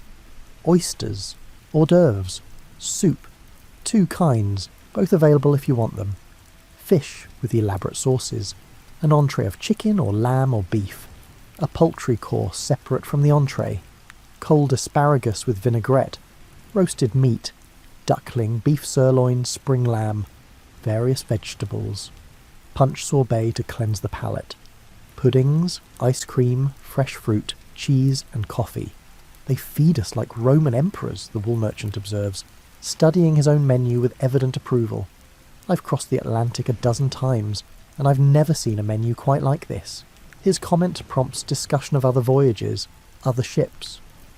The railroad investor prefers German liners for their engineering. The British merchant swears by Cunard for reliability. The timber couple, this is their first ocean crossing, listens with the fascination of newcomers hearing experienced travellers compare notes. You order carefully, knowing you can't possibly eat everything offered, but wanting to experience the range of kitchen capabilities. The first course arrives, oysters on ice, each one looking perfect, tasting of cold salt water and the sea. You squeeze lemon over them and experience that peculiar sensation of eating something that was alive in the ocean just hours ago. The courses continue with clockwork precision. Soup appears exactly when you finish the oysters. Fish follows soup. Each plate arrives at the perfect temperature, arranged with artistic attention. Sauces complement without overwhelming. Vegetables retain their colour and texture. Everything tastes as good as it looks, which is saying something because it looks spectacular. Between courses, conversation flows around the table.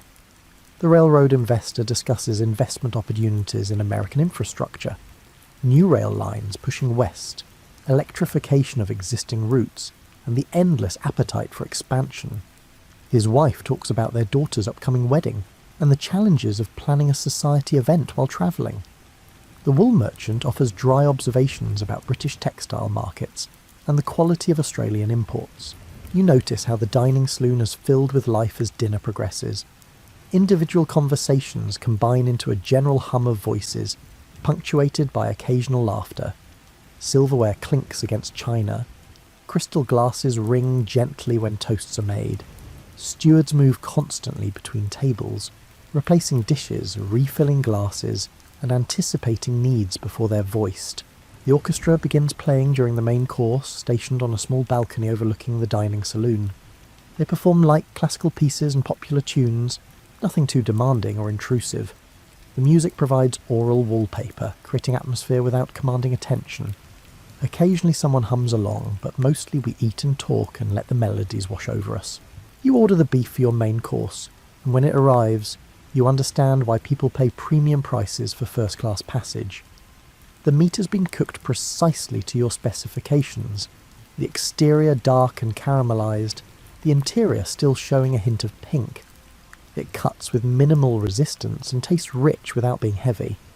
The accompanying vegetables, tiny potatoes, fresh beans and glazed carrots, provide perfect complements. The young couple at your table holds hands between courses, a gesture they probably think goes unnoticed. The railroad investor's wife catches your eye and smiles, both of us seeing and choosing to ignore this small intimacy. Young love on an ocean voyage carries its own sweetness, and we're all old enough to remember when the world felt new. Dessert offers yet more choices. You select the chocolate pudding, which arrives in an individual portion that looks almost too pretty to disturb. But disturb it you do, and discover that it tastes even better than it looks. Rich chocolate balanced by cream, sweet without being cloying, the perfect ending to an excessive meal. Coffee follows dessert served in delicate china cups with sugar cubes and cream. Someone at a nearby table requests brandy, and suddenly several of us are ordering the same. The steward produces a bottle and pours generous measures into snifters, the amber liquid catching the light. You warm the glass between your palms, inhaling the complex aroma, then take a small sip that burns pleasantly down your throat. The meal has stretched past 2 hours, but nobody seems hurried. This is what evenings are for aboard Titanic. Leisurely dining, good conversation, and the pleasure of excellent food and wine in beautiful surroundings. Through the windows you can see complete darkness now. The ocean has disappeared into night. Only Titanic exists, a pocket of light and civilization moving through the void. As dinner winds down, passengers begin departing in casual groups. The men drift toward the smoking room for cigars and further brandy. The women head to the lounges for conversation and perhaps cards. The young couple, predictably, escapes toward the deck for a romantic moment under the stars. You follow the men to the smoking room, curious about this male sanctuary. The space lives up to expectations, deeply masculine with all leather chairs and dark wood panelling. Stained glass windows depict maritime scenes. The ceiling features ornate plasterwork painted to resemble tooled leather. Every surface suggests wealth and permanence. Men settle into chairs with practiced comfort, loosening collar buttons and lighting cigars and cigarettes. The air quickly fills with smoke that hangs in blue-grey layers under the lights. Stewards circulate with trays of drinks. Someone calls for whiskey, another for port, and a third for more brandy. The bartender prepares each drink with professional efficiency. Conversation flows in the smoking room, but with a different quality than at dinner. Topics become more frank, opinions more freely stated. Someone discusses American politics with more heat than wisdom. Another passenger offers investment advice that might or might not be sound. A third tells a moderately scandalous story about a friend's business dealings that has everyone chuckling. You claim a leather chair near the window and nurse your brandy, content to listen rather than contribute. The chair embraces you with the comfort of expensive furniture, and the brandy creates a pleasant warmth in your chest. Outside, the ocean remains invisible, but you can hear waves against the hull, a rhythmic sound that becomes hypnotic if you pay attention. The railroad investor settles into the chair next to yours. "Remarkable ship," he says, more to himself than to you. You agree, because what else can you say? Titanic exceeds superlatives. "I've built things," he continues, staring at his glass. "Bridges, rail terminals, even a small dam once. But this..." He gestures vaguely at the room, the ship, and the entire enterprise. "This makes my accomplishments look like amateur efforts." You understand what he means. There's something about being aboard Titanic that makes you aware of human capability, of what we can achieve when we combine resources, knowledge, and ambition. This ship shouldn't exist. It's too large, too complex, and too luxurious. Yet here you sit, drinking brandy in a floating palace that moves across the Atlantic with the confidence of inevitability. The evening passes in a pleasant haze. More drinks arrive without being ordered, the steward somehow knowing when glasses are nearly empty. Conversation ebbs and flows. Some passengers depart for their cabins, others settle deeper into their chairs, apparently planning to spend hours here. Eventually you decide you've had enough brandy and tobacco smoke. You excuse yourself and make your way back through corridors that have grown quiet. Most passengers have retired. The ship's night watch has taken over, maintaining Titanic's course while we sleep. Your cabin welcomes you with familiar comfort. Someone has been in to turn down your bed, leaving a small chocolate on the pillow, a detail so thoughtful you almost laugh. You prepare for bed, moving through the rituals of evening ablution in that magnificent bathroom. The ship rocks gently beneath you, a motion you're already beginning to find comforting rather than unsettling. In bed, you listen to Titanic's nighttime sounds. The engines maintain their steady thrumming. Water rushes along the hull. Somewhere distant, footsteps echo on metal stairs. Voices murmur in the corridor as late passengers return to their cabins. You think about dinner, about the food and wine and conversation. You think about the railroad investor's comment about human achievement and ambition. You think about being in the middle of the Atlantic Ocean, surrounded by luxury that would have seemed impossible just a few decades ago. Sleep comes easily, pulling you down into dreams of light and motion, of endless dining tables and orchestras playing in the distance, of a ship moving through darkness toward tomorrow.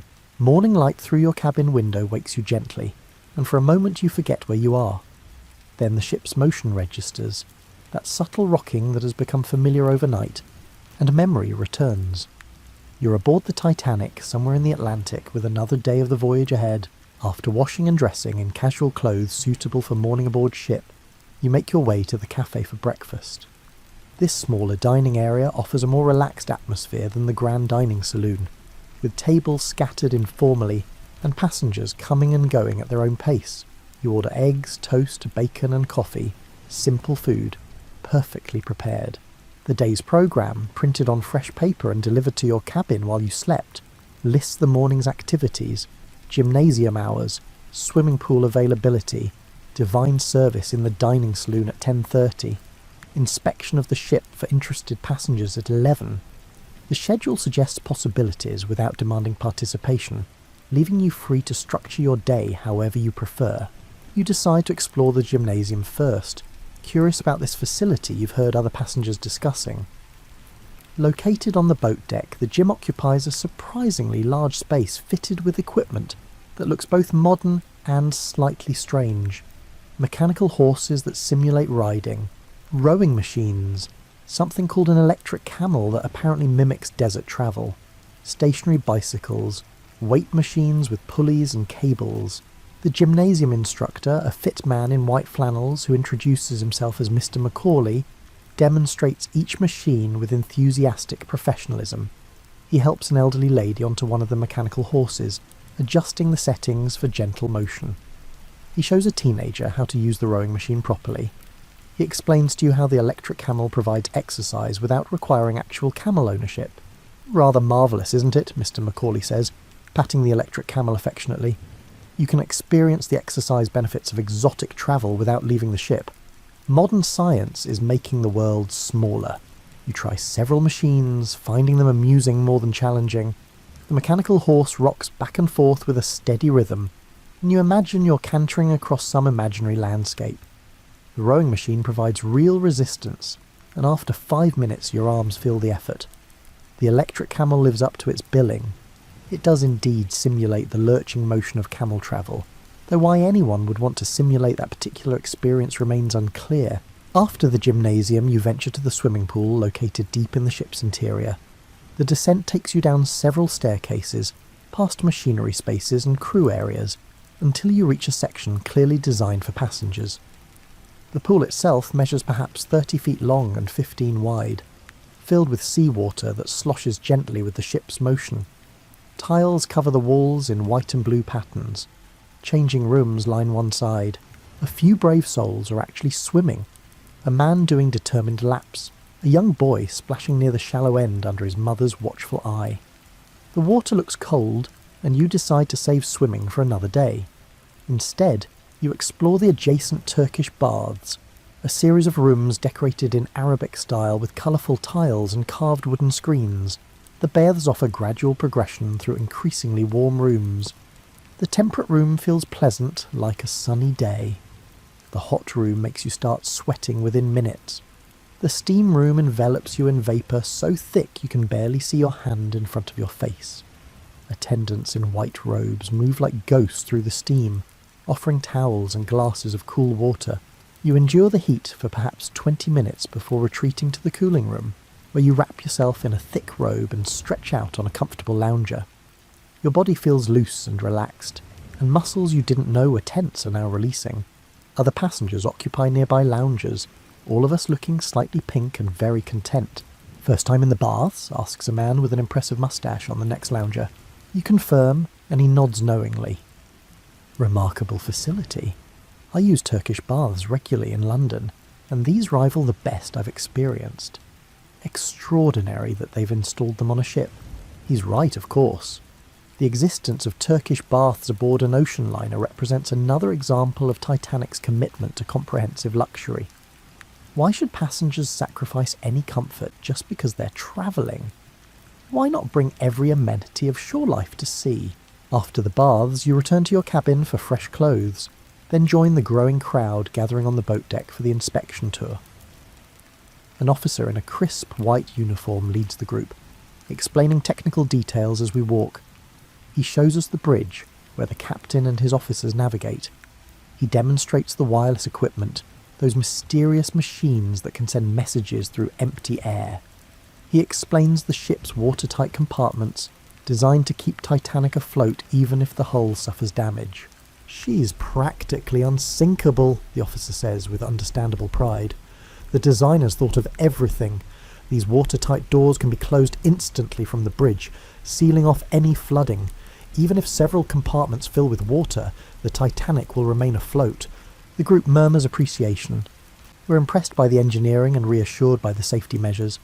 Titanic represents the pinnacle of maritime technology, and standing on her deck, hearing these explanations, you feel confidence in the ship and the men who operate her. Lunch arrives with its usual variety and excellence. You eat lightly, saving your appetite for dinner. The afternoon stretches ahead with pleasant emptiness. Some passengers play cards in the lounges, others write letters in the library. A few brave souls walk the deck despite the April chill. You find yourself drawn to the reading and writing room, that feminine sanctuary done in delicate colours and white wicker furniture. Despite being designed for ladies, the room welcomes male visitors, and you claim a comfortable chair near the windows. Someone has left a book, a popular novel about adventure in Africa. You pick it up, intending to read just a chapter or two. The next time you check your pocket watch, 2 hours have passed. The story captured you completely, pulling you into fictional jungles and adventures that seem both exotic and slightly ridiculous. But that's what good entertainment does. It takes you somewhere else and lets you forget your surroundings completely. Tea service begins at 4 o'clock, and you make your way to the cafe for this very British ritual. The servers have laid out impressive spreads, sandwiches with the crusts removed, small cakes, pastries, and scones with jam and cream. Tea arrives in proper pots, strong and hot. You prepare yours with milk and sugar, the way your grandmother taught you decades ago.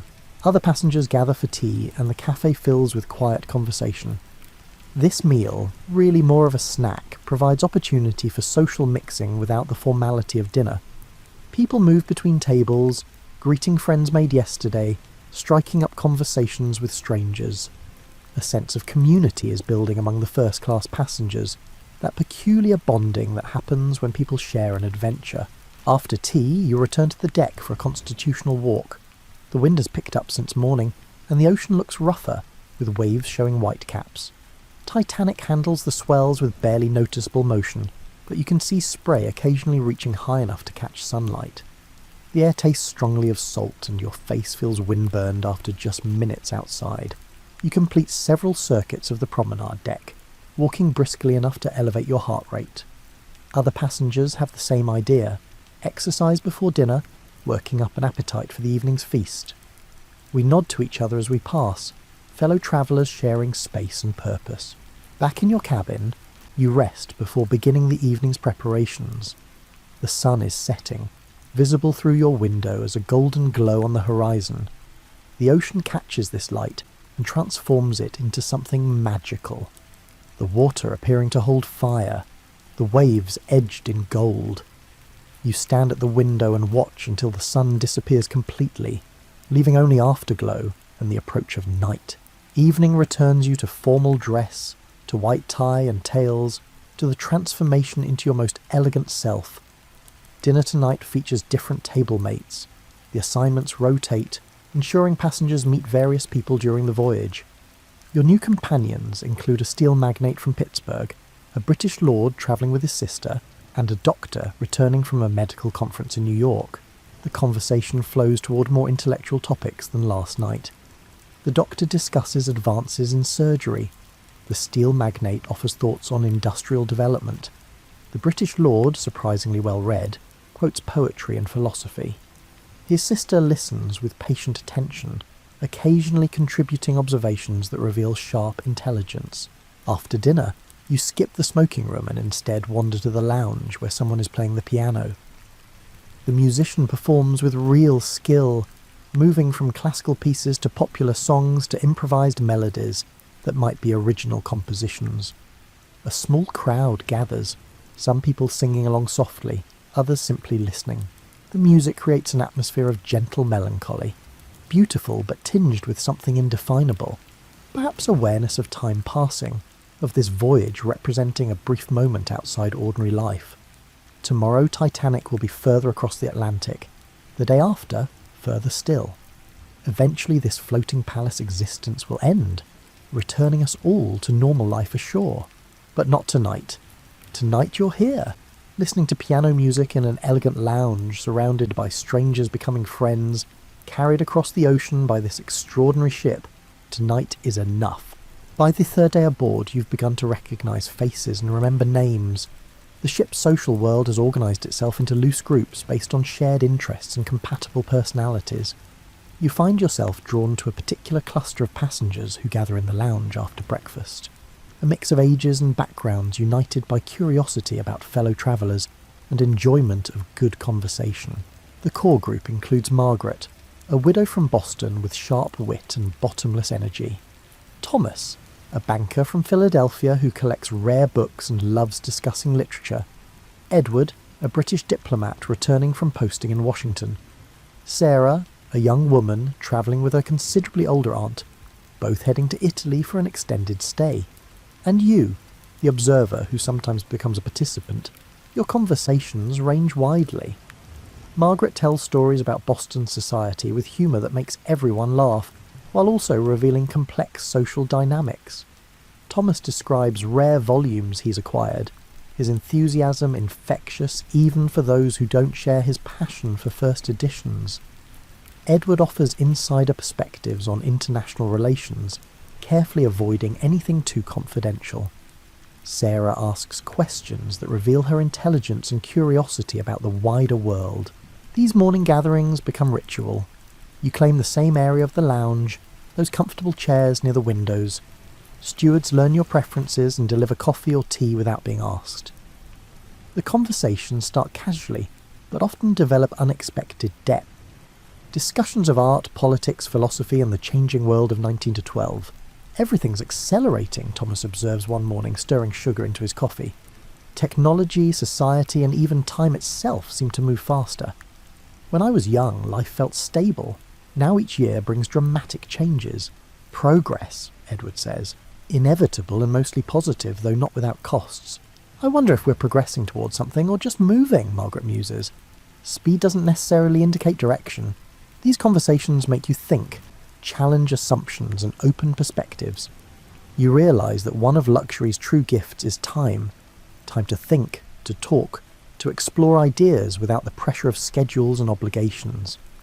Titanic provides space for intellectual leisure that modern life rarely permits. You also notice how the ship's environment encourages unexpected connections. One afternoon you strike up a conversation with an older gentleman on the promenade deck. He turns out to be a professor of history at Oxford, and you spend an hour discussing the fall of Rome while walking circles round the deck. His knowledge impresses you, but so does his ability to make ancient events feel relevant to contemporary life.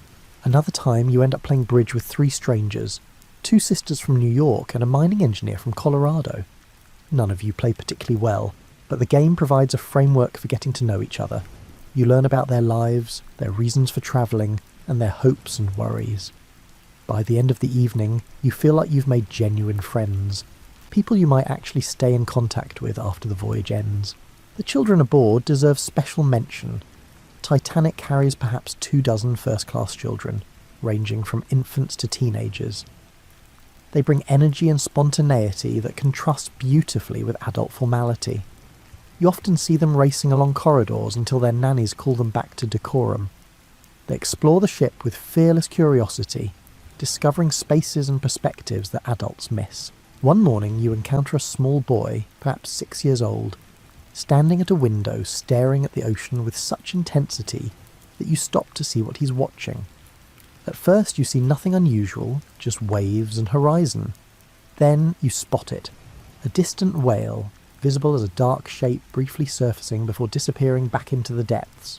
"Did you see?" the boy asks, turning to you with excitement that can't be contained. "A whale! An actual whale!" You confirm that yes, you saw it too, and the boy's face lights up with joy, which makes you smile for the rest of the day. That simple moment, a child's wonder at the natural world, provides more genuine pleasure than all of Titanic's manufactured luxuries. Social events punctuate the voyage's rhythm. One evening, the ship's officers host a reception, giving passengers the opportunity to meet the captain and crew who operate Titanic.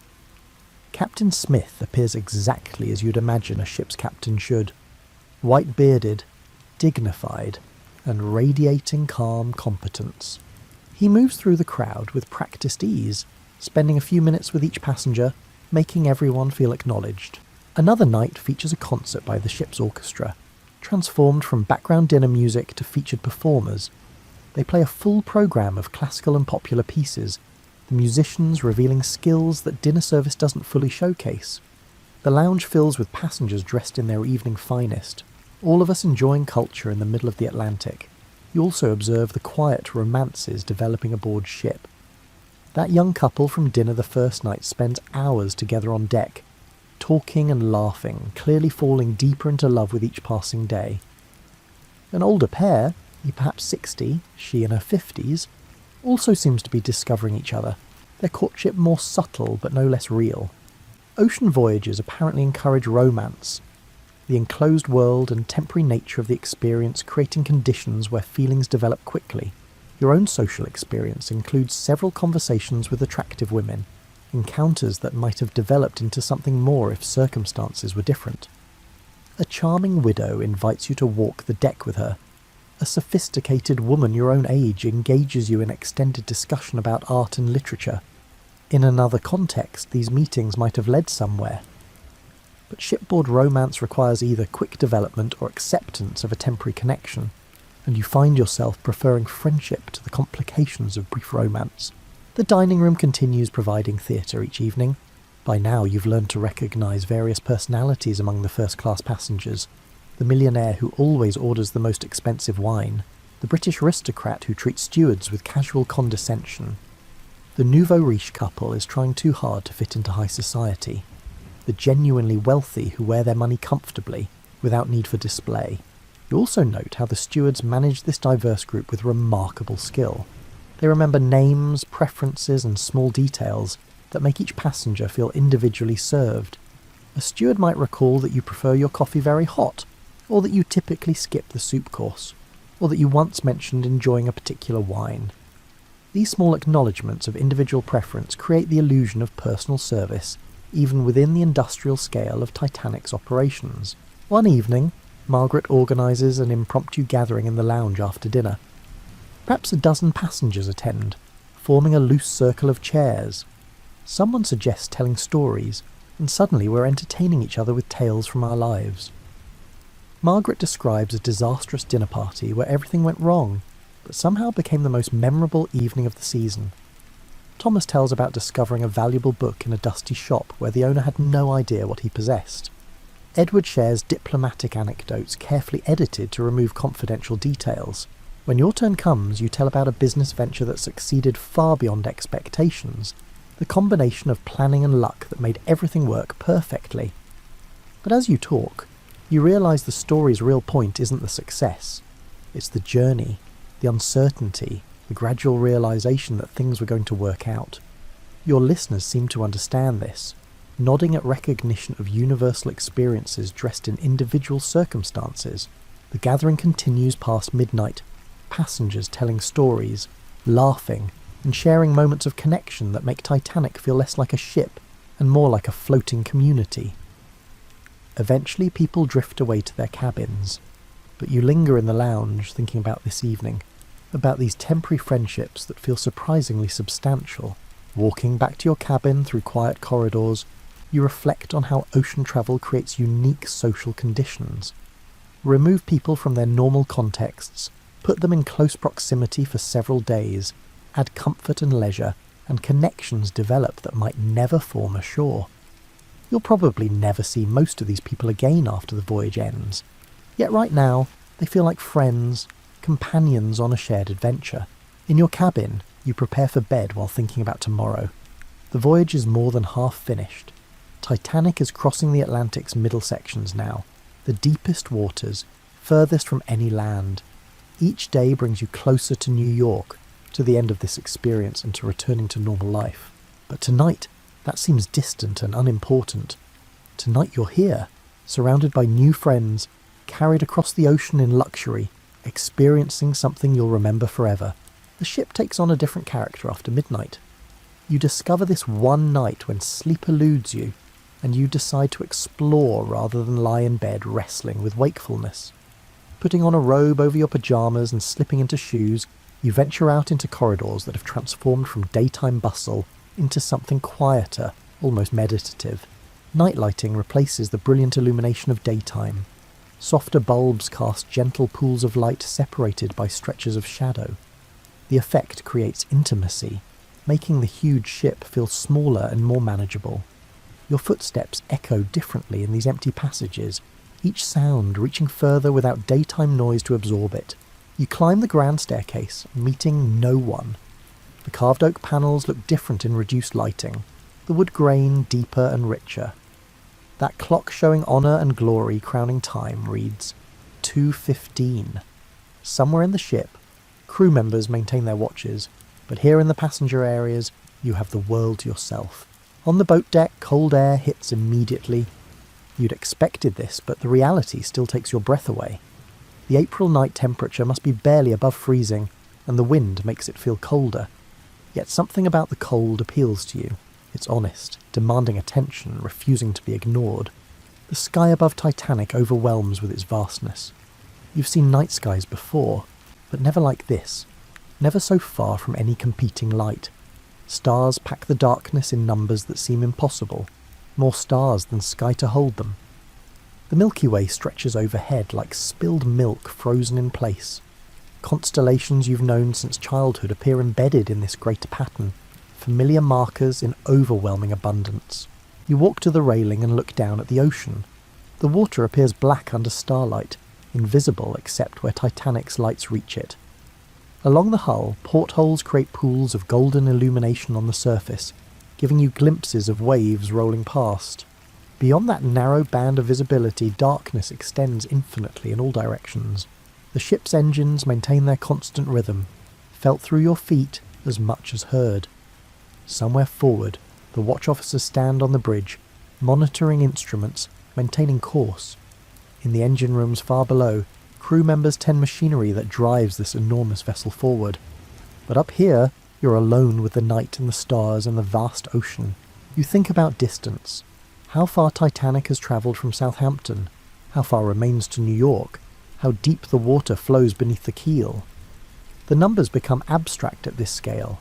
3 miles to the ocean floor, hundreds of miles to the nearest land. Thousands of stars visible overhead. Measurements that dwarf human comprehension. The cold eventually drives you inside, but you're not ready to return to your cabin. Instead, you explore the ship's public rooms, finding them empty but still lit. The reading room maintains its quiet charm even without readers. The lounge looks almost mysterious in reduced lighting. Familiar furniture transformed into unfamiliar shapes and shadows. You discover you're not completely alone after all. In the smoking room, one other passenger occupies a leather chair, staring into the middle distance while nursing a glass of whiskey. He's older, perhaps 70, dressed in a robe similar to yours. He nods acknowledgement when you enter, but doesn't speak, and you respect his desire for solitude by claiming a chair on the opposite side of the room. For perhaps half an hour, you both sit there in comfortable silence. The smoking room's stained glass windows look black from inside, reflecting the room rather than showing anything beyond. The carved ceiling seems to press down slightly without crowds and conversation to push it back. Everything feels compressed, concentrated and essential. Eventually the older gentleman rises, nods again and departs. You remain thinking about nothing in particular, letting your mind drift like the Titanic across the water. Thoughts come and go without demanding attention. Worries that might keep you awake in your cabin feel distant here, manageable and small. Around 3 o'clock, you return to the promenade deck for another exposure to cold and stars. This time you notice the horizon, a line barely visible where starry sky meets dark ocean, the division between up and down, the edge between two infinities. Staring at that line, you feel both very small and somehow connected to something larger, though you couldn't articulate exactly what. A shooting star crosses the sky, there and gone in a breath. then another, then a third. You realise you're watching a meteor shower, pieces of cosmic debris burning up in the atmosphere far above. Each streak of light represents matter older than human civilization, material that's travelled through space for millions of years before ending its journey in a brief flash above the Atlantic. The beauty of it makes your chest tight. You're watching something that has nothing to do with human concerns, the universe simply being itself, indifferent to observers. Yet here you stand, observing, creating meaning from natural phenomena that carry no inherent meaning at all. Back inside again, you wander toward the stern, down staircases you haven't explored before, and through crew areas where signs indicate passengers shouldn't go. Nobody stops you. The night watch apparently assumes any passenger wandering around at this hour has good reason. You emerge onto a lower deck where you can hear the propellers more clearly and feel their vibration more strongly. Looking back along Titanic's length from this position, you see the ship's full scale in a way daytime viewing never quite captures. She rises above you like a cliff face, deck stacked upon deck, lights marking windows and passages. The 4 funnels tower against the stars. The whole structure seems impossible, too large to float and too complex to operate. Yet she moves through the water with grace, carrying hundreds of passengers in comfort while they sleep. You make your way back to familiar areas, climbing toward the boat deck again. The sky has begun showing the first hints of dawn, not light exactly, but a lessening of absolute darkness, a suggestion that day approaches. You're tired now in a pleasant way, the sort of exhaustion that promises deep sleep. One final circuit of the promenade deck serves as the conclusion to your nighttime exploration. The wind still blows cold, but you've adjusted to it, accepted it. The stars still fill the sky, though they seem less overwhelming now, more familiar. The ocean still stretches endlessly, but you've made peace with its vastness. Back in your cabin, finally, you remove your robe and shoes and climb into bed. The sheets feel warm and welcoming after the cold deck. The mattress embraces you. The gentle motion of the ship rocks you like a cradle. You think about the night just past, about stars and darkness and solitude. You think about being awake while others sleep, about seeing the ship in her nighttime aspect, and about discovering that Titanic contains layers of experience beyond daytime luxury. Sleep arrives like a friend you'd been expecting, pulling you down into dreams coloured by starlight and ocean depths, by the rhythm of engines and the whisper of waves along the hull. Tomorrow will bring another day of leisure and luxury, of meals and conversation and social ritual. But tonight belongs to something else, to quiet wonder, to connection with vastness, to moments of pure existence without purpose beyond being. The last thought before sleep claims you completely. You're glad you couldn't sleep earlier, glad you went exploring, and glad you discovered this secret version of Titanic that only reveals herself to the wakeful and the wandering. You wake late after your nighttime adventures, sunlight streaming through your cabin window. Checking your pocket watch, you're startled to find it's nearly 10 o'clock. You've slept through breakfast service, something you haven't done since boarding. But the extra rest feels deserved, and besides, the cafe will still serve lighter fare for late risers. After washing and dressing, you make your way to the cafe, finding it moderately populated with other passengers who've also slept late. You order coffee and toast and settle at a window table to watch the ocean while you eat. The sea looks calmer today, the waves gentler, and the water a deeper blue than you've seen yet on this voyage. Margaret appears with her own coffee and, spotting you, comes over to join. You look rested, she observes, settling into the chair across from yours. You tell her about your nighttime wandering, about stars and solitude and seeing the ship in darkness. She listens with evident interest, then shares her own similar experience from a previous voyage. Apparently many passengers eventually discover the appeal of nighttime exploration, drawn by restlessness or curiosity into seeing their floating home from different perspectives. It's like visiting a familiar house at an unfamiliar hour, Margaret says. Everything looks different. You notice details that daytime activity obscures. The conversation drifts to other topics, her plans once reaching Italy, your own upcoming business in New York, and the strange feeling that this voyage exists outside normal time. We're both aware that Titanic will reach New York in a few days, ending this interlude, returning us to regular life. I always feel slightly melancholy toward the end of ocean voyages, Margaret admits. All these connections we've made, the friendships that feel real despite their brevity. Most of them won't survive contact with shore life, will exchange addresses, promise to write, and maybe even mean it sincerely, but then regular life resumes, and this shipboard world fades into a pleasant memory. You recognise the truth in her words. Already you can feel this voyage becoming a story you'll tell, an experience you'll remember rather than something you're actively living. The present moment keeps sliding into past tense, each day adding to accumulated memory. After coffee, you decide to attend the church service being held in the dining saloon. You're not particularly religious, but the service provides an opportunity to see the passenger community gathered for something beyond meals and entertainment. The dining saloon has been transformed, with chairs arranged theatre-style facing a small lectern at the front. Captain Smith conducts the service with the same dignity he brings to ship operations. His voice carries authority but also warmth as he reads from the Book of Common Prayer. The hymns, familiar ones that most people know, rise from hundreds of voices, creating harmony that feels both solemn and uplifting. Looking around at your fellow passengers singing together, you feel connected to something older than Titanic, older than ocean travel, something about humans seeking meaning and community. The sermon, brief and non-controversial, focuses on gratitude and safe passage. Captain Smith thanks God for calm seas and favourable weather, asks for blessings for the remainder of the voyage, and reminds everyone to appreciate the remarkable vessel carrying us across the ocean. It's good pastoral care, appropriate for the setting, demanding nothing while offering comfort.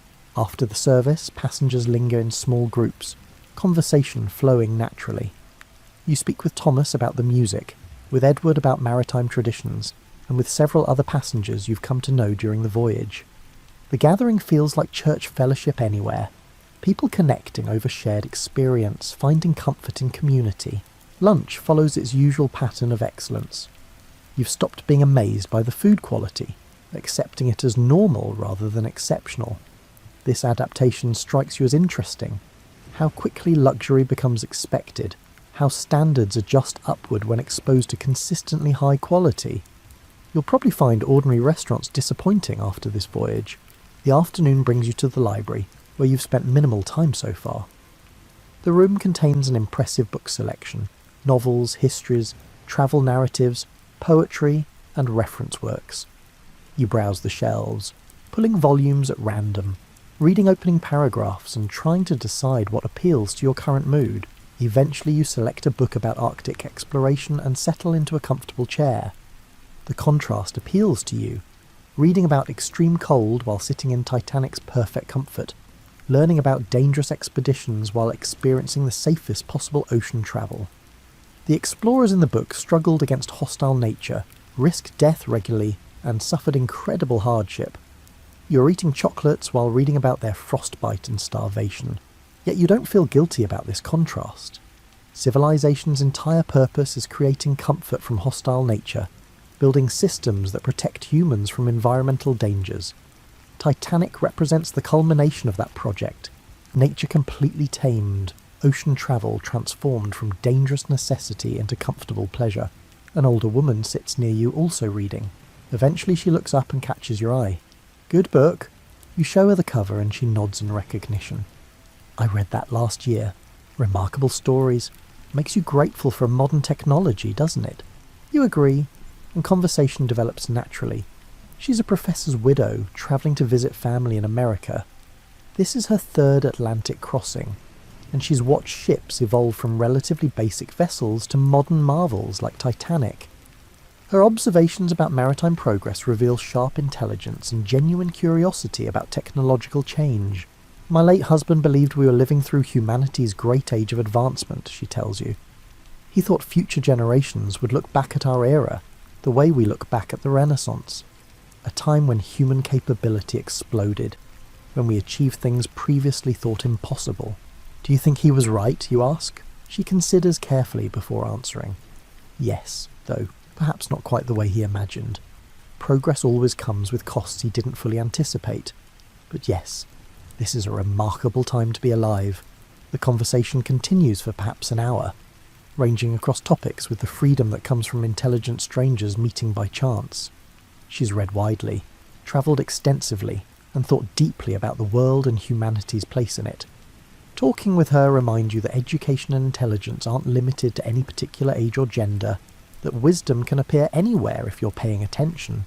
Eventually she returns to her book, and you to yours. But the interaction leaves you feeling enriched, grateful for unexpected connections that ocean travel facilitates. Tea service at 4 o'clock brings you to the cafe again, where the usual crowd has gathered. Your core group sits together, and conversation flows with the ease of established friendship. We've shared enough meals and discussions that inside jokes have developed, references that wouldn't make sense to outsiders but send us into laughter. Sarah describes her aunt's reaction to the Turkish baths. Apparently the older woman found the heat shocking, but the massage afterward deeply satisfying. Thomas reports finishing an excellent novel from the library and offers recommendations for what others should read. Edward shares news from the ship's daily bulletin about events in the wider world, though these reports feel distant and somewhat unreal from the middle of the Atlantic. You mention your nighttime exploration, and this prompts others to share similar experiences.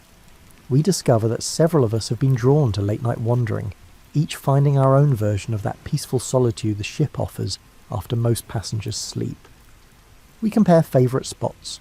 Margaret likes the reading room at night, Thomas prefers the smoking room, and Sarah has discovered a quiet corner of the promenade deck. We're like ghosts haunting our own voyage, Edward observes, smiling at the metaphor. Moving through empty spaces while everyone else dreams. Dinner that evening feels especially convivial. Your table includes several people you've come to know well, and conversation flows with unusual warmth. Someone proposes a toast to Titanic and Captain Smith, and we all raise our glasses, genuinely grateful for this experience.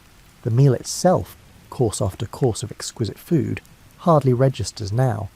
You've become accustomed to culinary excellence, and while you still appreciate the quality, it no longer astonishes. What matters more is the fellowship, the shared experience, and the sense of being part of something special. After dinner, the group migrates to the lounge where the pianist plays and passengers gather for the evening's final social hours. You notice how relationships have developed over the voyage.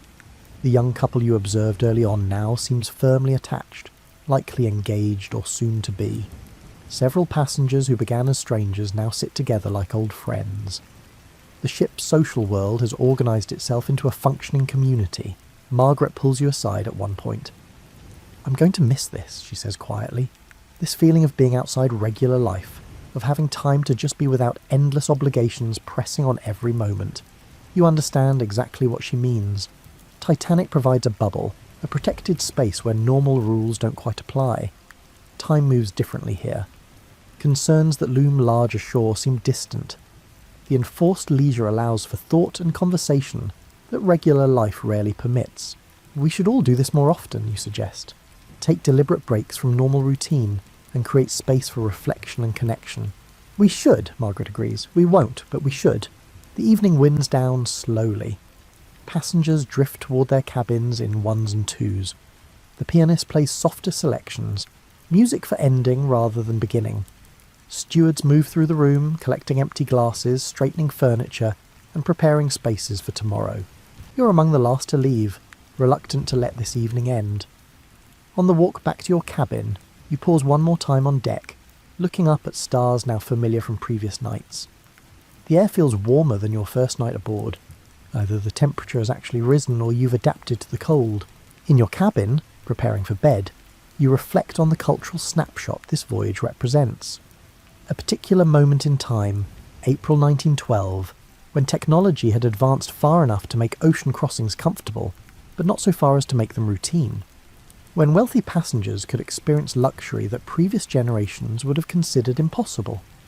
When the world felt both larger and smaller than ever before.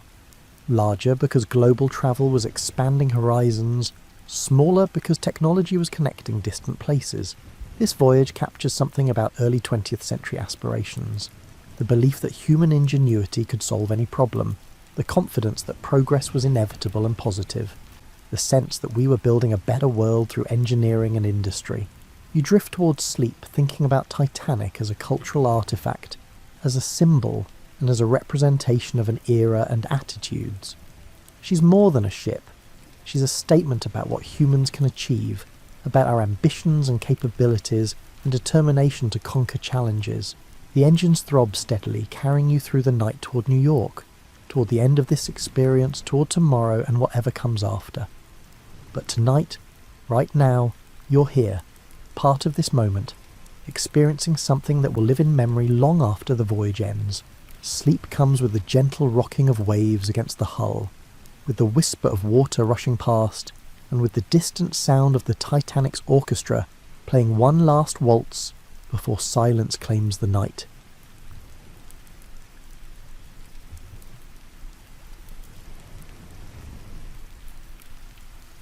Imagine you're sitting around humanity's first controlled fire, maybe 400,000 years ago, give or take a few millennia.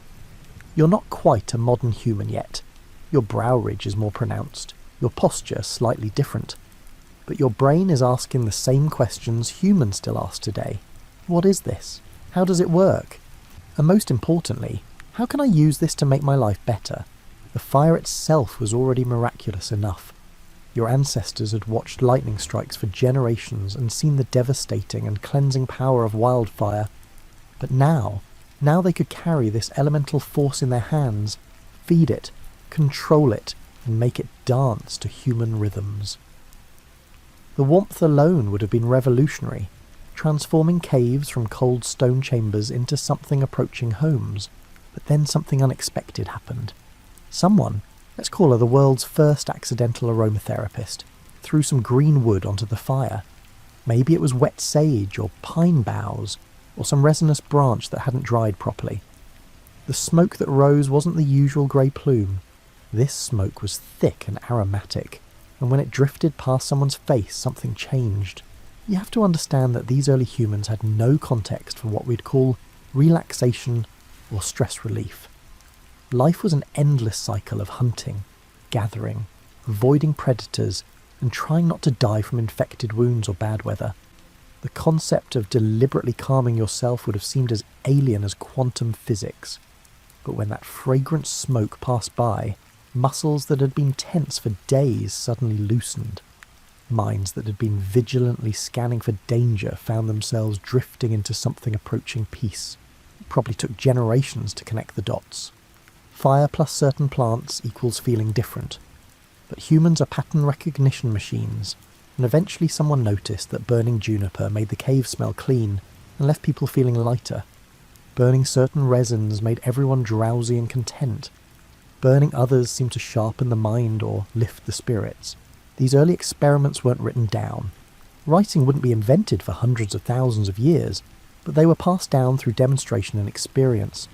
The knowledge became embedded in human culture so deeply that by the time we invented writing, smoking various substances for various effects was already an ancient practice.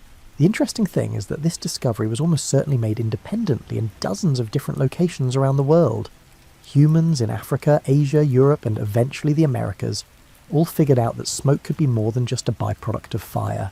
It could be a tool, a medicine, a pathway to altered states of consciousness, or simply a moment of relief in otherwise relentless lives. Consider the sensory experience for these early humans. They lived in a world that was simultaneously more vivid and more limited than ours. No artificial lights meant that fire was the only thing holding back absolute darkness. No processed foods meant every meal was an adventure in wild flavours. And no air pollution meant that the smell of burning herbs was a profound departure from the normal sense of earth, animals, and unwashed humans. When aromatic smoke filled a cave, it transformed the space entirely. The flickering firelight would make the smoke visible as it rose and swirled, creating patterns that human eyes, evolved to spot predators and prey, couldn't help but follow. The smell would announce itself immediately, overwhelming the cave's normal odours with something intentional and controlled. And the taste, because smell and taste are intimately connected, would linger on the tongue, a reminder that this moment was different from normal moments. Some of these early smoke experiments probably went badly. Certain plants, when burned, produced toxic fumes that caused nausea, headaches, or worse. There must have been countless trial and error incidents that ended with everyone stumbling out of a cave, gasping for fresh air and wondering why their ancestors had recommended burning that particular plant. But the successes, those plants that produced pleasant, calming or consciousness-altering smoke, Those got remembered and repeated. By the time humans were anatomically modern, roughly 300,000 years ago, the knowledge of smoke and its effects was already an established part of human culture.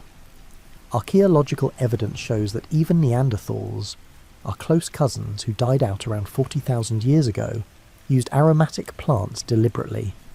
We've found traces of medicinal herbs in their teeth, suggesting they were either eating them or breathing their smoke for therapeutic purposes. This wasn't superstition or primitive ignorance. These early humans were conducting empirical experiments with their own consciousness, discovering that certain substances could reliably produce specific effects. They were, in their way, the world's first pharmacologists, working without laboratories or double-blind studies, but with a deep intuitive understanding of how plants and human bodies interact. The smoke itself became a teacher. Watch how it rises, always seeking the sky, never moving straight but dancing in response to air currents too subtle for human senses to detect. See how it gathers along the cave ceiling, creating a visible layer between earth and stone. Notice how it clings to hair and clothing, marking those who sat closest to the fire with a lingering reminder of the experience. These observations would later become metaphors and spiritual concepts. Smoke rises like prayers. Smoke connects earth to sky. Smoke transforms solid matter into something ethereal and temporary. But before the metaphors came the simple, physical reality. Burning certain things produces smoke that makes you feel different, and feeling different can be exactly what you need. Fast forward several 100,000 years, humans have invented agriculture, built cities, developed writing systems, and created the first civilizations. We're now in the ancient world of temples and priests, of organised religion and institutionalised ritual, and smoke, our old friend from the cave, has become absolutely central to how humans interact with the divine. Picture yourself in an ancient Egyptian temple around 2000 BCE. You've been awake since before dawn, preparing for a ceremony that will honour the gods and, hopefully, secure their blessings for the coming harvest. The temple itself is a marvel. Massive stone columns carved with hieroglyphs, painted in colours that would seem garish by modern standards, but that shimmer beautifully in lamplight. But what hits you first, before you even enter the inner sanctuary, is the smell. Incense has been burning in this temple for hours, maybe days. The priests know that the sacred space must be properly prepared, and preparation means filling the air with fragrance so thick you can almost see it. The ancient Egyptians took their incense seriously. And by seriously, I mean they built an entire economic system around it. They imported frankincense and myrrh from the mysterious land of Punt, probably modern Somalia or Yemen, paying enormous sums for resins that were literally worth their weight in gold. The famous reliefs at Deir el-Bahari show Queen Hatshepsut's expedition to Punt, bringing back living myrrh trees like botanical trophies. Why this obsession with aromatic smoke? The practical answer is that temples were located in hot climates, filled with animal sacrifices, and attended by crowds of people who bathed less frequently than we do. Incense was, among other things, the ancient world's most sophisticated air freshener. But that's only part of the story. The Egyptians believed that fragrant smoke was literally food for the gods. When they burned incense before a statue of Ra or Osiris, they weren't just creating a pleasant atmosphere. They were providing sustenance to divine beings who existed in a realm beyond human senses. The smoke rising from the censer was a bridge between worlds, carrying prayers and offerings to places humans couldn't reach. The physical effect of this constant incense burning would have been significant. Ancient temples used frankincense, myrrh, styrax, and other resins that we now know contain psychoactive compounds. Frankincense, for instance, contains tetrahydrocannabinol and other chemicals that can produce mild euphoria and reduce anxiety when burned in enclosed spaces. Stand in a temple filled with frankincense smoke for hours, and you're going to feel different, calmer, more contemplative, perhaps more receptive to spiritual experiences. The priests understood this, even if they couldn't explain it in modern pharmacological terms. They knew that the right combination of incense, chanting, drumming, and ritual could induce states of consciousness that felt like communication with the divine. Whether these states actually involved supernatural contact or were simply altered brain chemistry is almost beside the point. The experience was real, profound, and reliably reproducible. Now travel west to ancient Greece, around 500 BCE. You're at the Oracle of Delphi, that famous sanctuary where priestesses delivered prophecies that kings and generals would stake their fortunes on. The oracle sits in a small chamber built over a geological fault, and modern researchers have discovered something fascinating. That fault releases ethylene gas, a sweet-smelling substance that produces euphoria and dissociative states in moderate concentrations. The Greeks didn't know about ethylene chemistry, but they certainly knew that the Pythia, the priestess who served as the oracle, would breathe deeply from the vapours rising from the earth, then enter a trance state during which she would speak the words of Apollo. They burned additional substances, laurel leaves, barley and other materials, to enhance the effect and create an atmosphere thick with smoke and mystery. You can imagine standing in that sacred precinct, waiting your turn to consult the oracle. The smell of burning laurel fills your nostrils, sharp, slightly medicinal, strangely compelling. The Pythia's attendants maintain the fires, adding more leaves when the smoke begins to thin. The whole process has been refined over centuries to produce maximum psychological and pharmacological effect. When the Pythia finally speaks, her words are often cryptic and ambiguous, famously so. But in that smoke-filled chamber, with your own consciousness slightly altered by the atmospheric compounds you've been breathing, those ambiguous words seem pregnant with meaning. Your mind makes connections, sees patterns, and finds significance that might not survive exposure to clear air and sober reflection. The Romans, practical as always, took incense culture and industrialised it. They imported so much frankincense and myrrh that the trade routes carrying these materials became some of the most important economic arteries of the ancient world. Roman temples burned incense constantly, not just during special ceremonies, but as a regular offering to maintain good relations with the gods. But Romans also recognised the secular uses of aromatic smoke. Wealthy households burned incense to mask unpleasant odours and create an atmosphere of luxury. Roman physicians like Galen and Dioscorides wrote extensively about the medicinal properties of different incenses, recommending specific substances for specific conditions. Headache? Try burning willow bark. Anxiety? Chamomile smoke. Insomnia? Valerian or poppy. The censers themselves, those ornate metal containers designed to burn incense, became works of art.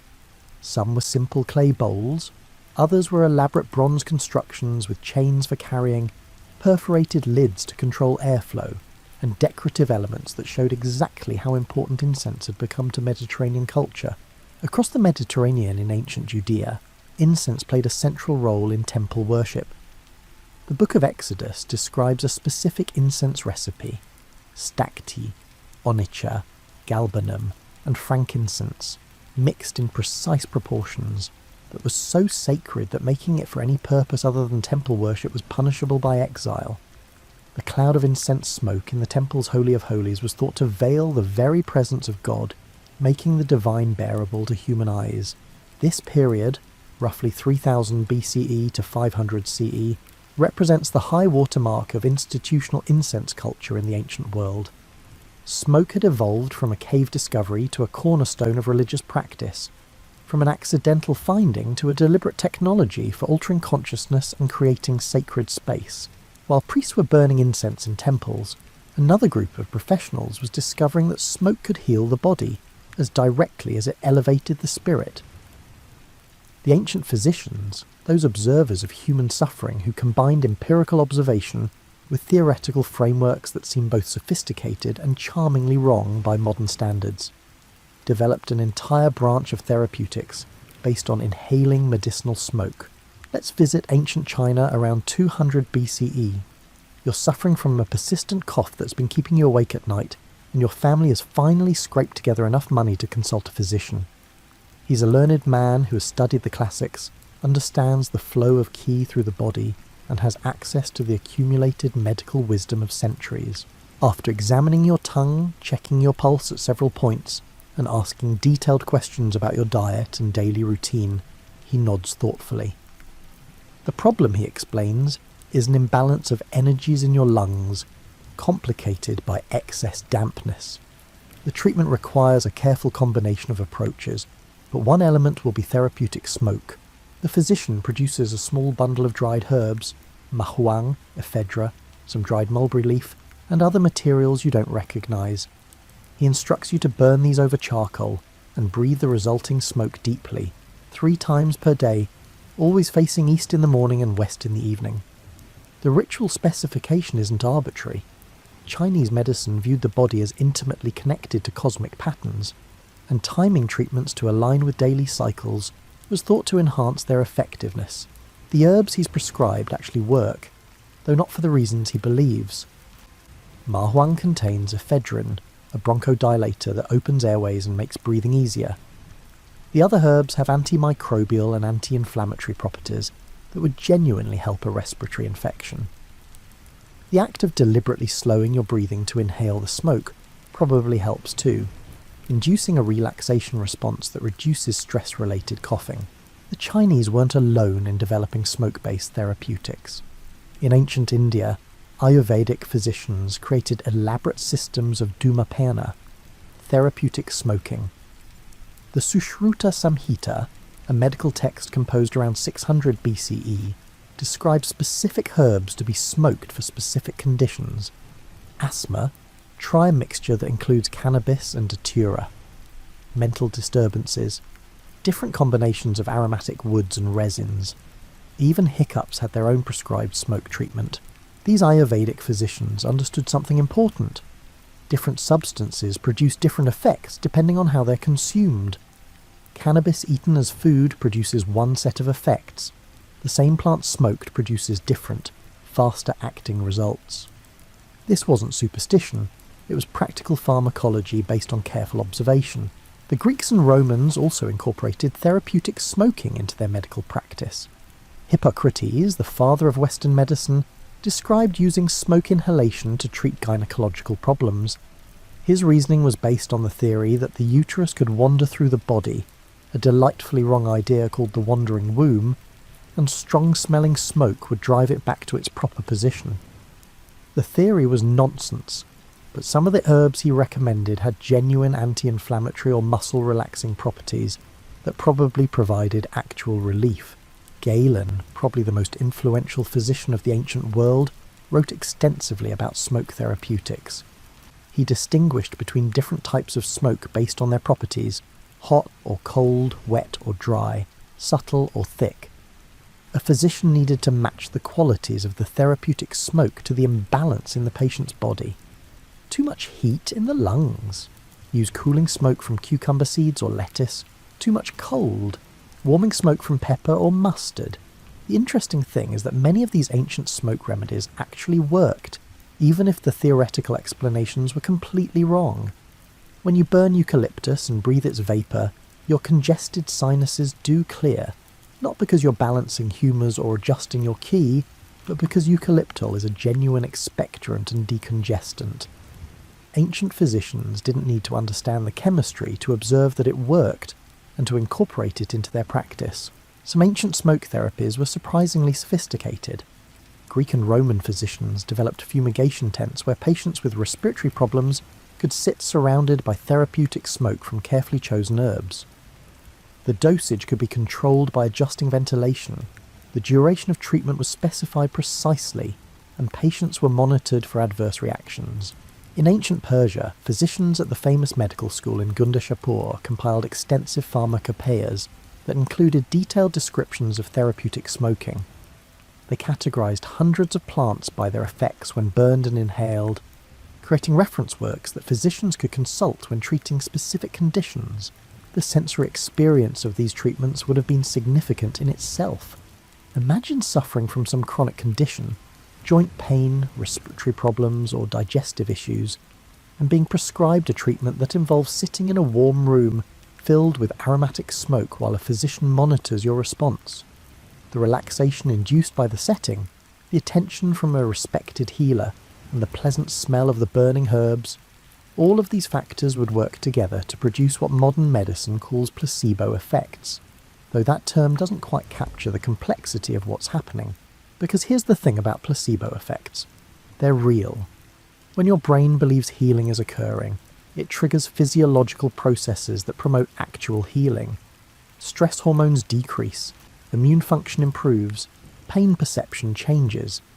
The ancient physicians may not have understood the mechanisms, but they understood that healing involved the whole person, body, mind and spirit, and that therapeutic smoke could address all three aspects simultaneously.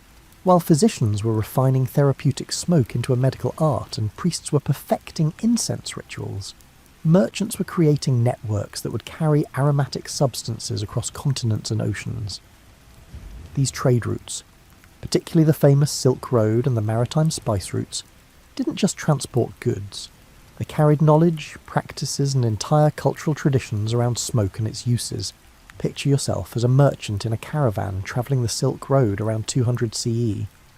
You've been on the road for months, moving slowly from oasis to oasis across the heart of Asia. Your camels are loaded with various goods, but the most valuable items are small, light, and incredibly expensive. Resins, herbs, and aromatic woods that will eventually be burned in temples, palaces, and wealthy homes across the known world.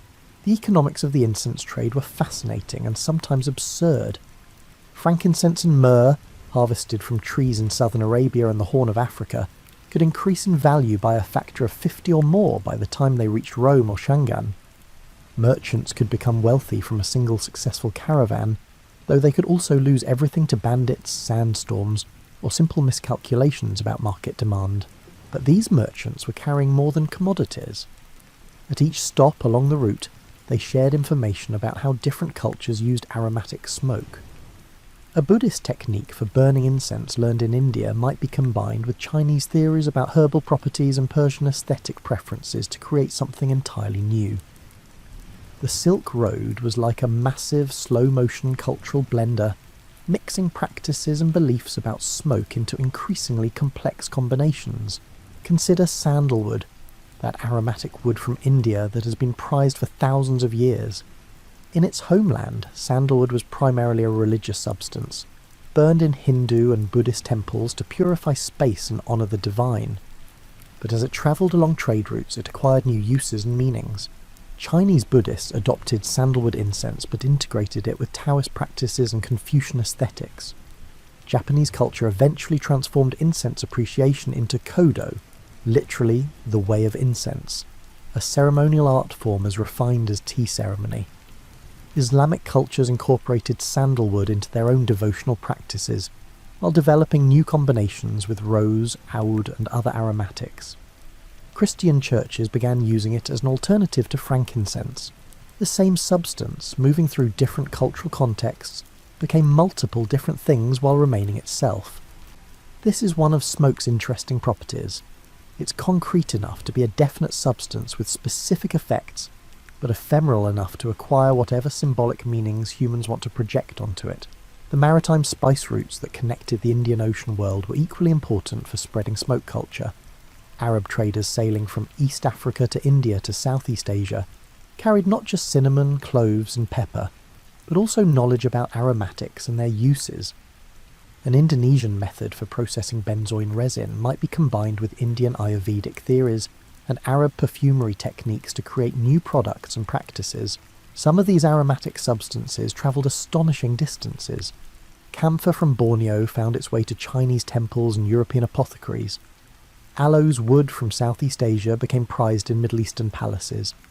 Dragon's blood resin from the Socotra Islands off Yemen travelled to China, India, Rome, and eventually medieval Europe. Each substance carried with it stories, practices, and beliefs about smoke and its properties.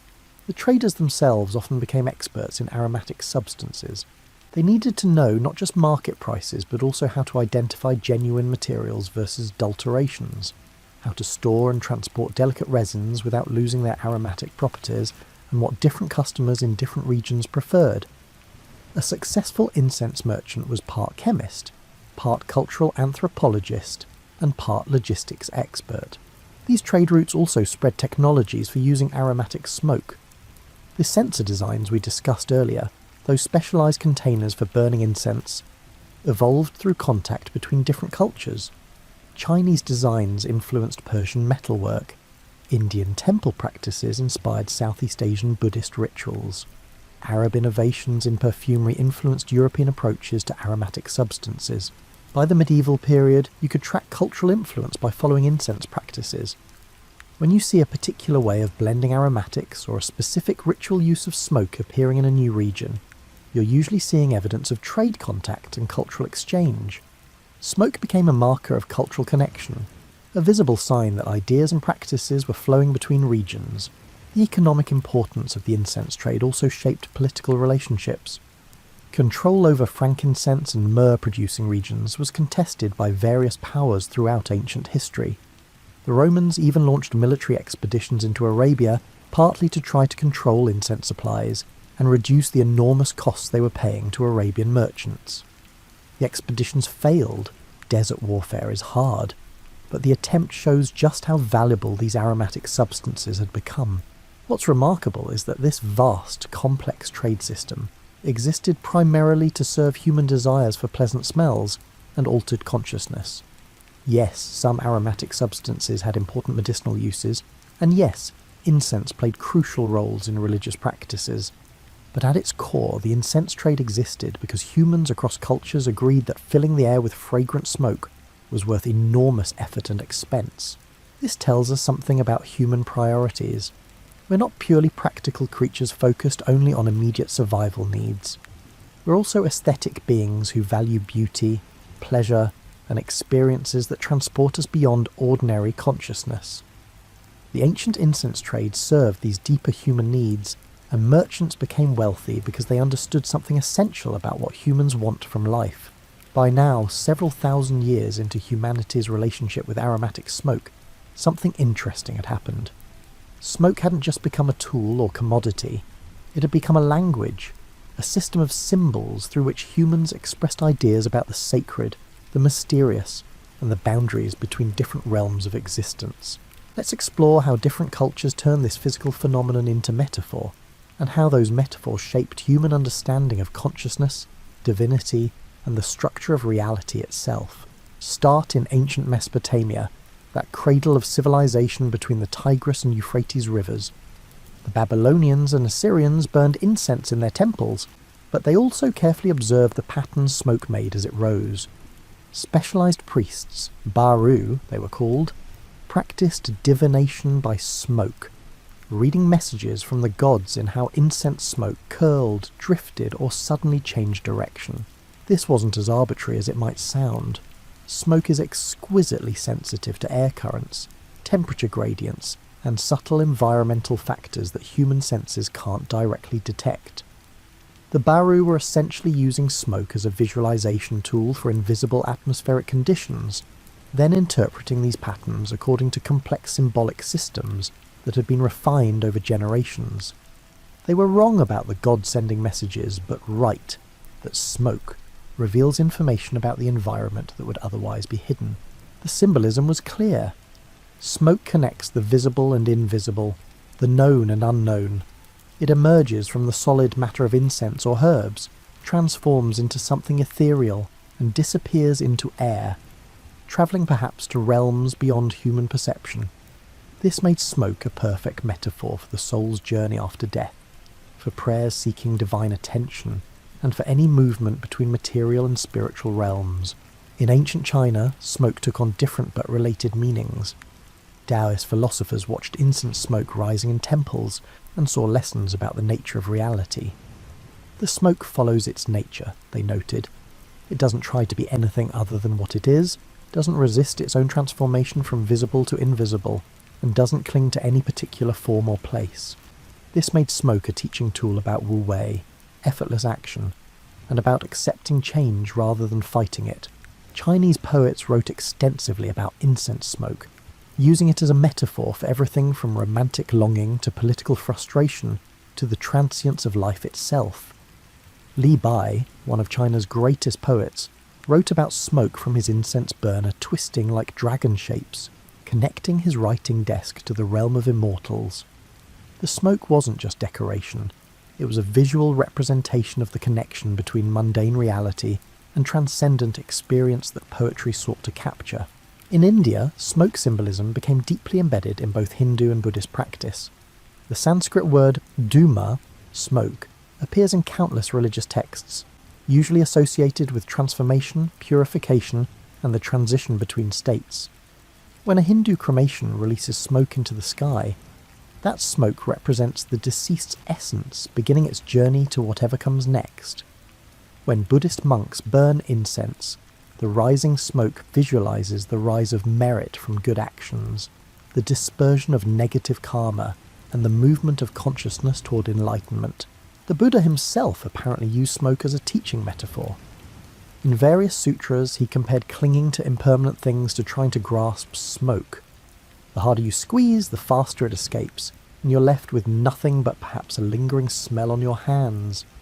The lesson was about non-attachment, about recognizing that everything like smoke is temporary and cannot be possessed. Native American cultures developed their own rich smoke symbolism, though we should be careful here about generalizing across hundreds of distinct cultures.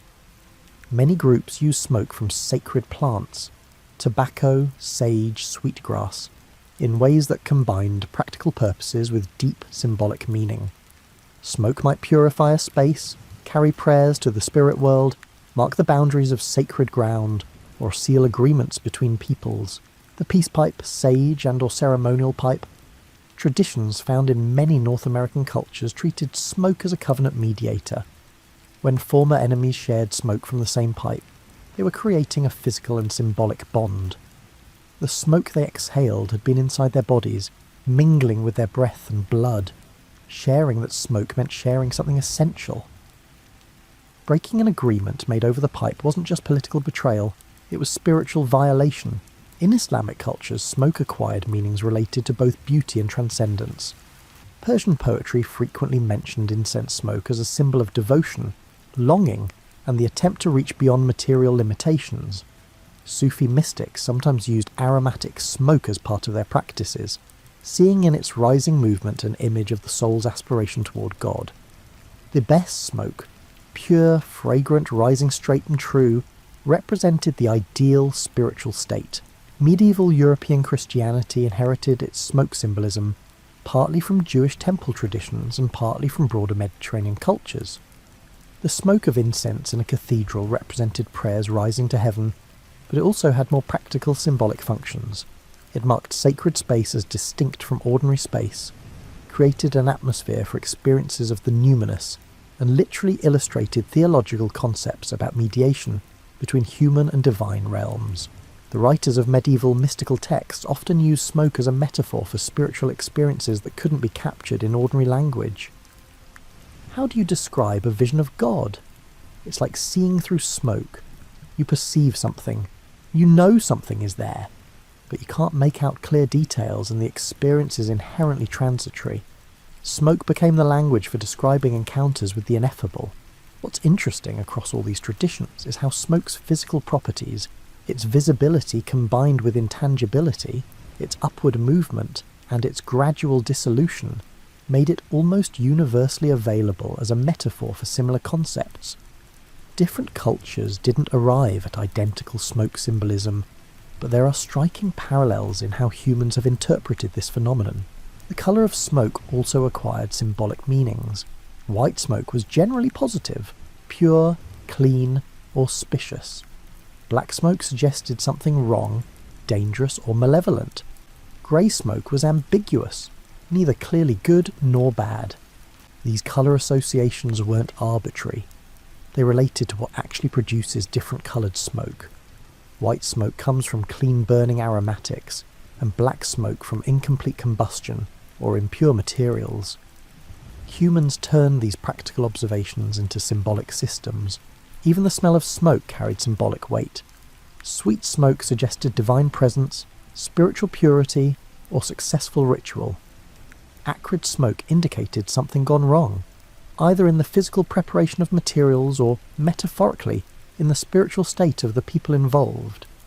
Smell, that most primal and emotionally evocative of senses, became a way of evaluating the quality and success of smoke-based practices. While temples filled with incense smoke and physicians prescribed therapeutic fumigations, another tradition was developing, one more personal, more intimate, and more focused on individual consciousness than collective ritual. This was the tradition of smoking from pipes, a practice that would eventually circle the globe and become one of humanity's most widespread ways of altering consciousness.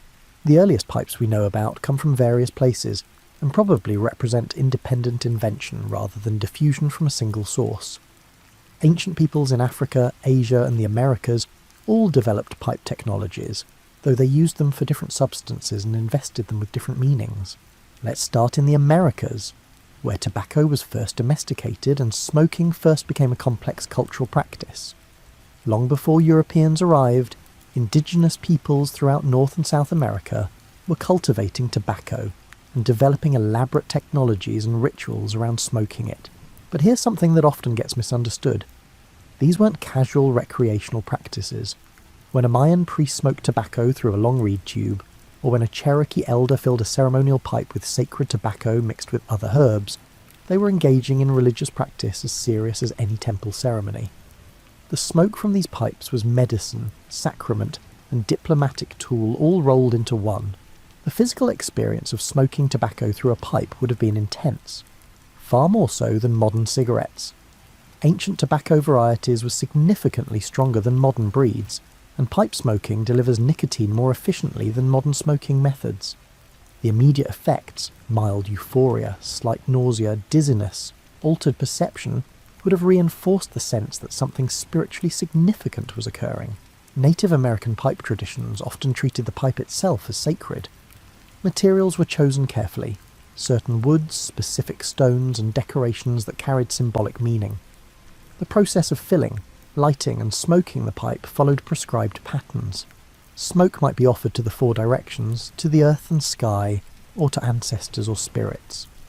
The entire practice was choreographed to create an experience that was simultaneously physical, the nicotine effects, social, pipes were often smoked communally, and spiritual, the ceremonial context provided meaning. In Asia, different pipe traditions developed around different substances. Chinese and Southeast Asian opium pipes represented a fascinating case study in how substance, technology, and culture interact.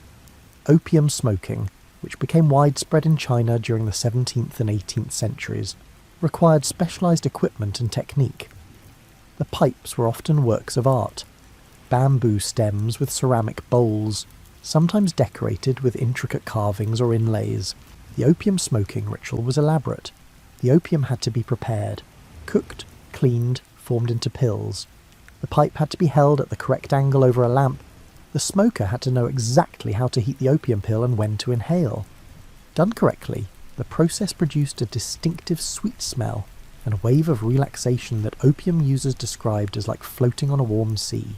We should note here that opium addiction became a severe social problem in 19th century China, with devastating consequences for individuals and society. But understanding the appeal requires acknowledging the sensory and psychological attractions of the practice, the ritual, the taste, the immediate relief from pain or anxiety, and cleaned, and the temporary escape from difficult lives. In the Middle East and Central Asia, water pipes, hookahs or nargilas, evolved as a way to smoke tobacco and other substances with some of the harshness filtered out.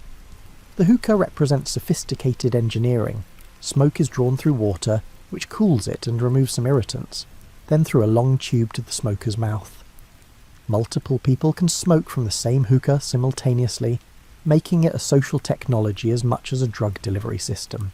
Hookah smoking in traditional Middle Eastern culture was a leisurely practice associated with coffee houses, intellectual discussion, and unhurried socializing. You didn't just smoke a hookah, you spent an evening at a hookah lounge talking philosophy or politics or everyday concerns with friends while sharing flavoured tobacco smoke that tasted of apple, rose, or other aromatics. The practice created a specific kind of social space, slightly removed from ordinary time, where conversation could wander and people could relax. European and American pipe smoking traditions, which developed primarily in the 16th through 19th centuries, created their own cultures around the practice. Clay pipes, then briar pipes, became technologies of contemplation. The ritual of choosing a tobacco blend, filling the pipe properly, lighting it with care, and maintaining the burn through strategic puffing. These actions required attention and provided structure for thinking. Many scholars, writers, and artists described pipe smoking as an aid to concentration and creativity. The gentle stimulation from nicotine, combined with the meditative quality of the ritual and the pleasant taste of good tobacco, created conditions that many found conducive to intellectual work. This wasn't just justification for a habit. There's evidence that moderate nicotine intake can enhance certain cognitive functions, particularly sustained attention. The pipe itself became a symbol in European and American culture of masculinity, intellectuality, leisure, or contemplation, depending on context. Sherlock Holmes's pipe suggested his analytical mind. Father Christmas's pipe represented jolly contentment.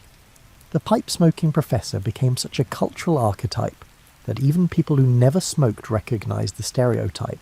What united all these different pipe traditions, from Amazonian tobacco to Asian opium to European briar pipes, was the intimate, personal quality of the experience.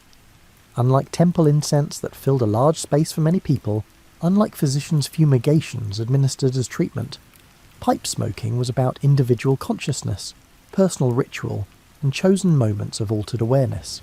The pipe created a small, immediate relationship between a person and smoke.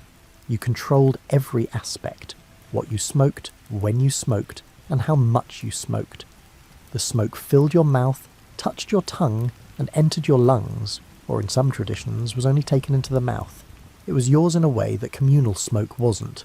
This personal quality made pipes attractive for contemplation, for marking transitions between activities, and for creating small islands of ritual in otherwise unstructured time. You could smoke a pipe while thinking through a problem, while grieving a loss, while celebrating a success, or while simply watching the sunset. The smoke became a companion to your thoughts, a physical manifestation of the moment you were inhabiting. Different cultures developed different etiquettes around pipe smoking. In some Native American traditions, interrupting someone who was smoking would be deeply disrespectful. The act demanded its own time and space. In Victorian England, pipe smoking was gendered male and confined to specific rooms or times, creating a whole architecture of social rules about where and when smoke was appropriate.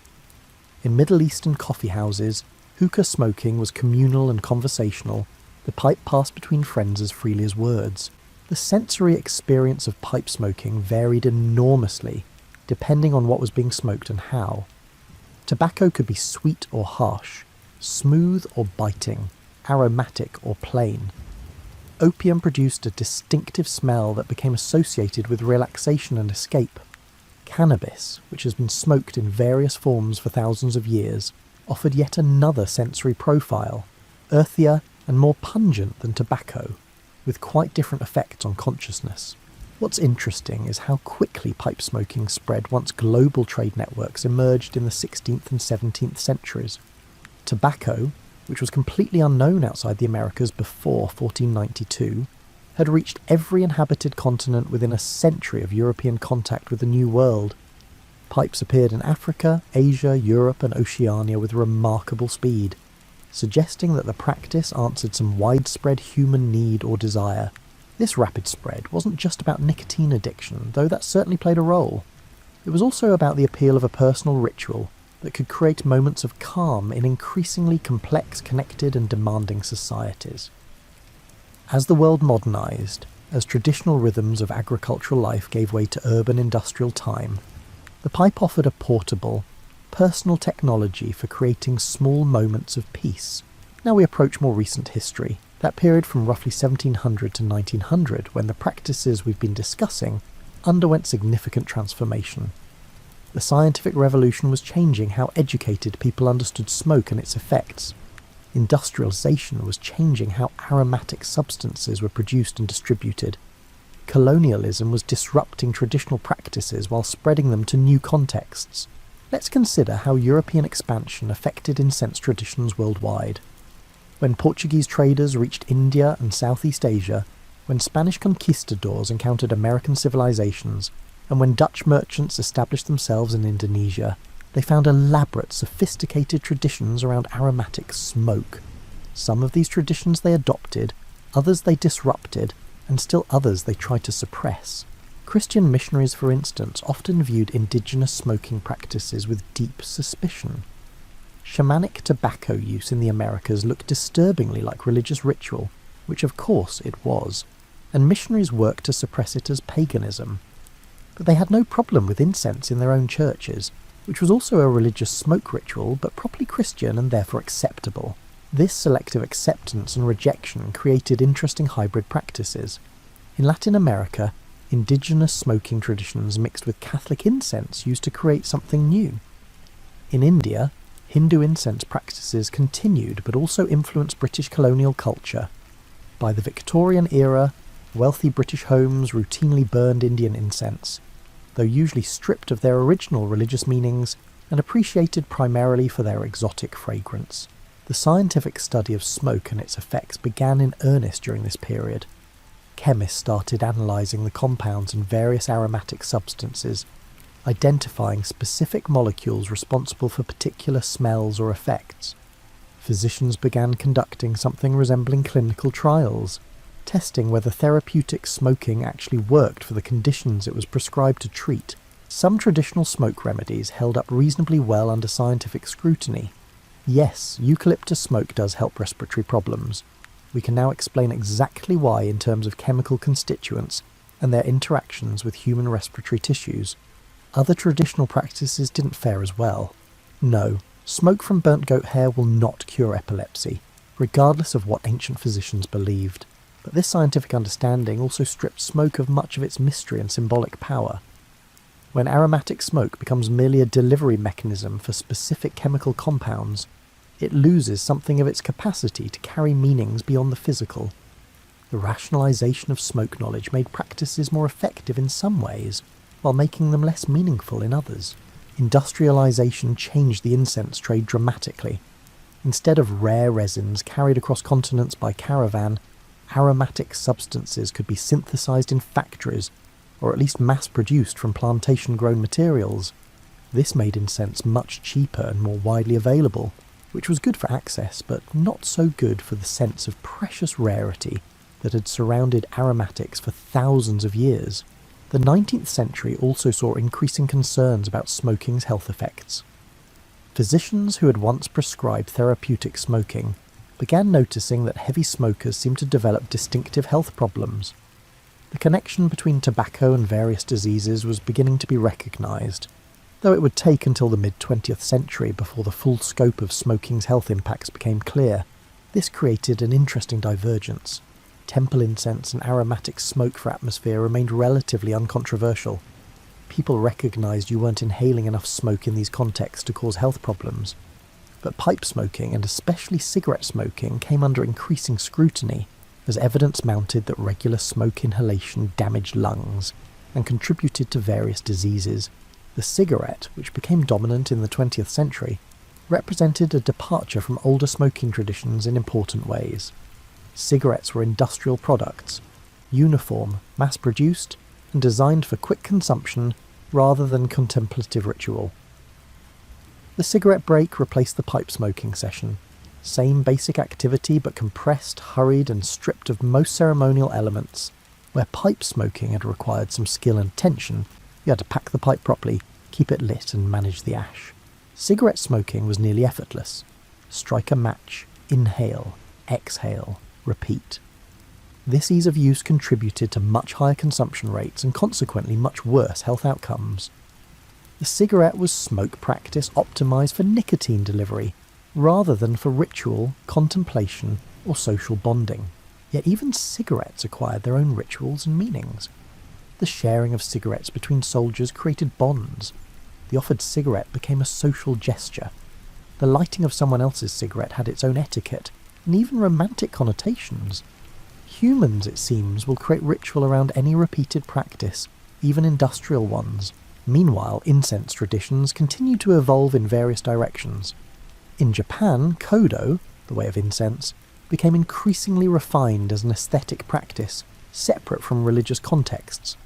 Practitioners learned to distinguish hundreds of different aromatic woods, to appreciate subtle differences in fragrance, and to use incense as a focus for meditation and mindfulness. It was like wine tasting, but for smoke, and equally sophisticated. In India, the ancient traditions of incense making continued, but also adapted to modern commerce. Factories in cities like Bangalore produced incense sticks in enormous quantities, maintaining traditional formulations while using modern manufacturing techniques. The smell of jasmine or sandalwood incense became associated with Indian culture generally, carried worldwide by the Indian diaspora. Western counterculture movements in the 1960s and 70s rediscovered incense and brought it into mainstream Euro-American culture. Young people burning Nag Champa in their apartments were participating, often unknowingly, in smoke traditions that stretched back thousands of years. The context had changed, Bohemian flats rather than ancient temples, but the basic practice of filling a space with aromatic smoke remained the same. This period also saw renewed interest in indigenous smoking practices, particularly ayahuasca ceremonies and similar traditions. Some of this interest was respectful and carefully conducted.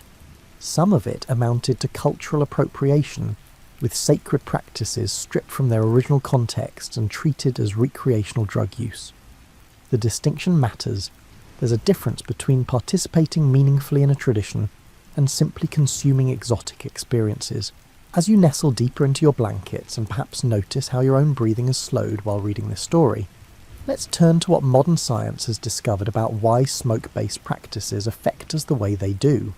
Understanding the mechanisms doesn't diminish the experience. If anything, it reveals how intuitive our ancestors were in their observations.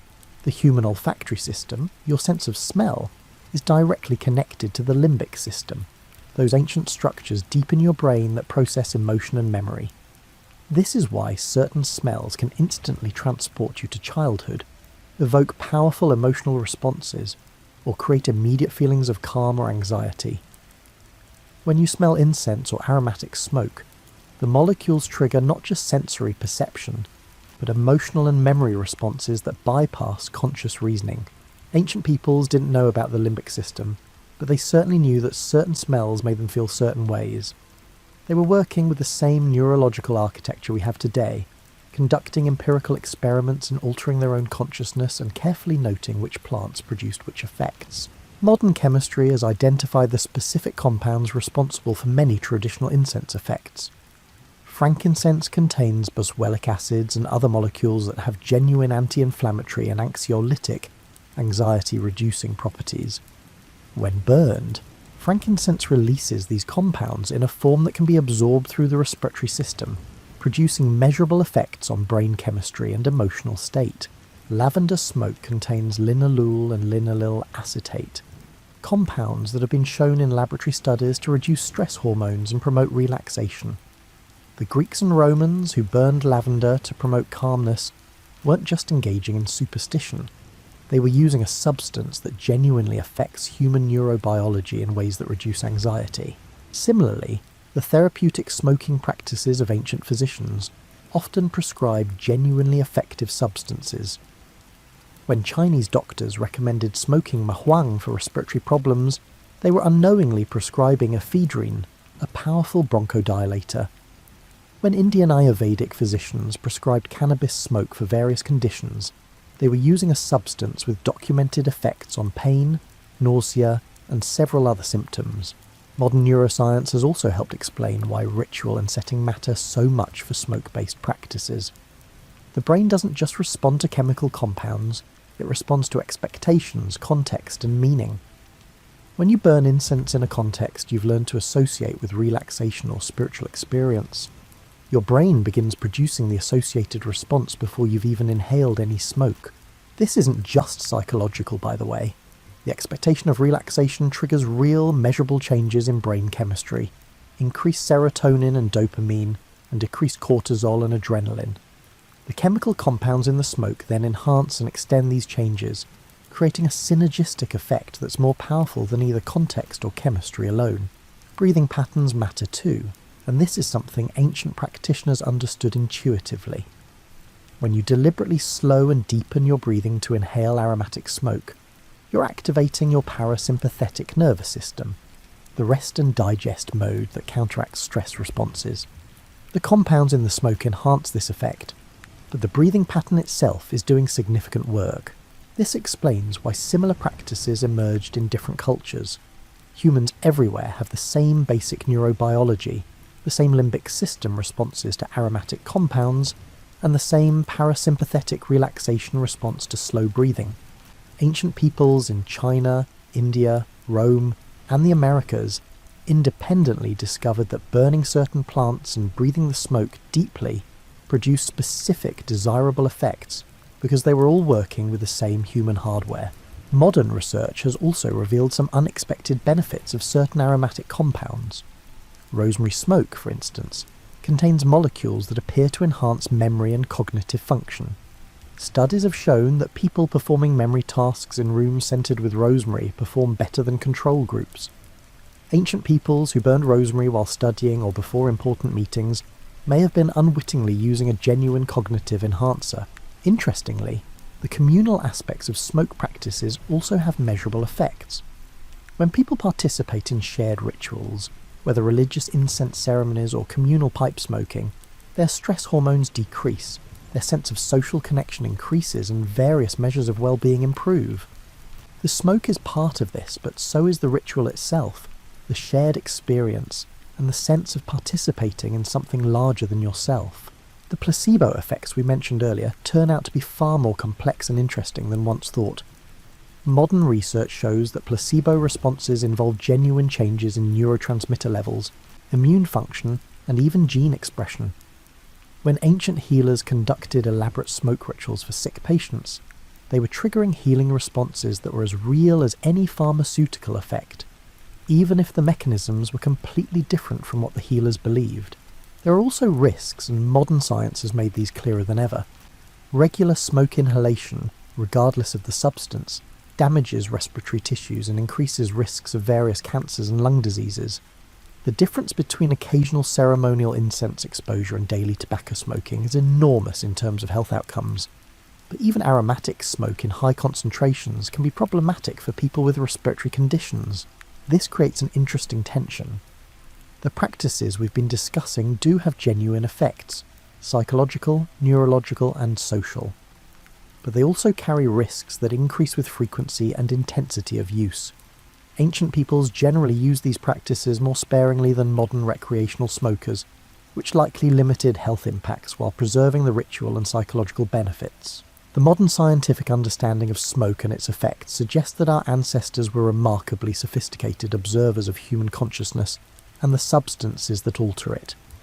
They couldn't explain the mechanisms in terms of neurotransmitters and receptor sites, but they could reliably predict that burning substance X in context Y would produce effect Z. That's empirical science, even without the theoretical frameworks we've added. Now, as we move into the present day, the story of smoke becomes more personal and immediate. You might have your own experiences with incense, with the smell of wood smoke from a fireplace, with the lingering aroma of sage or sweet grass, or with memories attached to particular scents that rise in curling wisps. The relationship between modern people and aromatic smoke is complicated, full of contradictions that would have baffled our ancestors. We know more about the chemistry and health effects than any previous generation, yet we often use this knowledge poorly. We have access to aromatics from around the world at prices that would astound ancient merchants, yet we often fail to appreciate the depth of traditions behind them. Walk into most metaphysical bookstores, yoga studios, or wellness centres in the Western world, and you'll find incense for sale, often nag champa from India, but also white sage bundles, palo santo sticks, copal resin, and various other aromatics from traditions worldwide. This represents unprecedented access to global smoke traditions, but also raises questions about cultural appropriation, sustainable harvesting, and whether transplanted practices retain their meaning outside their original contexts. The white sage situation is particularly instructive. White sage is sacred to various Native American peoples, particularly in California and the Southwest. Smudging with white sage, burning bundles of the dried herb to purify spaces, is an important practice in these traditions. But commercial harvesting has put white sage populations under pressure, and seeing their sacred plants sold in every New Age shop understandably bothers many Native Americans. This is the smoke tradition encountering globalization, and it's complicated. On one hand, people worldwide seeking calm and purification through aromatic smoke are participating in fundamentally human practices that transcend culture.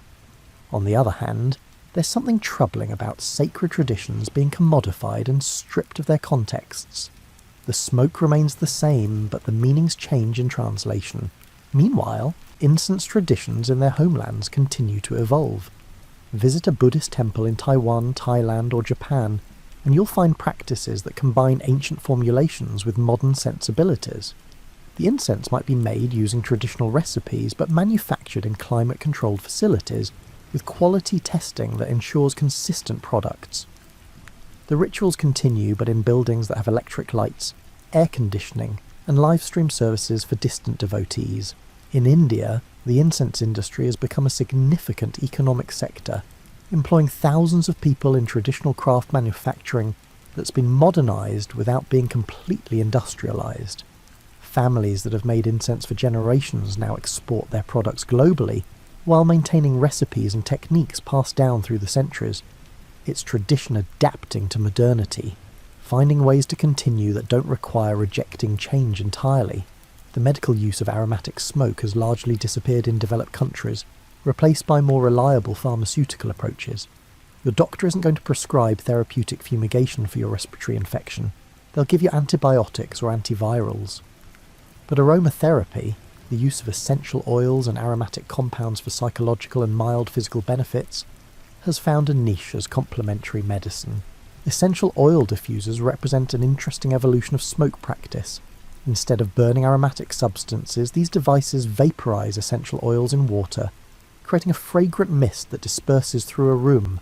It's smoke without combustion, aromatics without ash, and a sanitized version of ancient practices adapted for modern homes that have smoke detectors and fire codes. Does it work? Yes and no. The aromatic compounds still affect the limbic system, still produce psychological responses, and still create pleasant environments. But something is lost when you remove the visual element of smoke rising, the slight edge of danger from working with fire, and the ritualized aspects of preparing and lighting incense. The diffuser is more convenient and probably safer, but convenience and safety aren't the only values that matter. The cigarette culture that dominated much of the 20th century is finally declining as health consequences become undeniable, and social acceptance evaporates. Fewer people smoke cigarettes now than at any time since the 1920s in most developed countries. This is undoubtedly good for public health, but it's also removed one of the few remaining widespread smoke practices from everyday life. Some of this void is being filled by cannabis legalization in various jurisdictions. As cannabis becomes legal for recreational use, new traditions and practices are emerging around its consumption. Some of these echo older traditions. The past joint as a social bonding ritual has parallels to past pipes in various cultures. Others are distinctly modern, vaporizers and edibles representing approaches to cannabis consumption that minimize or eliminate smoke entirely. The use of incense in religious and spiritual contexts continues worldwide, relatively unchanged by modernity's other transformations. Walk into a Catholic church during High Mass, visit a Hindu temple during puja, or attend a Buddhist meditation session. You'll encounter aromatic smoke being used for purposes that would be instantly recognizable to practitioners from centuries ago.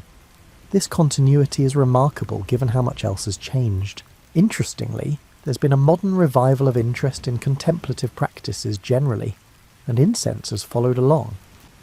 Mindfulness meditation, which has become surprisingly mainstream in secular Western culture, often incorporates incense as a focus for attention or simply as atmosphere.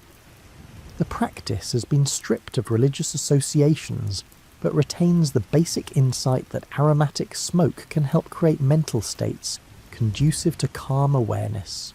The Japanese incense ceremony, Kodo, has even found adherents outside Japan, though whether these practitioners fully appreciate the aesthetic and philosophical depths of the tradition is debatable. Still, the fact that people are willing to spend hours learning to distinguish subtle differences in aromatic woods suggests that ancient approaches to smoke appreciation can still resonate with modern sensibilities. Environmental concerns are adding new dimensions to how we think about smoke.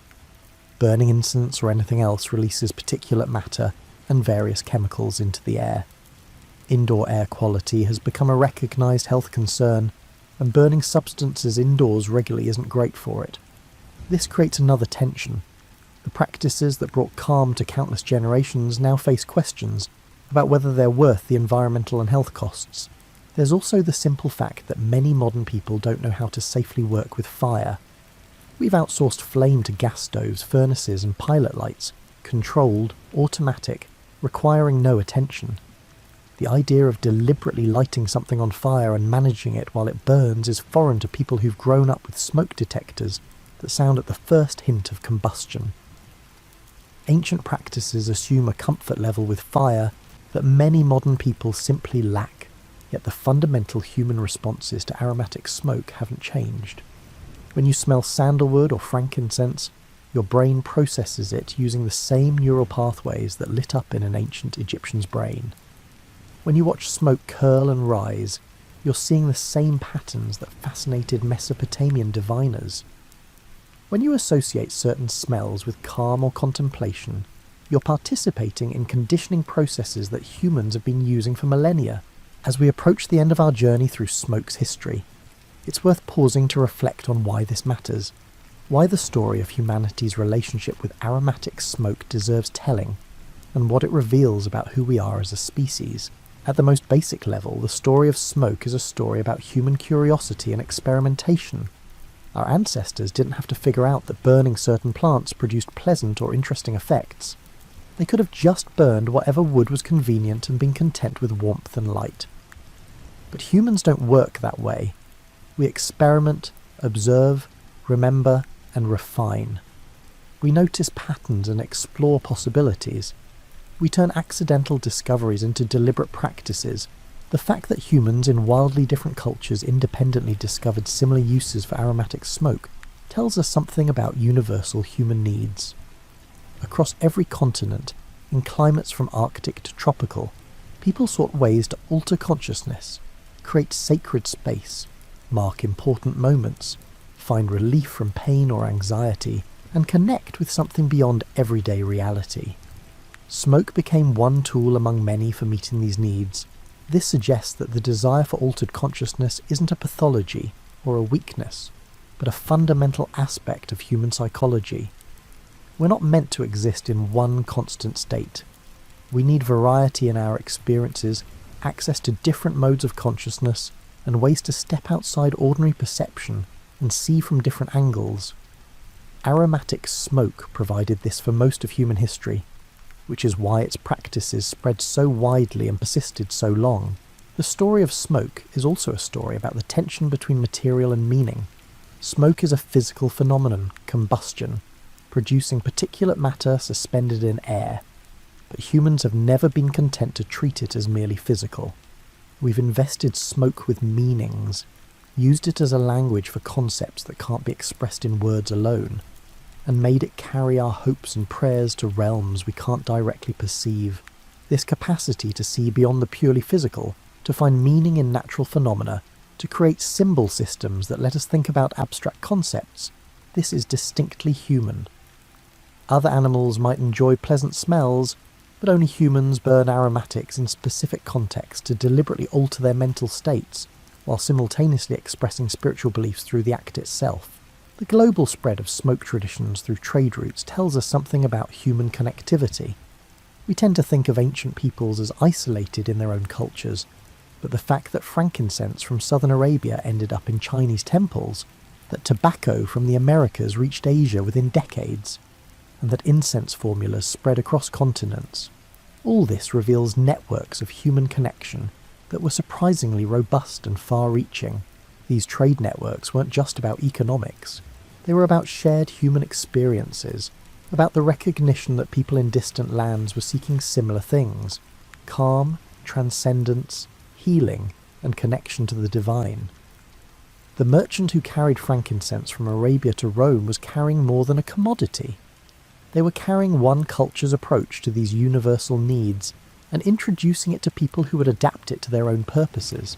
The evolution of smoke practices over time shows human creativity and adaptability.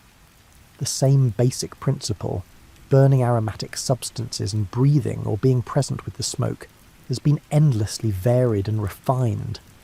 From cave fires to temple censers, to ceremonial pipes to modern incense sticks. Humans have found countless ways to engage with this simple practice, each variation reflecting different values, technologies, and cultural contexts. There's something deeply democratic about smoke practices. Unlike some technologies that require rare materials or expert knowledge, almost anyone can burn aromatic substances and benefit from the experience.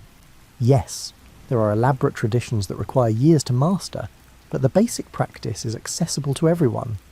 This accessibility helps explain why smoke practices spread so widely and persisted across huge differences in wealth, power, and social organisation. The modern decline of some smoke traditions raises questions about what we're losing. Not just specific practices, but a whole way of engaging with consciousness, ritual, and the material world.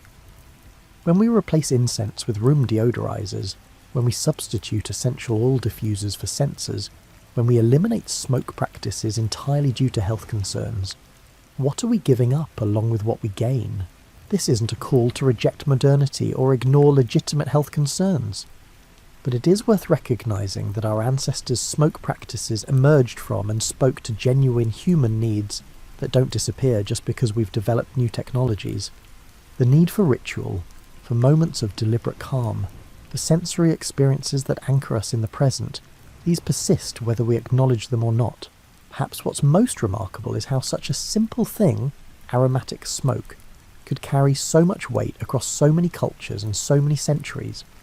We've developed incredibly sophisticated technologies, mapped the human genome, and sent probes to the edge of the solar system. Yet something as basic as burning aromatic resins and breathing the smoke can still produce experiences that modern science fully explains, but can't quite replicate through any other means. The smell of frankincense or sandalwood, the sight of smoke curling upward, the taste of aromatic vapour on your tongue. These experiences connect you directly to humans who lived thousands of years ago, who found in these same smells and sights access to states of consciousness they valued.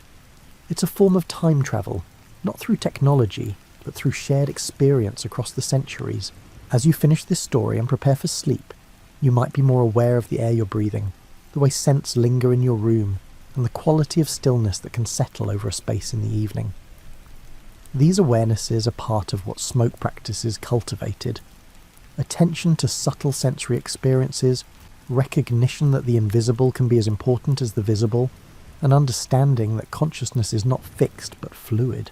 The story of smoke is, in the end, your story too. Whether you've ever burned incense or not, whether you have any personal smoke practices or not, you're part of a species that has been exploring consciousness, seeking calm, and finding meaning in rising wisps for hundreds of thousands of years. That's worth remembering as you drift towards sleep. You're not separate from this history. You're its latest chapter, carrying forward patterns of human experience that stretch back to those first cave dwellers who threw aromatic branches on their fires and discovered that the world could suddenly seem different, more spacious and more full of possibility. The practices change, the substances vary, and the cultural context shift, but the underlying human impulses remain constant. We seek moments of peace in difficult times. We create rituals to mark the sacred and separate it from the mundane. We use our senses to anchor ourselves in the present moment. We explore altered states of consciousness because ordinary consciousness, while necessary, is not sufficient for a fully human life. Smoke, visible breath, transformation made tangible, the boundary between solid and air, serves all these purposes and more. It's been medicine and sacrament, recreation and therapy, art form and spiritual practice. It's linked distant cultures and revealed common humanity.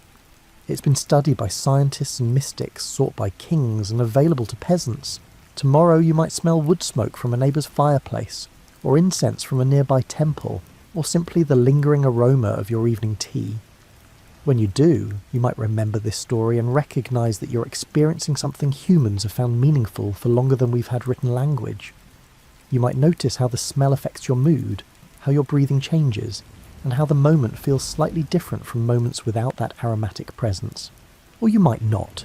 You might simply go about your day, unaware of the ancient traditions playing out in the background of modern life. Either way, the smoke will continue to rise, carrying with it meanings and memories accumulated across millennia. The practices we've discussed face an uncertain future. Climate change, urbanization, health concerns and cultural shifts all challenge traditional smoke practices. Some will adapt and continue, others will fade, and new forms will emerge that we can't yet predict. But the human needs these practices address aren't going anywhere, which suggests that some form of smoke tradition will persist as long as humans do. Perhaps future historians will look back at our era as the moment when humanity's ancient relationship with aromatic smoke underwent its most dramatic transformation. Or perhaps they'll see our time as just another adaptation in an ongoing story that continues to unfold in ways both familiar and surprising. What we can say with certainty is that smoke has been a faithful companion to human consciousness for longer than any other deliberately sought-altered state. Before alcohol fermentation, before plant cultivation, before writing or wheels or cities, humans were burning aromatic substances and discovering that the right smoke at the right time could open doors to experiences that made life more bearable and sometimes transcendent. That's not a small thing. That's evidence that humans have always been more than just survival machines focused on food, shelter, and reproduction. We're meaning-making creatures, consciousness-exploring animals, beings who seek not just to live but to experience living fully in all its varieties and depths. As you close your eyes and feel yourself beginning to drift into sleep, imagine for a moment all the people across all the centuries who have lain down at day's end with the smell of aromatic smoke still lingering in their awareness. Roman priestesses after a day of temple service, Chinese scholars after evening study sessions, Native American elders after ceremonial pipe sharing, medieval monks after evensong, Victorian gentlemen after contemplative pipe smoking. You're part of that vast, invisible community. All the humans who have sought and found moments of peace, insight, or transcendence through the simple act of being present with aromatic smoke. The specific practices differ, the beliefs vary, and the cultural contexts shift. But the experience connects you across time to countless others who breathed deeply, watched smoke rise, and felt something shift in their awareness. Sleep well, knowing that the air you breathe has carried not just oxygen but meaning for as long as humans have existed. The darkness that gathers around you as you sleep once glowed with firelight, and the stillness you enter was filled with the scent of sacred smoke. You're not alone in this moment. You're accompanied by ancestors beyond counting who found in smoke something worth preserving and passing down. Tomorrow will bring its own challenges and joys, its own moments of stress and peace.